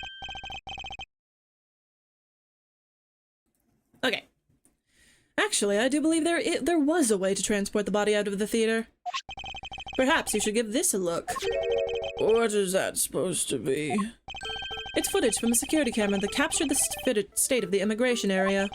Should I congratulate you on getting your hands on it? Just letting you know that we're not the only ones watching our every movement. Huh. Thank you for the warning. Now, if you could take a good look at this section here. There's a lump here inside the pushcart. Do you know what's causing it? Should I? Because I don't. Huh. In that case, allow me to enlighten you. This is the cause of the unnatural lump under the cloth in the pushcart. The body. Take that! What is the meaning of showing me that? It's to say that the unnatural bulge in the pushcart is Mr. Cochin's body. You had the Steel Samurai wheel his body away from the real crime scene. What a guess! But I wonder if you have any evidence to support it. I admit that for now it is but a hypothesis, however... If you can't prove it, then I'm afraid I must be on my way. I don't have any more time to play with you people. Yay! Sorry I took so long, Mr. Edgeworth, sure? Gummy? Detective Gumshoe, is that the Steel Samurai's pushcart? Yes, sir. I found it in the open-air stage area. So that's where you went. The detective spirit that Pops left me with. I thought I'd follow my gut and go with it, sure. So, Mr. Edgeworth, is this worth anything to the case? Yes, it just might play a major role in solving this case, Detective. Gummy, you have, he has been doing such a good job in this case. I'm so proud of him. But something isn't right. I thought the entire samurai family was in Alabast. Where exactly in the open-air stage area did you find this pushcart? I found it just lying there at the edge of the stage, sure. Oh. Well, let's leave that for now and examine the inside, Detective. Yes, sure. Oh boy! I wonder if there's anything to do with that! I wonder if there's suspicious at all! Oh! Whoa! I wonder if that big red stain at the bottom has anything to do with the murder case! Oh! There's no way we could possibly know! Huh. Oh, good night, Parmesan. Thank you so much for dropping by. Have a wonderful night. It's blood! This must be Mr. Cochin's blood. Which only goes to prove that Mr. Cochin's body was indeed transported by this pushcart. Uh-huh. I believe you understand what this means, correct? You killed Mr. Cochin at this theater and then placed his body inside of the pushcart. And then... you forced the Steel Samurai to unwittingly move the body for you. Objection! I forced him to move the body into Alabast. What nonsense! Why would I bother to do such a thing? Objection! You were scheduled to make a speech in Alabast, meaning it was difficult for you to make a stop in Babal. However, what if you moved the body to Alabast? Because it was your embassy, you could keep an eye on it and tamper with the evidence. And then you smuggled it out of Alabast. No!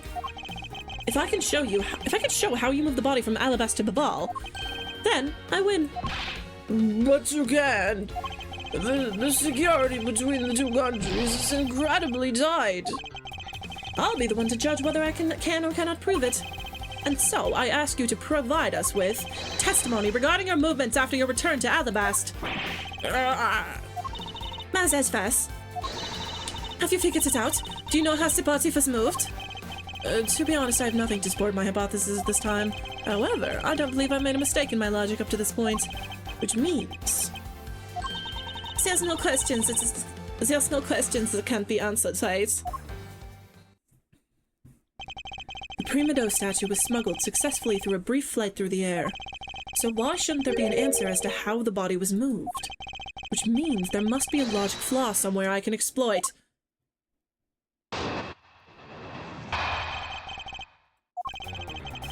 After I returned to Alabasta, I had my picture taken with this steel samurai shaking hands.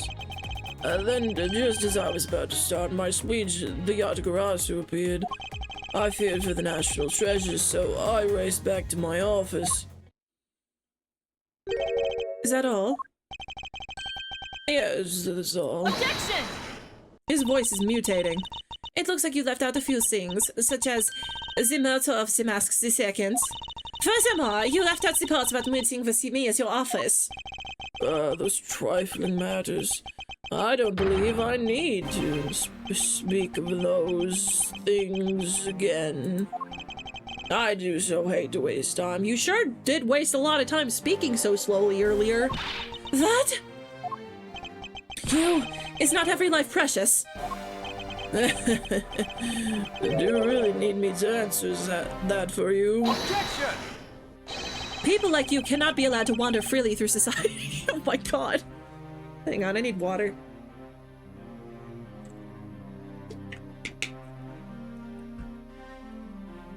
There we go. And you'd better try hard, because I doubt you'll find even a single contradiction. He's really full of himself, isn't he? Yes, he is.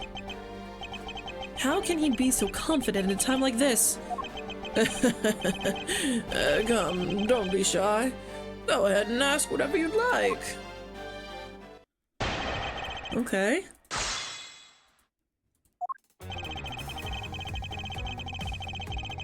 Let's give it a little save.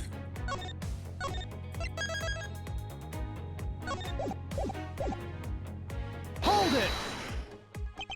So why was it only with the Steel Samurai? I thought the Pink Princess was also around. The Pink Princess was suffering from a bad hip at the time, and the doctors recommended that she rest. Wow, so you do have a soft side after all. The pain of a bad hip. I suppose none of you can really understand how it feels. Oh, so you tend to strain your back as well, huh? But isn't that just because you're normally all hunched over? You did need to keep up the act no matter what, I suppose. The point of this is not to discuss my back problems. For about 15 minutes after our handshake, I was in my office preparing for the speech. Then, okay, just as the Yatagarasu appeared. Hold it! That Yatagarasu was just a trick you had set up. A most amusing joke. And how do you propose I set it up? If you really want to know, I can explain it in detail for you. You arranged the spotlights in the rose garden so that when you were to take the stage, the audience would see the Yatagarasu's shadow. No, that is an interesting tale. Sadly, it has nothing to do with me. You? What's it going to take for you to fess up to anything? Very well then, let's move on to a different question. After the Yatagarasu appeared, what was the state of the rose garden? Everyone took refuge inside the embassy. I even helped with the effort. And then, once everyone was inside, well... I feared for the national treasure, so I raced back to my office. Hold it! And what happened after you returned to your office? I don't want to keep on repeating this, however. Upon my return, I had that stroke of bad luck and bumped into Masked Man. Objection! And I don't want to keep on repeating this either. But his name was Damask II. Who cares what it was called? By the time he got to the StreamVODs statue that he was supposed to steal, it had already been swapped for the fake. And talk about an unlucky man. Being bludgeoned to death with a fake statue. Miss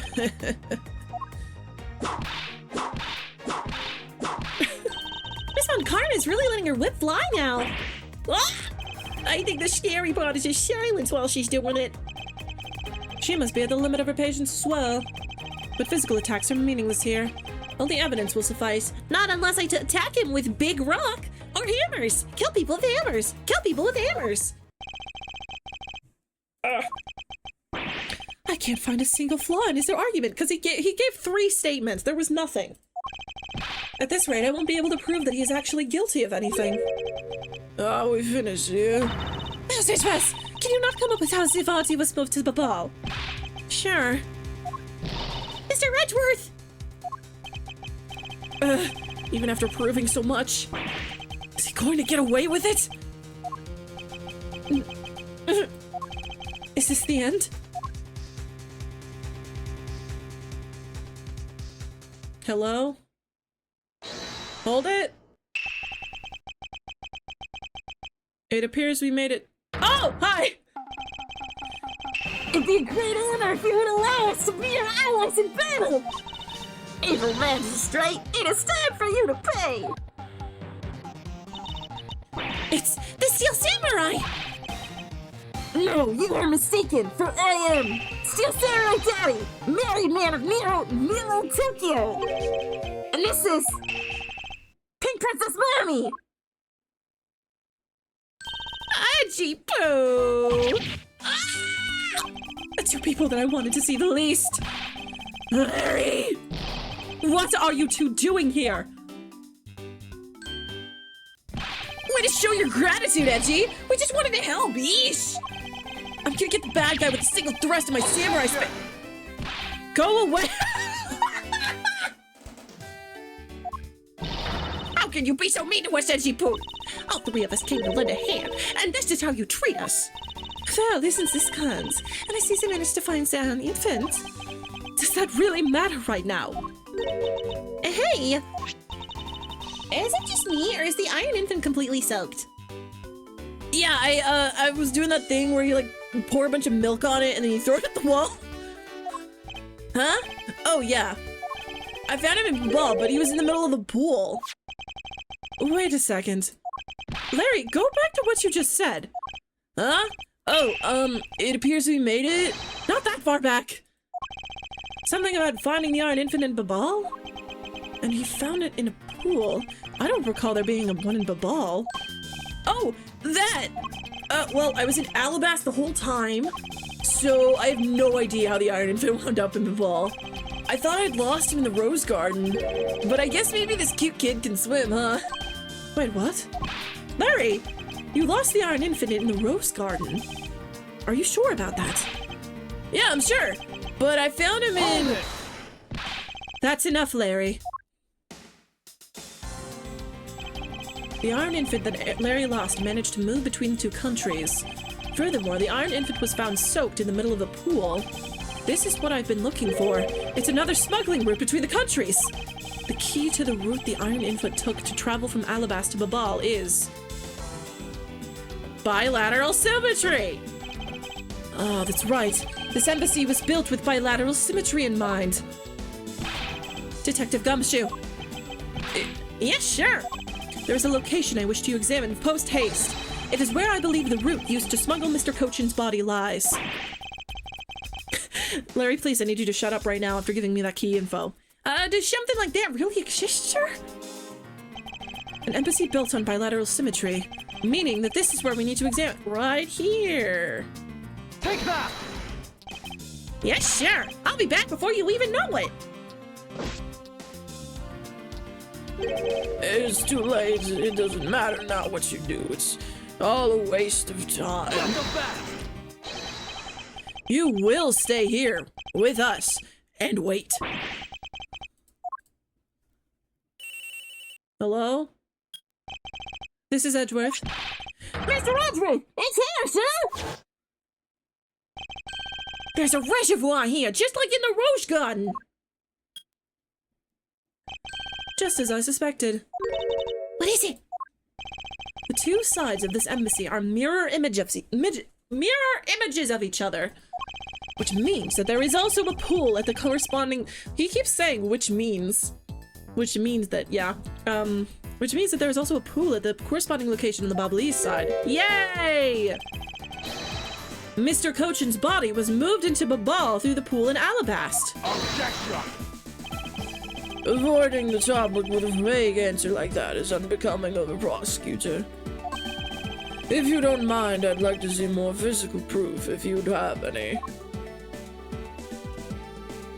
Oh, you smug ass. The Iron Infant is positively soaked in water. Why do you think that is? It's because he was fished out of a pool, and not just any pool. It was the Bobbleese one. I think it's pretty obvious at this point one must be true. Yeah! The water reservoirs in the two courtyards are connected. Objection. And where is your proof that the two sides are connected? Objection. The proof is right there, before your eyes. The half-drowned Iron Infant. What? This blasted doll? Mr. Edgeworth, I'm back. Hey, Don't tell me. You guys figured everything out without me? we did, thanks to this hero of justice's son. Even if he is just a doll, he managed to help foil the villain. Not so fast. Hey, Mr. Prosecutor. Look, I don't want to say this, but it's kind of unlikely that the body just happened to have passed on through to Babal. This guy's a doll and he's small, so I can believe it made it, but... He has a point. Yes, that's right. I'm glad someone here understands. Mr. Edgeworth, are you going to next propose a dead body can swim through a pipe? That's why he set the fires, so that the water from the reservoir would have to be used to put out the fire, so the water would be a lot less, and he could bring the body... Yeah, that's why he set the fires. You see, Mr. Prosecutor? Our chase after this man is far from over. Agent Lang. Why is he helping Mr. Alba out now? He's not. He realized a flaw in my argument and is helping to move the logic along. In which case, I should return the favor and find an answer.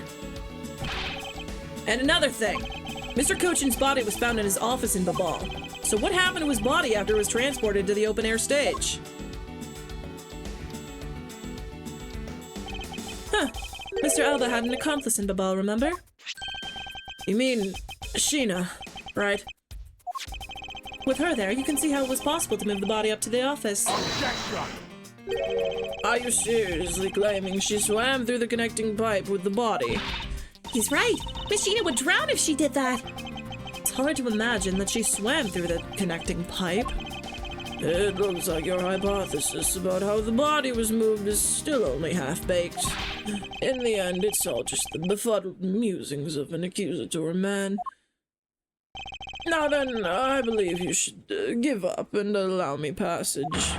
Because from the start, there was no feasible method of transporting the body. What?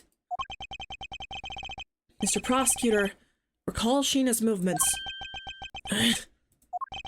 What was happening in the embassy around the time Miss Sheena was in Babal? Oh, if only there was a way to get rid of... Yeah. Get rid of the water. Aha! That's it! No, I believe this time we really are done, right? Please tell me we're at the end of the video game. Objection. Huh. Unfortunately for you, it's far from over, Mr. Alba. You are a most persistent man. Are you saying you've thought of a way to remove the body through the water? Move the body through the water? That is completely unrelated to how it was done. Excuse me. The reason I say this is because there wasn't any water there at the time. What do you mean there wasn't any water? Just what it sounds like. Tonight's events made it possible to drain the water, allowing the body to be moved. The fire! A great big fire! Tonight, the Yatagarasu set fire to a variety of locations in the Babalese embassy. In order to put the fires out, much of the reservoir's water was used. Of course, when the water was used, the reservoir's water level went down. If enough water was drained, the connecting pipe could be used to traverse the border. Objection! So what? The water level went down. The reservoirs were connected. Does any of this matter? You can't prove any of this. Huh. Pretending to be ignorant won't work with me. We both know what kind of situation we're in right now. Even in a game, there comes a critical, game-changing moment. A moment in which you hit a wall that you must overcome in order to beat the game. I haven't lost yet. Neither of these people play video games. I found the route you used to smuggle the body, and that route will lead to your defeat. Even if all the water was used by the firefighting effort, you still can't really call that smuggling route. A smuggling route. Huh. I know that. I should have figured that you would notice. Hey, Mr. Alba, how deep are those pools anyway? I'll have you know those pools are extremely deep. And there are no ladders or footholds along the walls either. That seems like poor design. It would be difficult for Sheena to hold the body and climb up out of the pool. Huh, ladders or footholds along the walls? There was no need for such things. What do you mean? If one were to use a certain something, they could go up or down in the pool at will. Oh, looks like you got an answer already. Well, what are you waiting for, Mr. Prosecutor? Enlighten us already. The way in which Miss Sheena and the body were able to rise up to ground level, there was a way to control the water level that could be the way to... the leaves?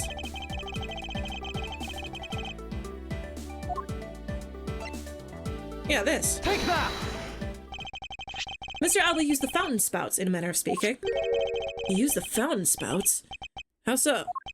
The water level in the pools can be controlled by opening and closing the spouts. Miss Sheena and the body were lifted upward by their buoyancy in water. The flyer on the Babalese side and the firefighting effort. These were set in motion, all for the sake of smuggling Mr. Cochin's body. Shall I show you where the final destination of my train of logic leads? First, Mr. Alba closed the fountain spouts in advance in preparation of things to come. Then he took the pushcart that was brought to the rose garden and pushed it, along with the Iron Infant and Mr. Cochin's body, into the pool. At the time, Miss Sheena was busy conveniently starting the first fire in Babal.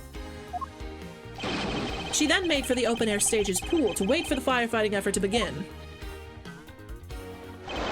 When the firefighters used the water in that pool, the water level went down. And by the time the fire was put out, the pipe between the two pools was exposed.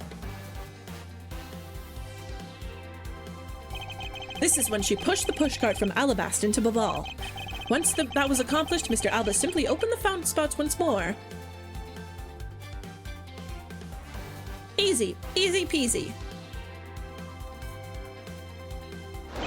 And the water level rose up to its original level, along with Miss Sheena and the body. After that, Miss Sheena used the pushcart to carry the body up to the Secretariat's office.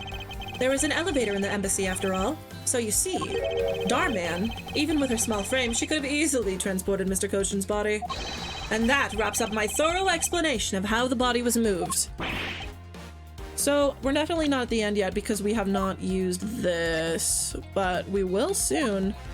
We have yet to use this and this also. I don't know why we haven't gotten rid of it yet.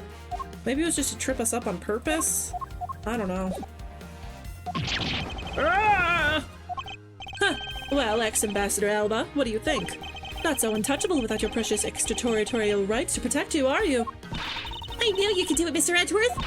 Way to fight back. Objection! You accuse me of moving the body across country lines. But when you get down to the nitty-gritty, you don't have what it takes to indict me. The nitty-gritty? What does the old man want now? Proof. I believe it is what he seeks. Yes, proof. Without any, who's to say whether or not any of what you said really happened? He wants proof? What are we going to do, Mr. Edgeworth? There was was no need to worry. I've had all the proof we need all along. The body wasn't the only thing to go through the pool's connected pipe tonight. Just as Detective Gumshoe found the pushcart in the open-air stage area, so too did I find one other item there, and that piece of evidence is what will prove that the pools were the smuggling route. This was another thing that was smuggled over. Oh, the knife? Take that! And what exactly is this? Huh. You have no idea, do you? This little piece that I found on the Babalee side will be your undoing. A guitar pick. Would you care to explain how this is going to do me in, as it were? Much to your chagrin, perhaps, but this is not a guitar pick. What? What? This is something I found at the open-air stage, which was transported with the body.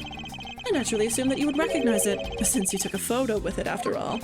But since you don't, allow me to show you what this fragment from the stage area belongs to. The knife! Take that! It's a flower petal! Let us take a good look at the murder weapon that was used to kill Manny Cochin. Yay! On the handle of this knife, there's a beautifully blooming flower. However, it would appear that it was missing a single petal. Now, let us see what happens when you try to fit this pick in the open slot. It's a perfect match! It's a perfect fit! I assume that means the petal must have fallen off the flower during Mr. Cochin's murder. And then it was accidentally placed into the pushcart along with Mr. Cochin's body. That's an interesting story, nothing more. Objection! Huh. Oh, I assure you, it's more than just a story. Because for some odd reason, this flower petal was wet when I found it. It was wet, you say? Yes, and the only place it could have gotten wet from is the open-air stage's pool. Now, I ask you, how did a part of the weapon in which was smuggled into the theater wind up in the open-air stage area on the Babalee side of the embassy? I don't think I need to waste any words explaining this, as this petal explains it all for me. It proves that someone went from the Rose Gardens pool on through into a ball. Oh, it's happening! Impossible! The people of Zhangfa have been waiting to see you face to face, Mr. Alba. I'll tell everyone back home we'll be there soon. You should be happy. Why? Why? It's a little late to be asking that question. You should have known from the very beginning. When you took your first life, no matter how you may plot, or how you may try to cover it all up, you can never hide from your crime and what you've done. Oops. Because we're here to see to it that justice is served to people like you. Objection! You can't call what you've given a perfect argument. You know, I don't think this guy's going to ever admit to his wrongdoings, Mr. Edgeworth, because he values himself above all else. People who can't be negotiated with are people who refuse to admit when they've lost. I don't believe those kinds of people really exist because everyone breaks eventually. You're right. In that case, I have no choice but to use all of the evidence I have. I'll use it all until he breaks under the weight of his crimes. Mr. Alba, I request that you testify once more. This really will be the end of the line. I hope so. We've been here for almost 5 hours. Oh my god! We're finishing this game today, I swear to God. Looks like we're gonna have to kill this guy, Edgeworth. Mr. Alba, I request you testify once more. As if there was anything else for me to testify about. I still have yet to fully prove that it was Mr. Alba who murdered Mr. Cochin. Well, I would like to hear about your movements before the murder occurred. I wonder if you could tell us about what you did here at the Theatrum Neutralis. Very well. I suppose I could tell you about that. Because about all I did was watch the Steel Samurai stage show. Oh, you know what's gonna happen? He's gonna mention something along the lines of early summer rain jab, and they're gonna be like, hey, you never were there. That means you weren't there because that never happened. Okay, be sure to get the truth rock. We are going to need it. The only way for me to place this man under arrest is to pinpoint the exact location of where the murder took place, for that is the key of this investigation. Yeah, watch, he's gonna bring up the early summer rain jab. I watched from the last row. The stage was well lit, but it was dark out in the audience. I swear I was there in the audience, but it's hard to prove that, I suppose. I do remember the contents of the show very well, though. Is that proof enough for you? The moving scenes were seared into this old man's heart. I'll never forget them. So, you were in the theater proper watching the Steel Samurai stage show, were you? Of course I was. I have a great fondness for the Steel Samurai. Yeah, I was pretty cool up there, wasn't I? You're not the one who was cool. It is the Steel Samurai who was cool. Yeah, and the Steel Samurai special finishing move today was really something, huh? Huh? Hey, Auntie! Who is she? This is... Larry, she's 17. She's been standing here this whole time, and only now he notices her. Her name is Kay Faraday, and she is helping me in my investigation, and also she's 17. Sorry I didn't get to introduce myself earlier, but better late than never. Also, I'm 17. Yeah, it's okay. I'm like... Silence in the peanut gallery. There's no time for such trivialities. Thank you, Francisca. Mr. Prosecutor, this is the final battle. You got that? I know. This is the end. For that man there. Now that's the kind of thing I like to hear. Will you meet me after this? Edgeworth, please. I think I'll give trusting you a try, Mr. Prosecutor. Or rather, Mr. Edgeworth. Seductive wink. I leave this critical battle up to you. Pretty boy, Mr. Edgeworth. Have no fear. I will finish the job. Dude, are we about to kiss right now? This really is the endgame. The time has come to expose every last one of Mr. Alba's lies. Okay, I think I know what to do. I watched from the last row of the stage was lit, but it was dark out in the audience. I swear I was there in the audience, but it's hard to prove that, I suppose.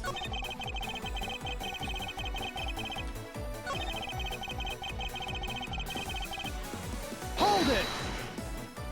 I agree. Today will be a day to remember, especially when we finally make you pay for all the wrongs you committed. What? Hey, that's what the Steel Samurai says when He's role-playing right now. Actually, that line was just something I ad-libbed. You may act all surprised, but naturally, you remember this line, don't you?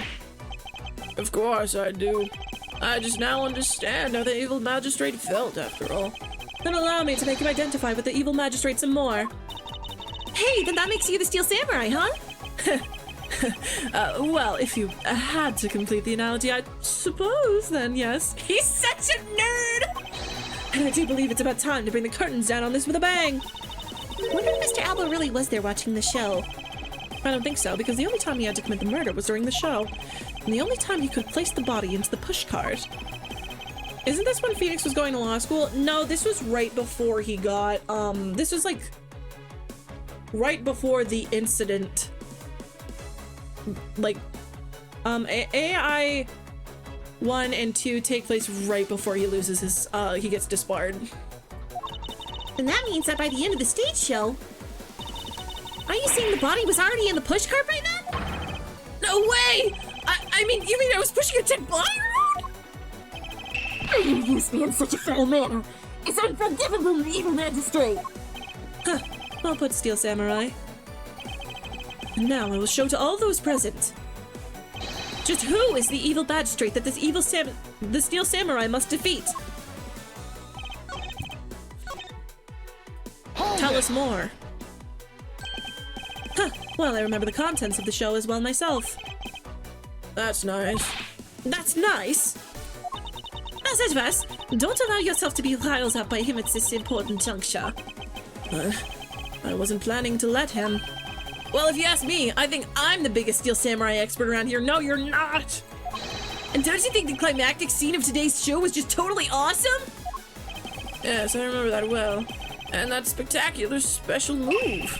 The way you delivered this special... Yeah. There it is.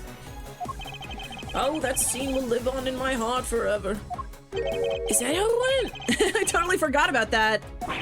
How can you forget your own special moves? That's the special attack that Steel Samurai uses when he's using the Samurai Spear.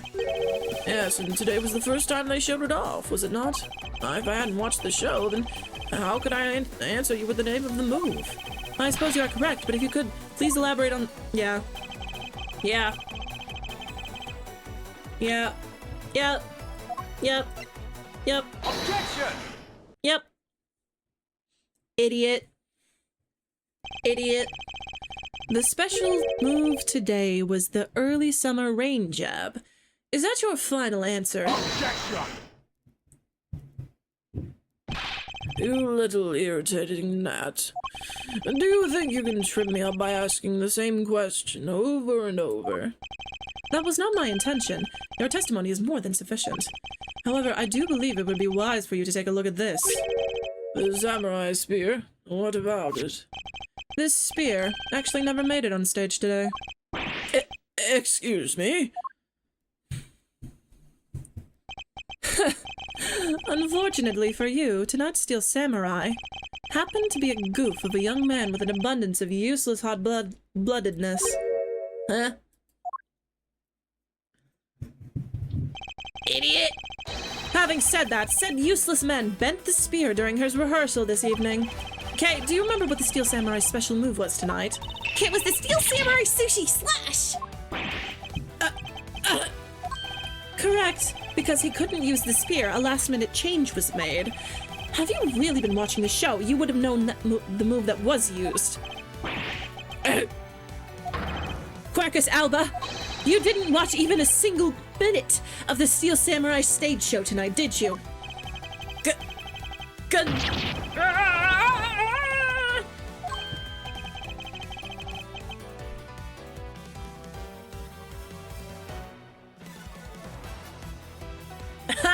So if he wasn't watching the show tonight, then it opens up the possibility that he was busy killing Mr. Kochin instead. So where were you during the show? I demand an answer now. I have to say, it's like, I love how, like, the thing that gets him is that is Edgeworth's special interest.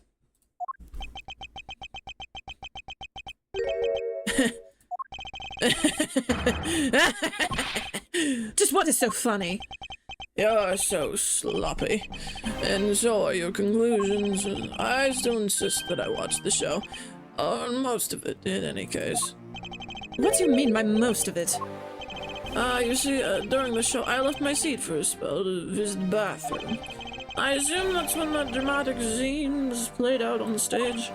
That's the lousiest, lamest excuse I've ever heard in my life, pal! Just because he got the name of the move wrong. We can't really use it to prove it. That's a really specific name to get wrong. As a fan of the Steel Samurai, I'd wanted to watch the entire show. Honest. Objection! I love Tokusatsu. As a Steel Samurai fan, for someone who wasn't even in his seat for the climax of the show, you have no right to call yourself a Steel Samurai fan ever. Hello? Hello? Who is it you still? Oh. It would be young lady. Larry, what are you doing interrupting me like that? Eddie, please! Hold on for a second, I beg! You may never accept this old man as a Steel Samurai fan, but I totally think he's a Steel Samaniac! What exactly is a Steel Samaniac, pal? I believe he meant to say Steel Samurai Maniac. Yeah, and trust me, I know a real fan when I see one, because I'm the Steel Samurai! Objection! I will never acknowledge you as the true Steel Samurai. What are you getting so worked up over, Mr. Edgeworth? It appears the real Steel Samurai recognizes me as a fan. As well as he should, for I am a fan. It's not as though I missed the entire show, haha. It was the most amazing show, filled with the spirit of the young at heart. Ha! The sarcasm dripping from his long wooden nose couldn't run any thicker. Getting the name of the move wrong only proves that he didn't watch the last scene. What I really need here is something more definitive. Something that links Alba directly to the murder of Mr. Manny Kochin. You know what, Gramps? You're really something else. I'm honored to receive such praise for the Steel Samurai, but what is it for? Well, I was just wondering how you found out about the early summer rain jab. That move is a bit of a secret that only a small portion of the staff know about. Wait, it was a secret? Larry, wait, what did you just say? Huh? Did I say something stupid again? Did you say that the early summer rain job was actually a secret? Well, maybe I shouldn't have said secret. It's more like we only decided on the name of the move right before the start of the show. Right before? Yeah, the stage director was going nuts because we were supposed to debut the move. About 5 minutes before we left the show, we threw it up on the dressing room's whiteboard. Early summer rain jab. That's kind of how we decided the name of the move. But by that time, I'd already bent the spear, so I guess the whole thing was kind of pointless. All of you Steel Samurai actors are the same. Selecta has my complete sympathy. Long story short, because we changed the move to the sushi slash, we kind of pretended the early summer rain jab didn't exist at all. I mean, it'd be bad if someone found out we changed that move, so we made it a secret. So basically, a gag order was issued for publicity's sake. It almost makes the early summer rain jab sound like a lost art. Yeah, which is why I think most of the staff haven't even heard of the move. Hold those lips of yours still. What the heck, old man? I've done nothing to listen. From what I can tell, it's all very unrelated to the case. It's also very tedious and a pointless exercise and wasting time, much like a kid's show. Objection! Mr. Alba, hop off the goat. How dare you? I suspect you've already noticed exactly what the very severe implications are in this man's testimony. So now you're trying to bully me, huh? There are no implications to be read into a behind-the-scenes story of a kid's show. Don't even think about trying to slither your way out of this, Quercus Alba. You were the one who said it yourself that the name of the move was Early Summer Rain Jab. But the name was only decided upon right before the show was about to start. So, just what are you driving at? That the name of the move you told us was never used in the show or said aloud. Now then, would you care to tell us about how you found out the name of that move? Because I can only think of one way you could have known. Quercus Alba, this is the only way you could have known the name of the special move. You saw it. You knew the name because you saw it. You saw it on the dressing room's whiteboard. The staff members who knew were keeping it a secret, so you couldn't have simply gone up to a staff member and asked, which meant that the only other option left is that you saw it on the whiteboard. So that means Mr. Alba was in there at some point, right? But what's the big deal, sure? I don't see what that means. There is another piece of evidence that has a great deal to do with the dressing room, so we can't afford to let this slide. This is related to both the dressing room and to Mr. Coach's murder, the cart! Take that! The push cart that was used to move the body that was right there in the dressing room. During the show, the push cart awaited its turn to be pushed on stage in the dressing room. And it was finally pushed there along with the Iron Infant in the last scene of the show. And then, right after the show ended, it went into Alabaster along with the Steel Samurai. Which means that that means the only time the killer could have placed the body inside the pushcart was when the pushcart was in the dressing room backstage. So basically, the killer has to be someone who visited the dressing room during the show. Precisely. Oh, but wait! What if, and this is just a what if. What if the murder took place right in the dressing room? Well, what do you mean, Kay? I have to admit, she brings up a valid possibility. During the show, the dressing room was supposed to be devoid of people. Slipping undetected into a private dressing room then would be as simple as pie. The killer must have come up the CRTS and Sipati for the pushcart sen too. Correct, thus making the theater's dressing room the ideal location for the murder of Manny Cochin. Quercus Alba, during the show you went down to the dressing room, and I want to know why. Yes. Yes, I was there. I went into the dressing room. I knew it. I'm placing you under arrest right now, PL. You got that? Arrest! Objection! Not so fast. What is it now?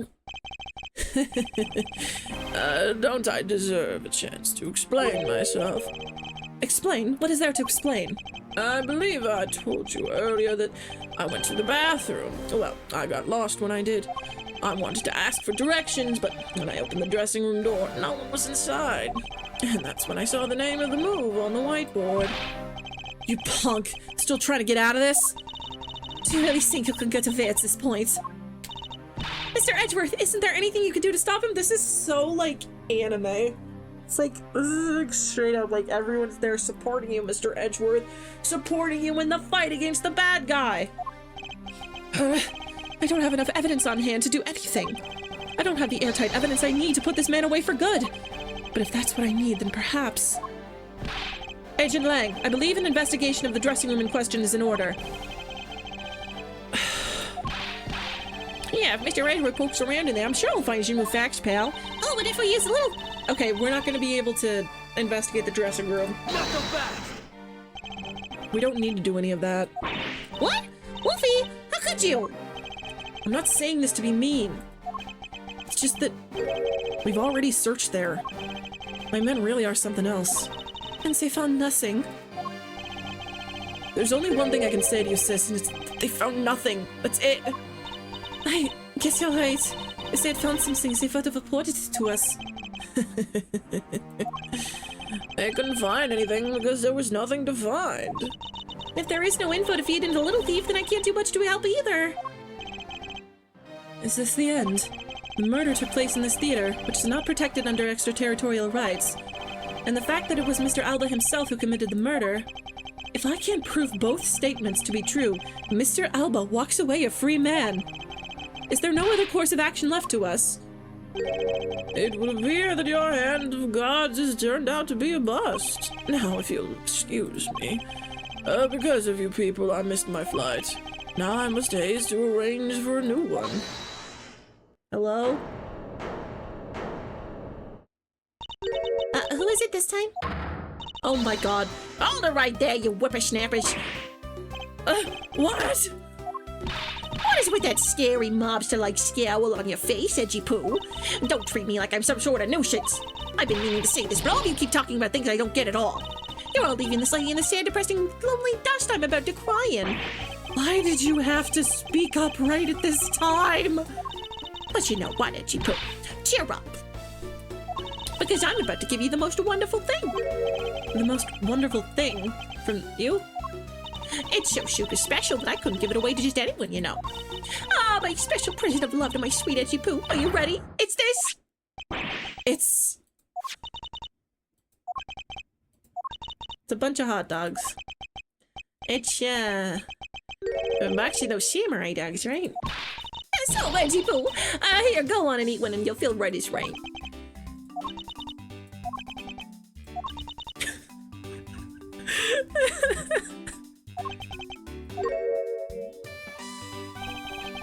Are we quite through here? Why did everyone get so quiet all of a sudden? Edgy Poo! Tell me you understand the depths of this lady's love for you. I'm not one to hand out snacks willy-nilly, you know. No, sure. The thought occurred to me that maybe it would be good if I fed you and made sure you were nice and full one day. It's my dream to serve you some of my own homemade food. I mean, isn't it the desire of every woman to make sure that their beloved never goes hungry? And that's what I want to experience. I'll tell you, they used to say I can make the most delicious meal. I really agree. Always a star. Mr. Edgeworth, please, please, oh my god! There's no power on earth that could force that woman into silence. But I'm so sick and tired of it. All people do is look down on me. Even this box of samurai dogs played me for a fool. It had a special design on its fan, like the Japanese flag, so I thought it was special. But when I ate one, it tasted just like all the rest. Oh, it made me so mad. Wait, a special box with a Hinomaru-like fan on it? I've never heard of such a piece of merchandise existing before. However, there it is. The red sun on this fan filled... That's blood. Is it possible? Could it be? After the show, samurai dogs were piled up on the dressing room floor. That's blood. That's blood. That's blood! There's no such thing as a Hinomaru dog. That's blood! That is blood!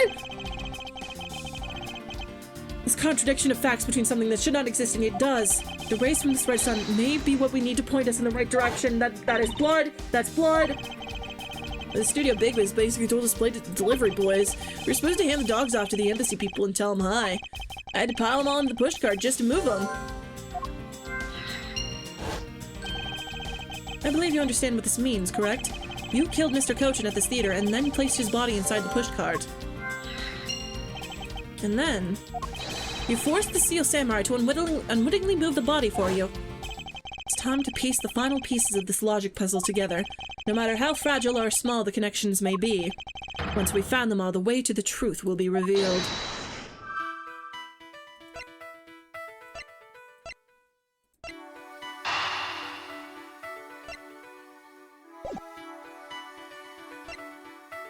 Boxes of samurai dogs.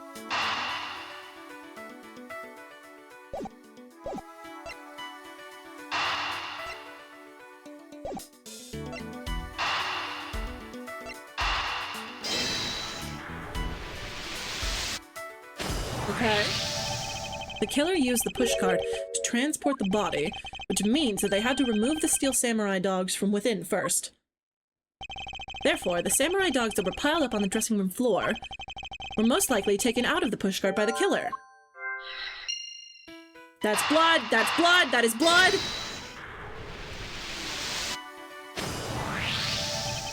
That which should not exist. This box of samurai dogs with a Hinomaru on it.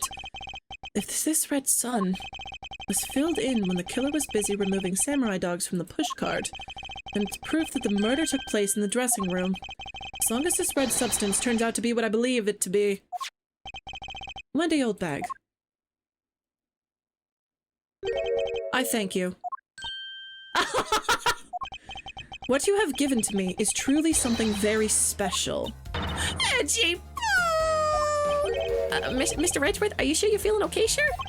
Mr. Alba, as I suspected, you killed Mr. Cochin in the dressing room. How many times must I listen to you repeat yourself? Haven't you figured it out yet? Your words are meaningless, worthless, and powerless. The only way I'm going to continue to cooperate is with some definitive evidence. Huh, that arrogance, that self-confidence. You believe that you've erased every piece of evidence that could incriminate you. However, there remains one piece here, and it is what will put you away for good. Ha! You're bluffing. Oh, hey, Mr. Prosecutor, sounds like you finally found them. Finally found the fangs we need to go after this guy's jugular. So tell us, what about that box of samurai dogs that's gonna put the old man away? The trace evidence that will bring him down? Hi, it's here, of course. It's blood, this is blood, this is blood, this is blood, this is blood.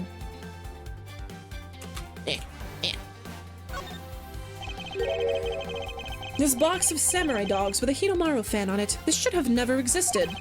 So I want you all to take a good look at this red spot. It is a single drop of blood. Huh? What? Blood, you say?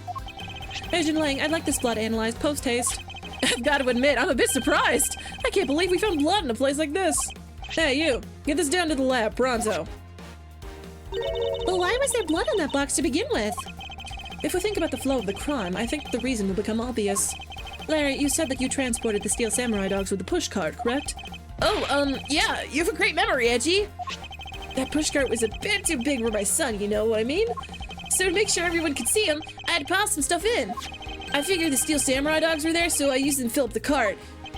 If what Larry says is true, then what were the boxes doing on the floor? Oh, I see. The killer took him out to place the body in the pushcart. Exactly. And that is when I believe the victim's blood found its way onto that box. But when my men investigated the room, not a single box of samurai dogs was in there. Because embassy staff members had already confiscated them. Yes, no doubt to hide the evidence of the murder. It's a good thing Miss Oldbag managed to steal that one box before they got to them, huh? Looks like Miss Oldbag also managed to put this great thief to shame. What a scandalous way of putting that. I didn't steal, I received it from myself. Quercus Alba, I'd say this was one very fatal oversight on your part. Objection! I'm sorry to rain on your little love fest, however. How can he be so self-confident in a no-win situation for him like this? Even if that blood turns out to belong to Mr. Coach, then what? So, Mr. Edgeworth, sounds like he's not ready to call it quits yet, huh? The sole piece of evidence that was left at the scene of the crime. That alone has shed light on a new fact. At the very least, we now have proof that the murder occurred in the dressing room. And you say that like it means something. Huh? Excuse me, sirs. Report! What were the results of the analysis? Sir, the analysis came back and confirmed the red substance is blood. I knew it. This Quercus Alba... Objection!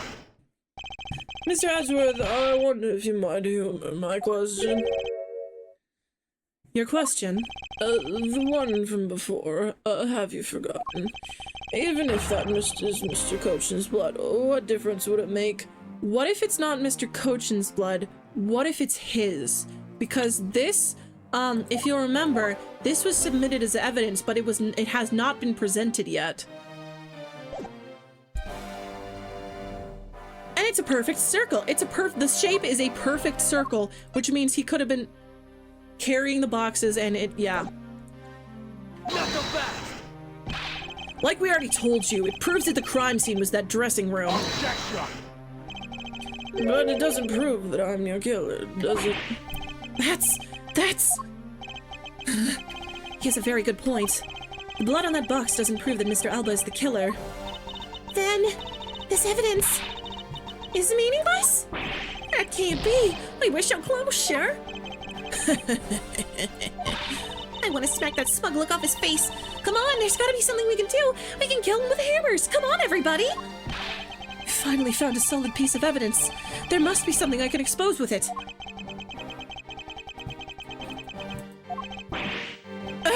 I can't think of a single thing.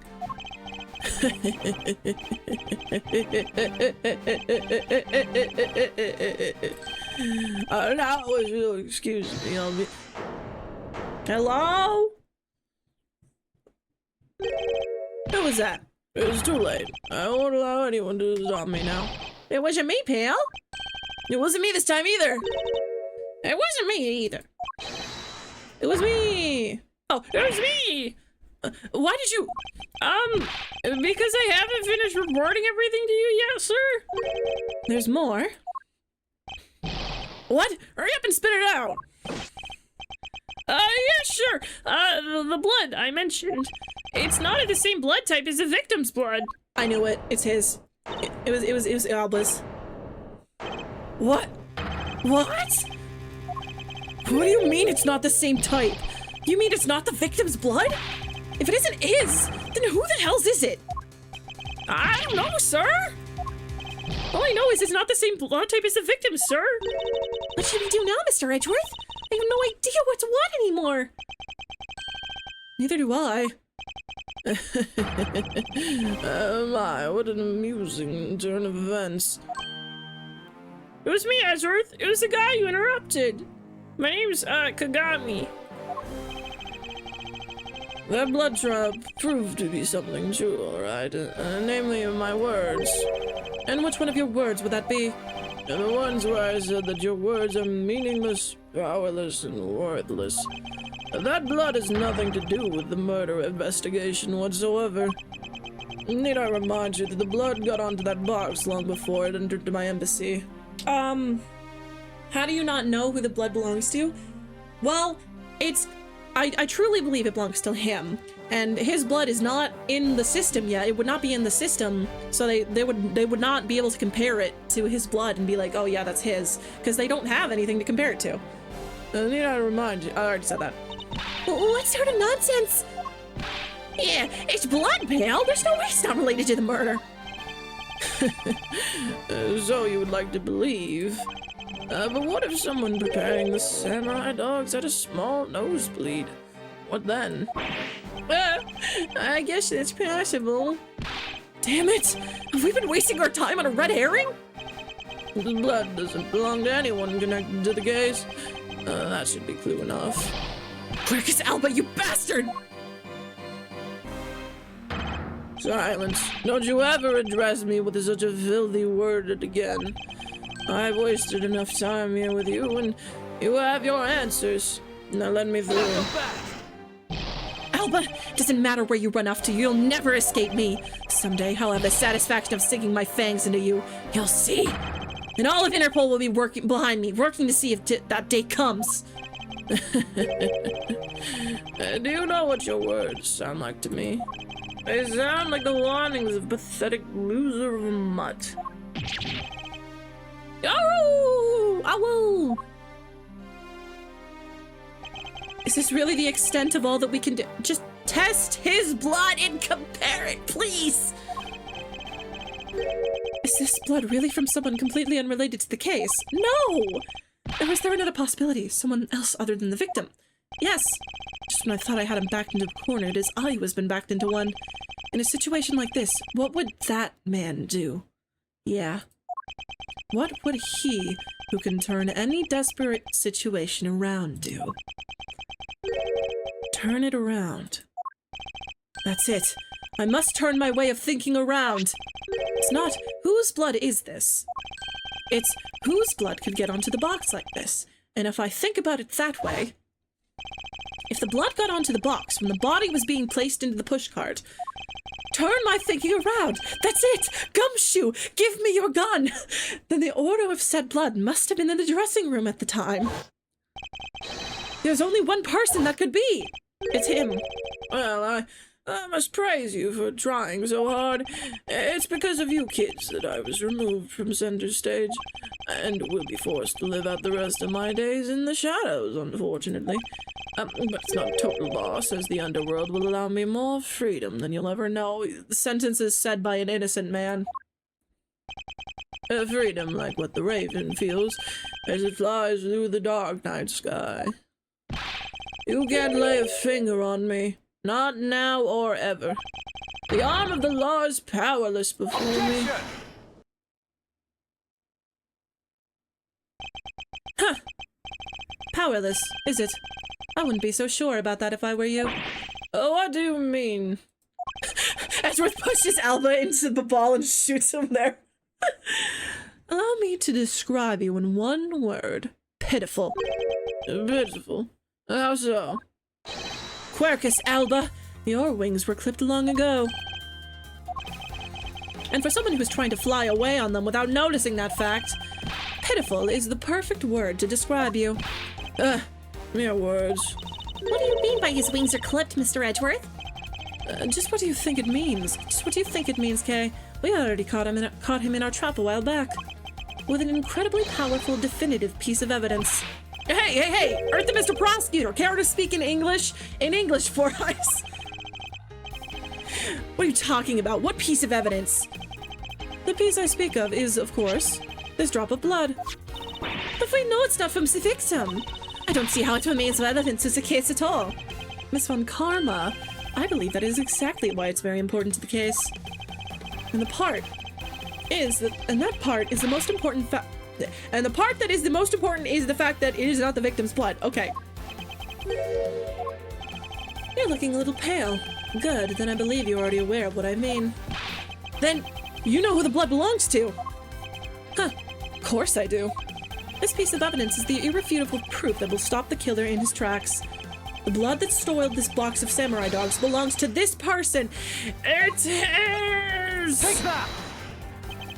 The blood of the red sun on this box belongs to you, Quercus Alba. What? Why is his blood in the box of samurai dogs? He's not even a victim! The blood fell onto the box when Mr. Cochin's body was being loaded into the pushcart. Edgeworth just stretching a 2-line statement over 5 minutes of dialogue. My throat hurts. So that's what you mean. If the blood doesn't belong to the victim, since there's only one other person it could belong to. Yes, and that person is the murderer himself. That's only a logical conclusion. But Mr. Cochin was the one who was stabbed, sure? I would Mr. Alba have been the one who was bleeding. What if, during the murder, Mr. Cochin fought back? You mean, if before Mr. Alba could kill him, Mr. Cochin managed to wound Mr. Alba? Yes, and I believe we have a piece of evidence that proves he was bleeding then.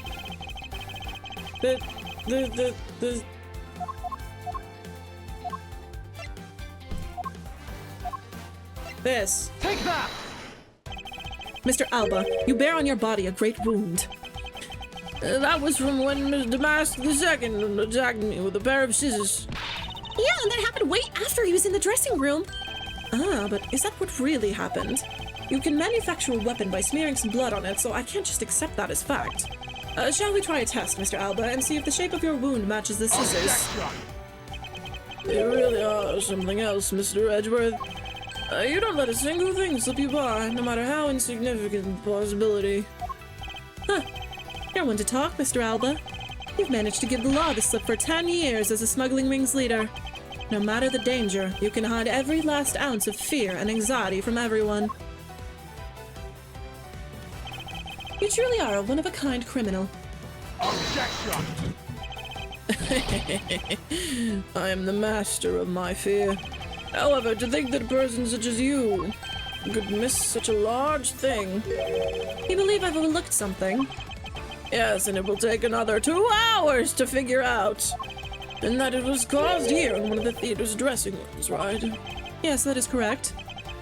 I'd like to point out that it's simply not possible. My wound is a stab wound and one that could only have come from a blade. I wonder where you would propose such a weapon came from. This theater was packed with security guards! It would have been impossible for anyone to come into this area with a weapon of any sort. Let's go back. Just as Mr. Alba was able to bring in the alabaster knife in a bouquet, there must have been some other way we could sneak in a weapon of some sort. Ah, but as long as you can prove what other way is. All your talk about Mr. Cochin stabbing me is pure nonsense. So if the other way does exist, you'd better hurry and tell me now. With pleasure. I'm just gonna save.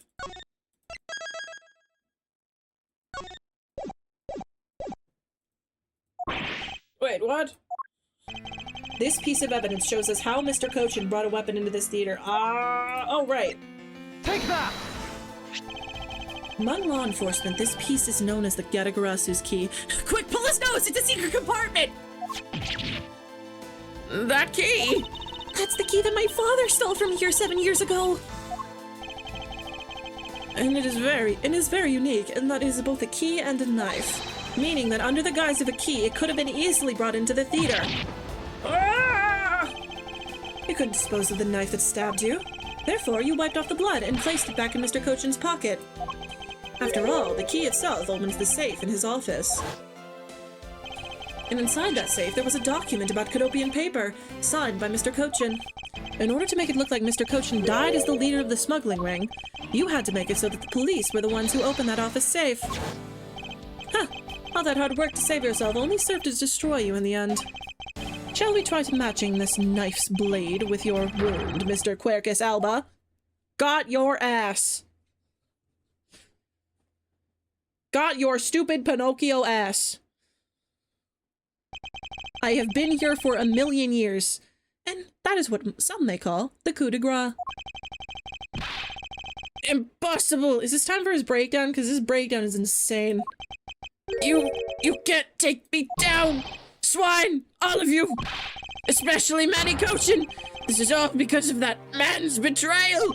He sought to steal control of the smuggling ring from me by removing me as ambassador! Which is why he deserved to die while bearing the guilt for all my crimes for me!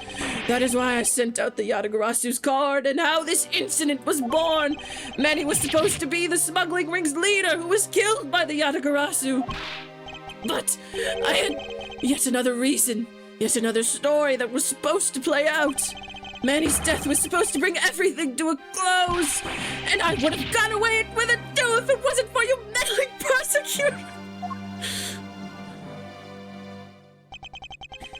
Mr. Alba, I'm afraid there is one more question I forgot to ask. This country's, or Alabast's, which country's court would you like to face first? Either way, it's game over for you.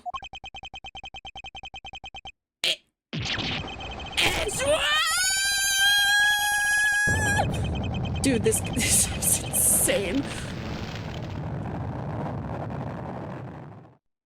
Oh my god, that was insane. He just melts. He decays. He turns to wood. He aged 1,000 years. Phew, this is it, the big day. It's Mr. Alba's trial today. And next week, he's scheduled to stand trial in his own country of Alabast. Get the soul sucked right out of him. Francisca is heading that one. I suspect she'll be serving a full course of whiplashes at it. Having to face Miss Von Karma in court right after facing you, sir? I don't even want to think of what that would be like. I got a glimpse of Mr. Alba as we being escorted into the courthouse. And boy, he looked about as glum as I do the day I get my monthly paycheck. You know, I've been thinking.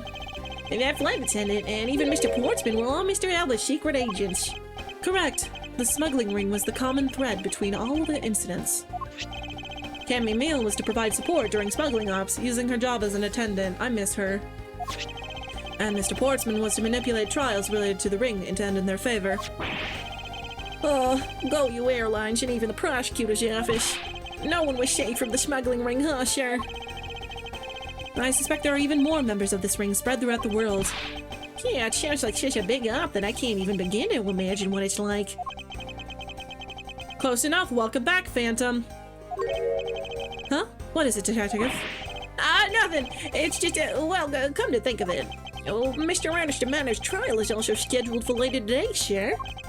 I'm aware of that. Mr. Romano has been working with the smuggling ring now for over 10 years. He used the Amano Group's various connections worldwide to assist the ring. But all of that has come to an end as his conglomerate is now undergoing harsh scrutiny. I owe Mr. Romano a debt of gratitude, but he must pay his debt to society. Well, with the arrest of both Mr. Alba and Mr. Romano, I guess that about wraps up the KG8 incident as well, huh? I suppose so. The real killer in the KG8 incident 10 years ago was Manny Cochin. And 7 years ago, the killer in the second KG8 incident was Macrel. Is there any action game spin-off where you still play as Francisca? The plot is still a normal Ace Attorney game. Yeah, but you can attack people. Those two facts are the unshakable truth, however. It's just an investigations game, except there's one extra button added that lets you whip people at any point. It seems a lot of effort was put into hiding these and other truths from us. And I will expose it all at the trials today. You're shoving cases left and right, aren't you, sir? CCU and Dyed Man. Perhaps now, these two brave souls who tried to make the truth known can rest in peace. By the way, I received some gifts from Ambassador Paleno. Shrimp, crab, beef. I don't need any of these, so I'm giving them to you. What? Seriously, sir? Oh, He deserves it. wait. Actually, I don't think I want them anymore. The way you're holding them. Don't tell me they're just coupons, sir. Detective Gumshoe, have you not read the paper recently? Aww! Ever since the two countries became Codopia again, its economy has changed. Oh, really? And it seems that Ambassador Paleno has reaped a few benefits of his own from him. He deserves it. He's been announced as the official ambassador of the newly reunified Codopia. But pity, even though every item he sent is a treasure. Oh, even though every item he sent is a treasure, you don't seem all that interested. Well, if you don't want him, I can give him to my I can give since I love the assistant, Kay. Who is talking? Oh! Wait, let me read that. But what a pity! Even though every item he sent is a treasure, you don't seem all that interested. Well, if you don't want them, I can give them to my lovely assistant, Kay.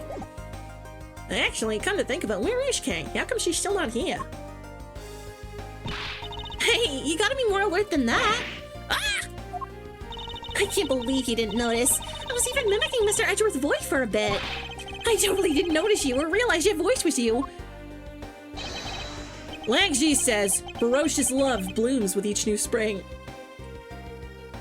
Are you confessing to me? Are you confessing to me, Lang? Agent Lang, are you confessing to me? It's been a long time since I set foot in a courthouse, but I wasn't gonna miss watching the guy who screwed up my country finally get what's coming to him. Well, that and something else. I want to see you in action in court. Is that so, Agent Lang? We flushed out all the counterfeit bills, so Zheng Fa is finally at peace again. And it's all thanks to you, so I just wanted to say thanks. And are you free tonight? Wow, I never thought I'd see the day old Wolfie says thanks to Mr. Edgeworth. I should be the one thanking you, Agent Lang. If you hadn't negated Mr. Alba's extraterritorial rights, I would not have been able to bring him to trial. I believe that victory belongs to the both of us in this case. A shared victory, huh? Look, don't get me wrong. I'll also never forgive you, prosecutors. And I have zero interest in that truth thing you talk about in court, but I have a lot of interest in you. I've always done things my own way, and that's not about to change. You got that? Huh, I see. Well, I believe you should follow your own creed when you do your job. Yeah, and if there's ever someone your precious truth can't catch, feel free to sit around and cry about it all you want. But as for me, I'm gonna get that person no matter what. Alright. It's about time for the trial to start. I will see you later. I'll be watching your performance from the gallery. I'm looking forward to this. I prepared a whole ton of ticker tape for today's victory, sure. I'll help throw some around when Mr. Edgeworth wins. I hope you got enough, because I'm gonna go call my men up as well. A modest amount of ticker tape goes a long way. The scene shifts to the courtroom, and the final act of this long tale. Please, God. Oh, Charlie Cook? I'll check that after we're done. It is the story of those who chose to dedicate their lives to the pursuit of the truth. Prosecutors are those who seek a guilty verdict for the defendants they meet, and to that end, you have no choice but to win by any means necessary. That creed was forced on me since I was very young. However, I no longer think that is all we prosecutors are, and that is because...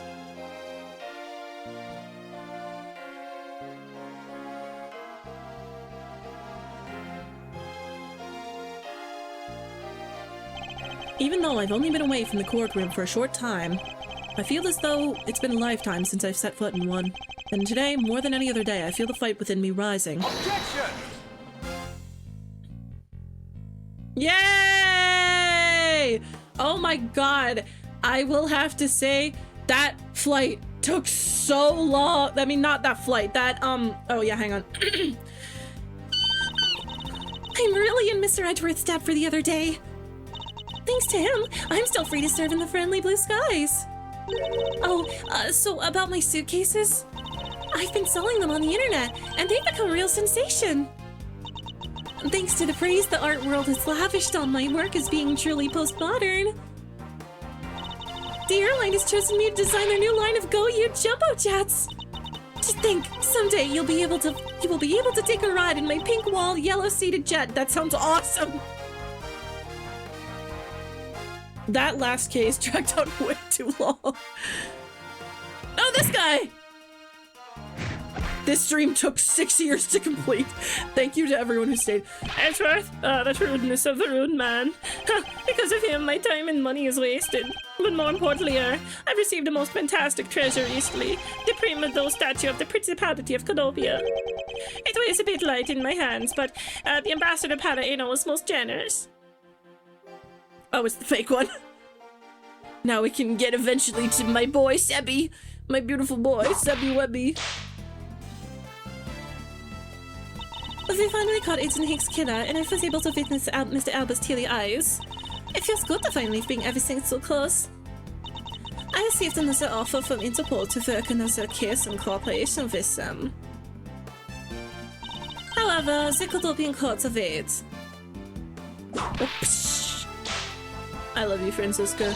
Codopia's air is supposed to be very fresh, so my whips should find vehicles there. I cannot wait to see my little boy. My little darling little boy. Sebby Webby, my baby boy. This little patrolman has been fired as of today, sir! I thought I was safe since we found the gun I had dropped. I had noticed that I dropped my police badge too! I guess what really broke the camel's back was that I couldn't find my badge. My little life has suddenly tripped into a dark black hole, sir. I think I'll go to the courthouse and file a complaint with the Ruffles man. Who was your favorite character? Mine was Kay Faraday. When do we get the Castlevania style Francisca spinoff? Literally when? Ah, Emma! I was actually hoping to talk with Mr. Edgeworth a bit more than I did. But I've got to get going and return to Europe. I've still got a long way to go and a lot of stuff to study there. Next time I help Mr. Edgeworth on a case, I'm gonna do it as a real forensic scientist. I'm sure he's gonna need all the help I can give him scientifically. Making you should be like turbo fired. Emma spotted! Woo! Lauren! Because the kidnapping was staged, I was let off easy.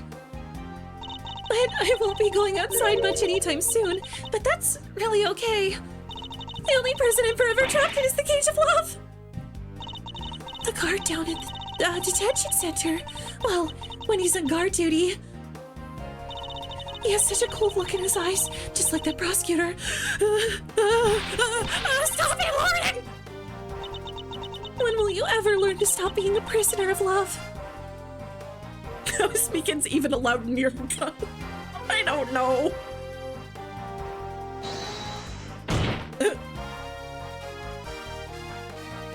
Judge! It appears that there are all sorts of drama that takes place outside the courtroom.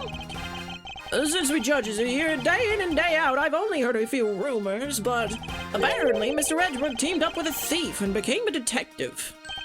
Maybe I should team up with a bailiff and try to become a lawyer or something.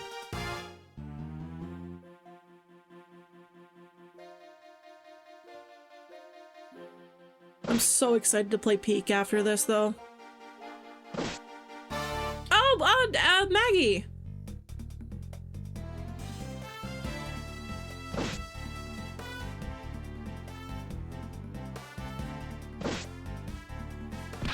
Well, I barely escaped death yet again. Yeah, but boy, were we lucky to have Mr. Edgeworth help us out, huh? Yeah, but because I lost the key, I got fired from my security guard job. Don't let it get you down, Maggie. You still got me. You're right, sir. I won't be sad. I'm gonna pick myself up and get through this. I wonder what my next job should be. Oh, this is actually kind of fun. Brandon Gay! Whoa!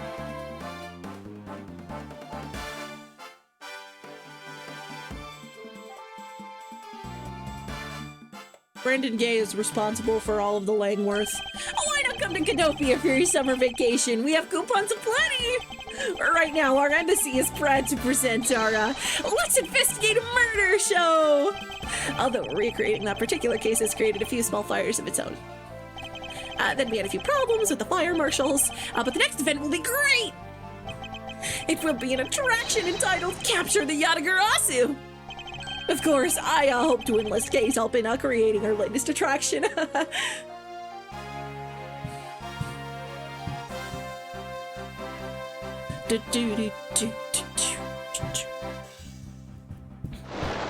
Oh, Larry! I can't believe that Minnie ditched me and went to Japan. But it's okay, because that's how I met Miharu. We're planning to go to Paris soon and start a business. Selling essential oils. We're going to sell Blue Ocean dogs. They'll sell like hotcake hot dogs for sure. Blue hot dog and a blue bun? I'll guarantee it turns your tongue and your face blue. I know I'm not really the type to work a lot or at all really, but... Oh, so I noticed that I haven't really seen the guy in the blue suit at all recently. Oh, Phoenix. Oh, what's up? Well, he got disbarred. Well, the next time I see you, I'm gonna make him eat one of my What? I don't know where he is. He got disbarred. He is raising a child right now.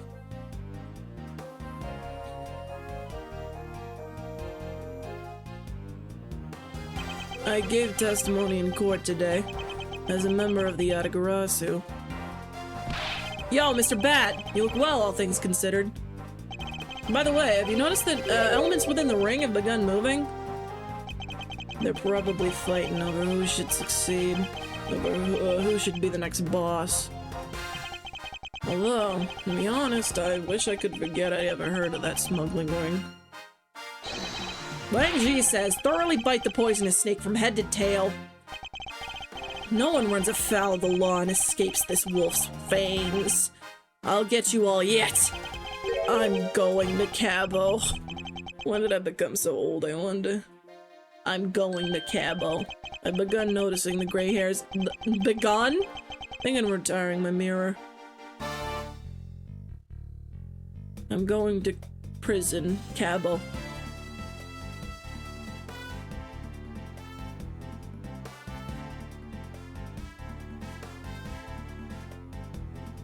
I was the Pink Princess and Pink Badger, all in the span of 2 days. Talk about busy.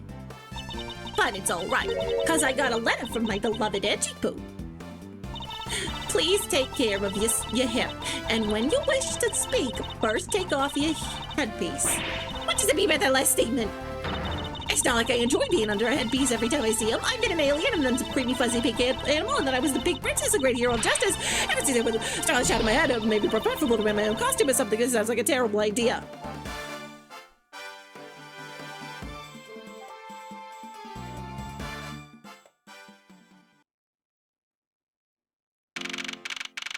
We are finally at the end. I feel so much better now that the trial's over. And as always, your legal prowess was top-notch, sir. Yeah, nothing beats the look on Mr. Alba's face when he revealed the ring's secrets. I was amazed. You're like a totally different person when you step into a courtroom. I sure wish we could have seen it. Gabo, then prison, they let me off for the Yatagarasu thing. Gabo, then prison. They let me off for the Yatagarasu thing. I just expect Gabo to get crazy. I'm gonna do some shit there. Mr. Edgeworth is always 10 times fiercer in court. Based on the information Mr. Alba offered up, they've begun large-scale operations to clean up the rest of the ring, which I'm happy to leave to Francesca and Agent Lang. So what are your plans now, Kay? Huh? Oh, well, we've taken care of the creep who killed my father, so I'm not sure. I've completed my revenge. Now I'm left with a sense of deep emptiness. Hey, I know. Maybe I'll just keep on being Mr. Edgeworth's assistant. Are you still trying to steal my job, pal? Just kidding, just kidding. I can't steal something so important to you, Gummy. What a relief. Okay. Yes? Yes? Even after all that's happened, are you still planning to become a great thief? Of course.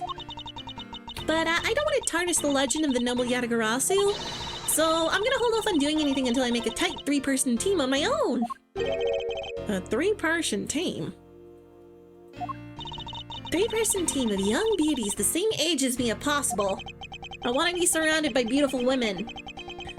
With those criteria, I highly doubt you'll find the 2 people you actually need. I don't know, you can find a lot of people on the internet. My father chose to fight for the truth. I think that's... Oh, I didn't mean to hit autoplay. I think this was what's so notable about him. So you see, Mr. Edgeworth, the only things I will ever steal are the truths that have been hidden away. I'm gonna work extra hard to make a world where the Yatagarasu isn't needed. Huh. Let's both strive for such a future. Well, I guess it's time for me to get going. I see. Okay, keep your chin up and stay strong, okay? And don't be a stranger. Don't worry, I'll be back. I'll be sure to break the lock on the window and sneak in.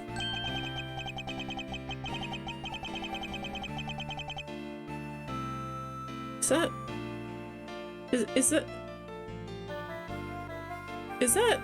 No. No, this game came out after that. This game came came out like years after that. No.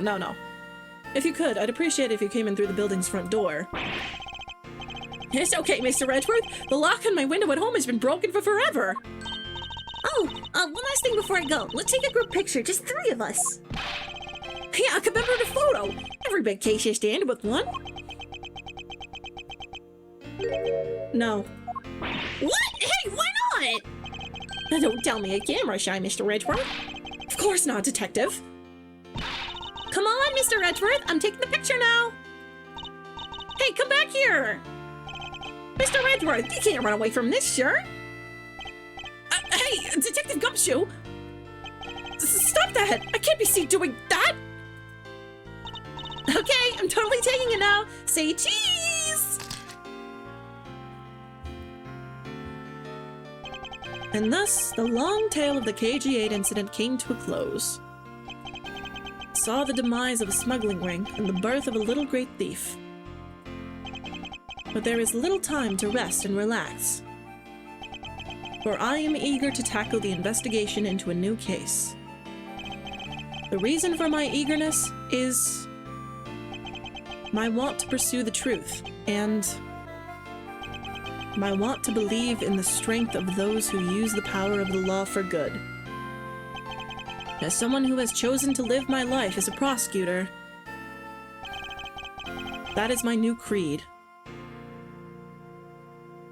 Aww. Aww.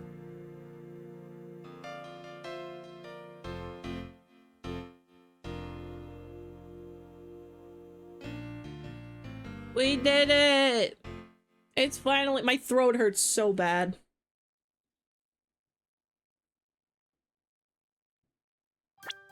Yay! You guys want to look at the unlocked in the gallery?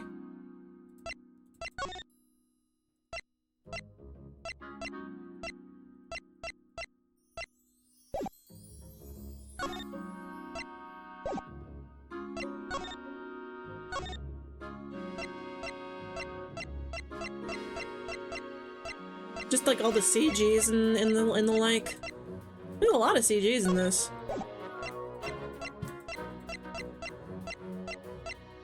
Gun. Yay, we did it. Yeah, just oops, don't look at that. Oh cool. Hang on. I just want to look at him.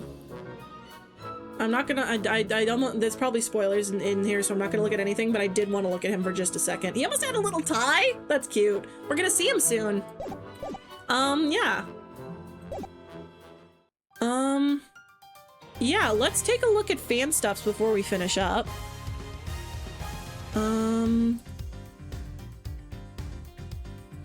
Open OBS, window capture.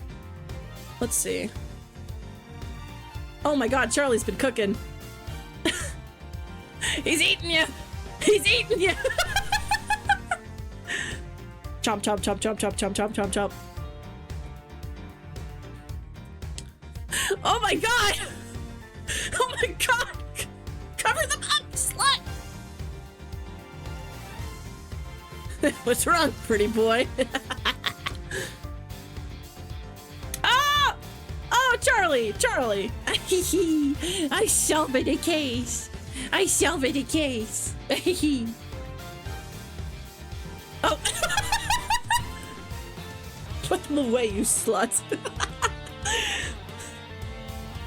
Oh my god, you're like going crazy.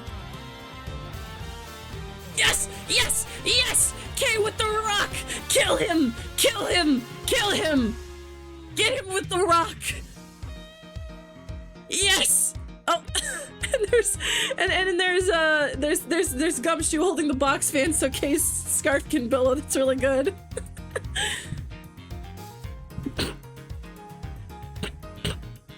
Go away.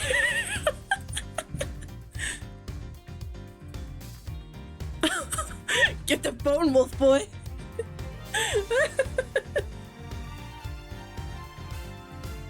Francisca, my beloved. It's Kay with the rock from the top rope. Oh, this is delightful. Thank you so much, Charlie. Like, you've seriously cooked. This is really good. Yeah, I think that brings it to an end today. I'm very tired. I'm gonna go pass out immediately.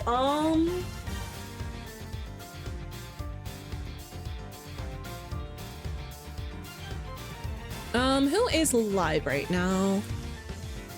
Let's see.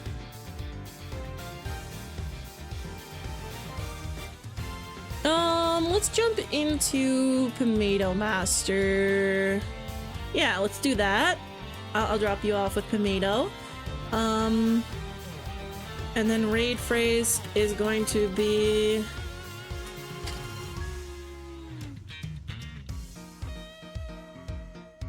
extraterritorial rights.mp4. Yeah, I will be live again on Saturday. I will be drawing. I'll be finishing up a commission. It'll probably be a little short stream because I got a lot of stuff that I've got to take care of then. But yeah, I thank you so much everyone who came in and who stuck with me for this almost 6-hour stream. Good lord. Yeah, I will see you on Saturday. Bye!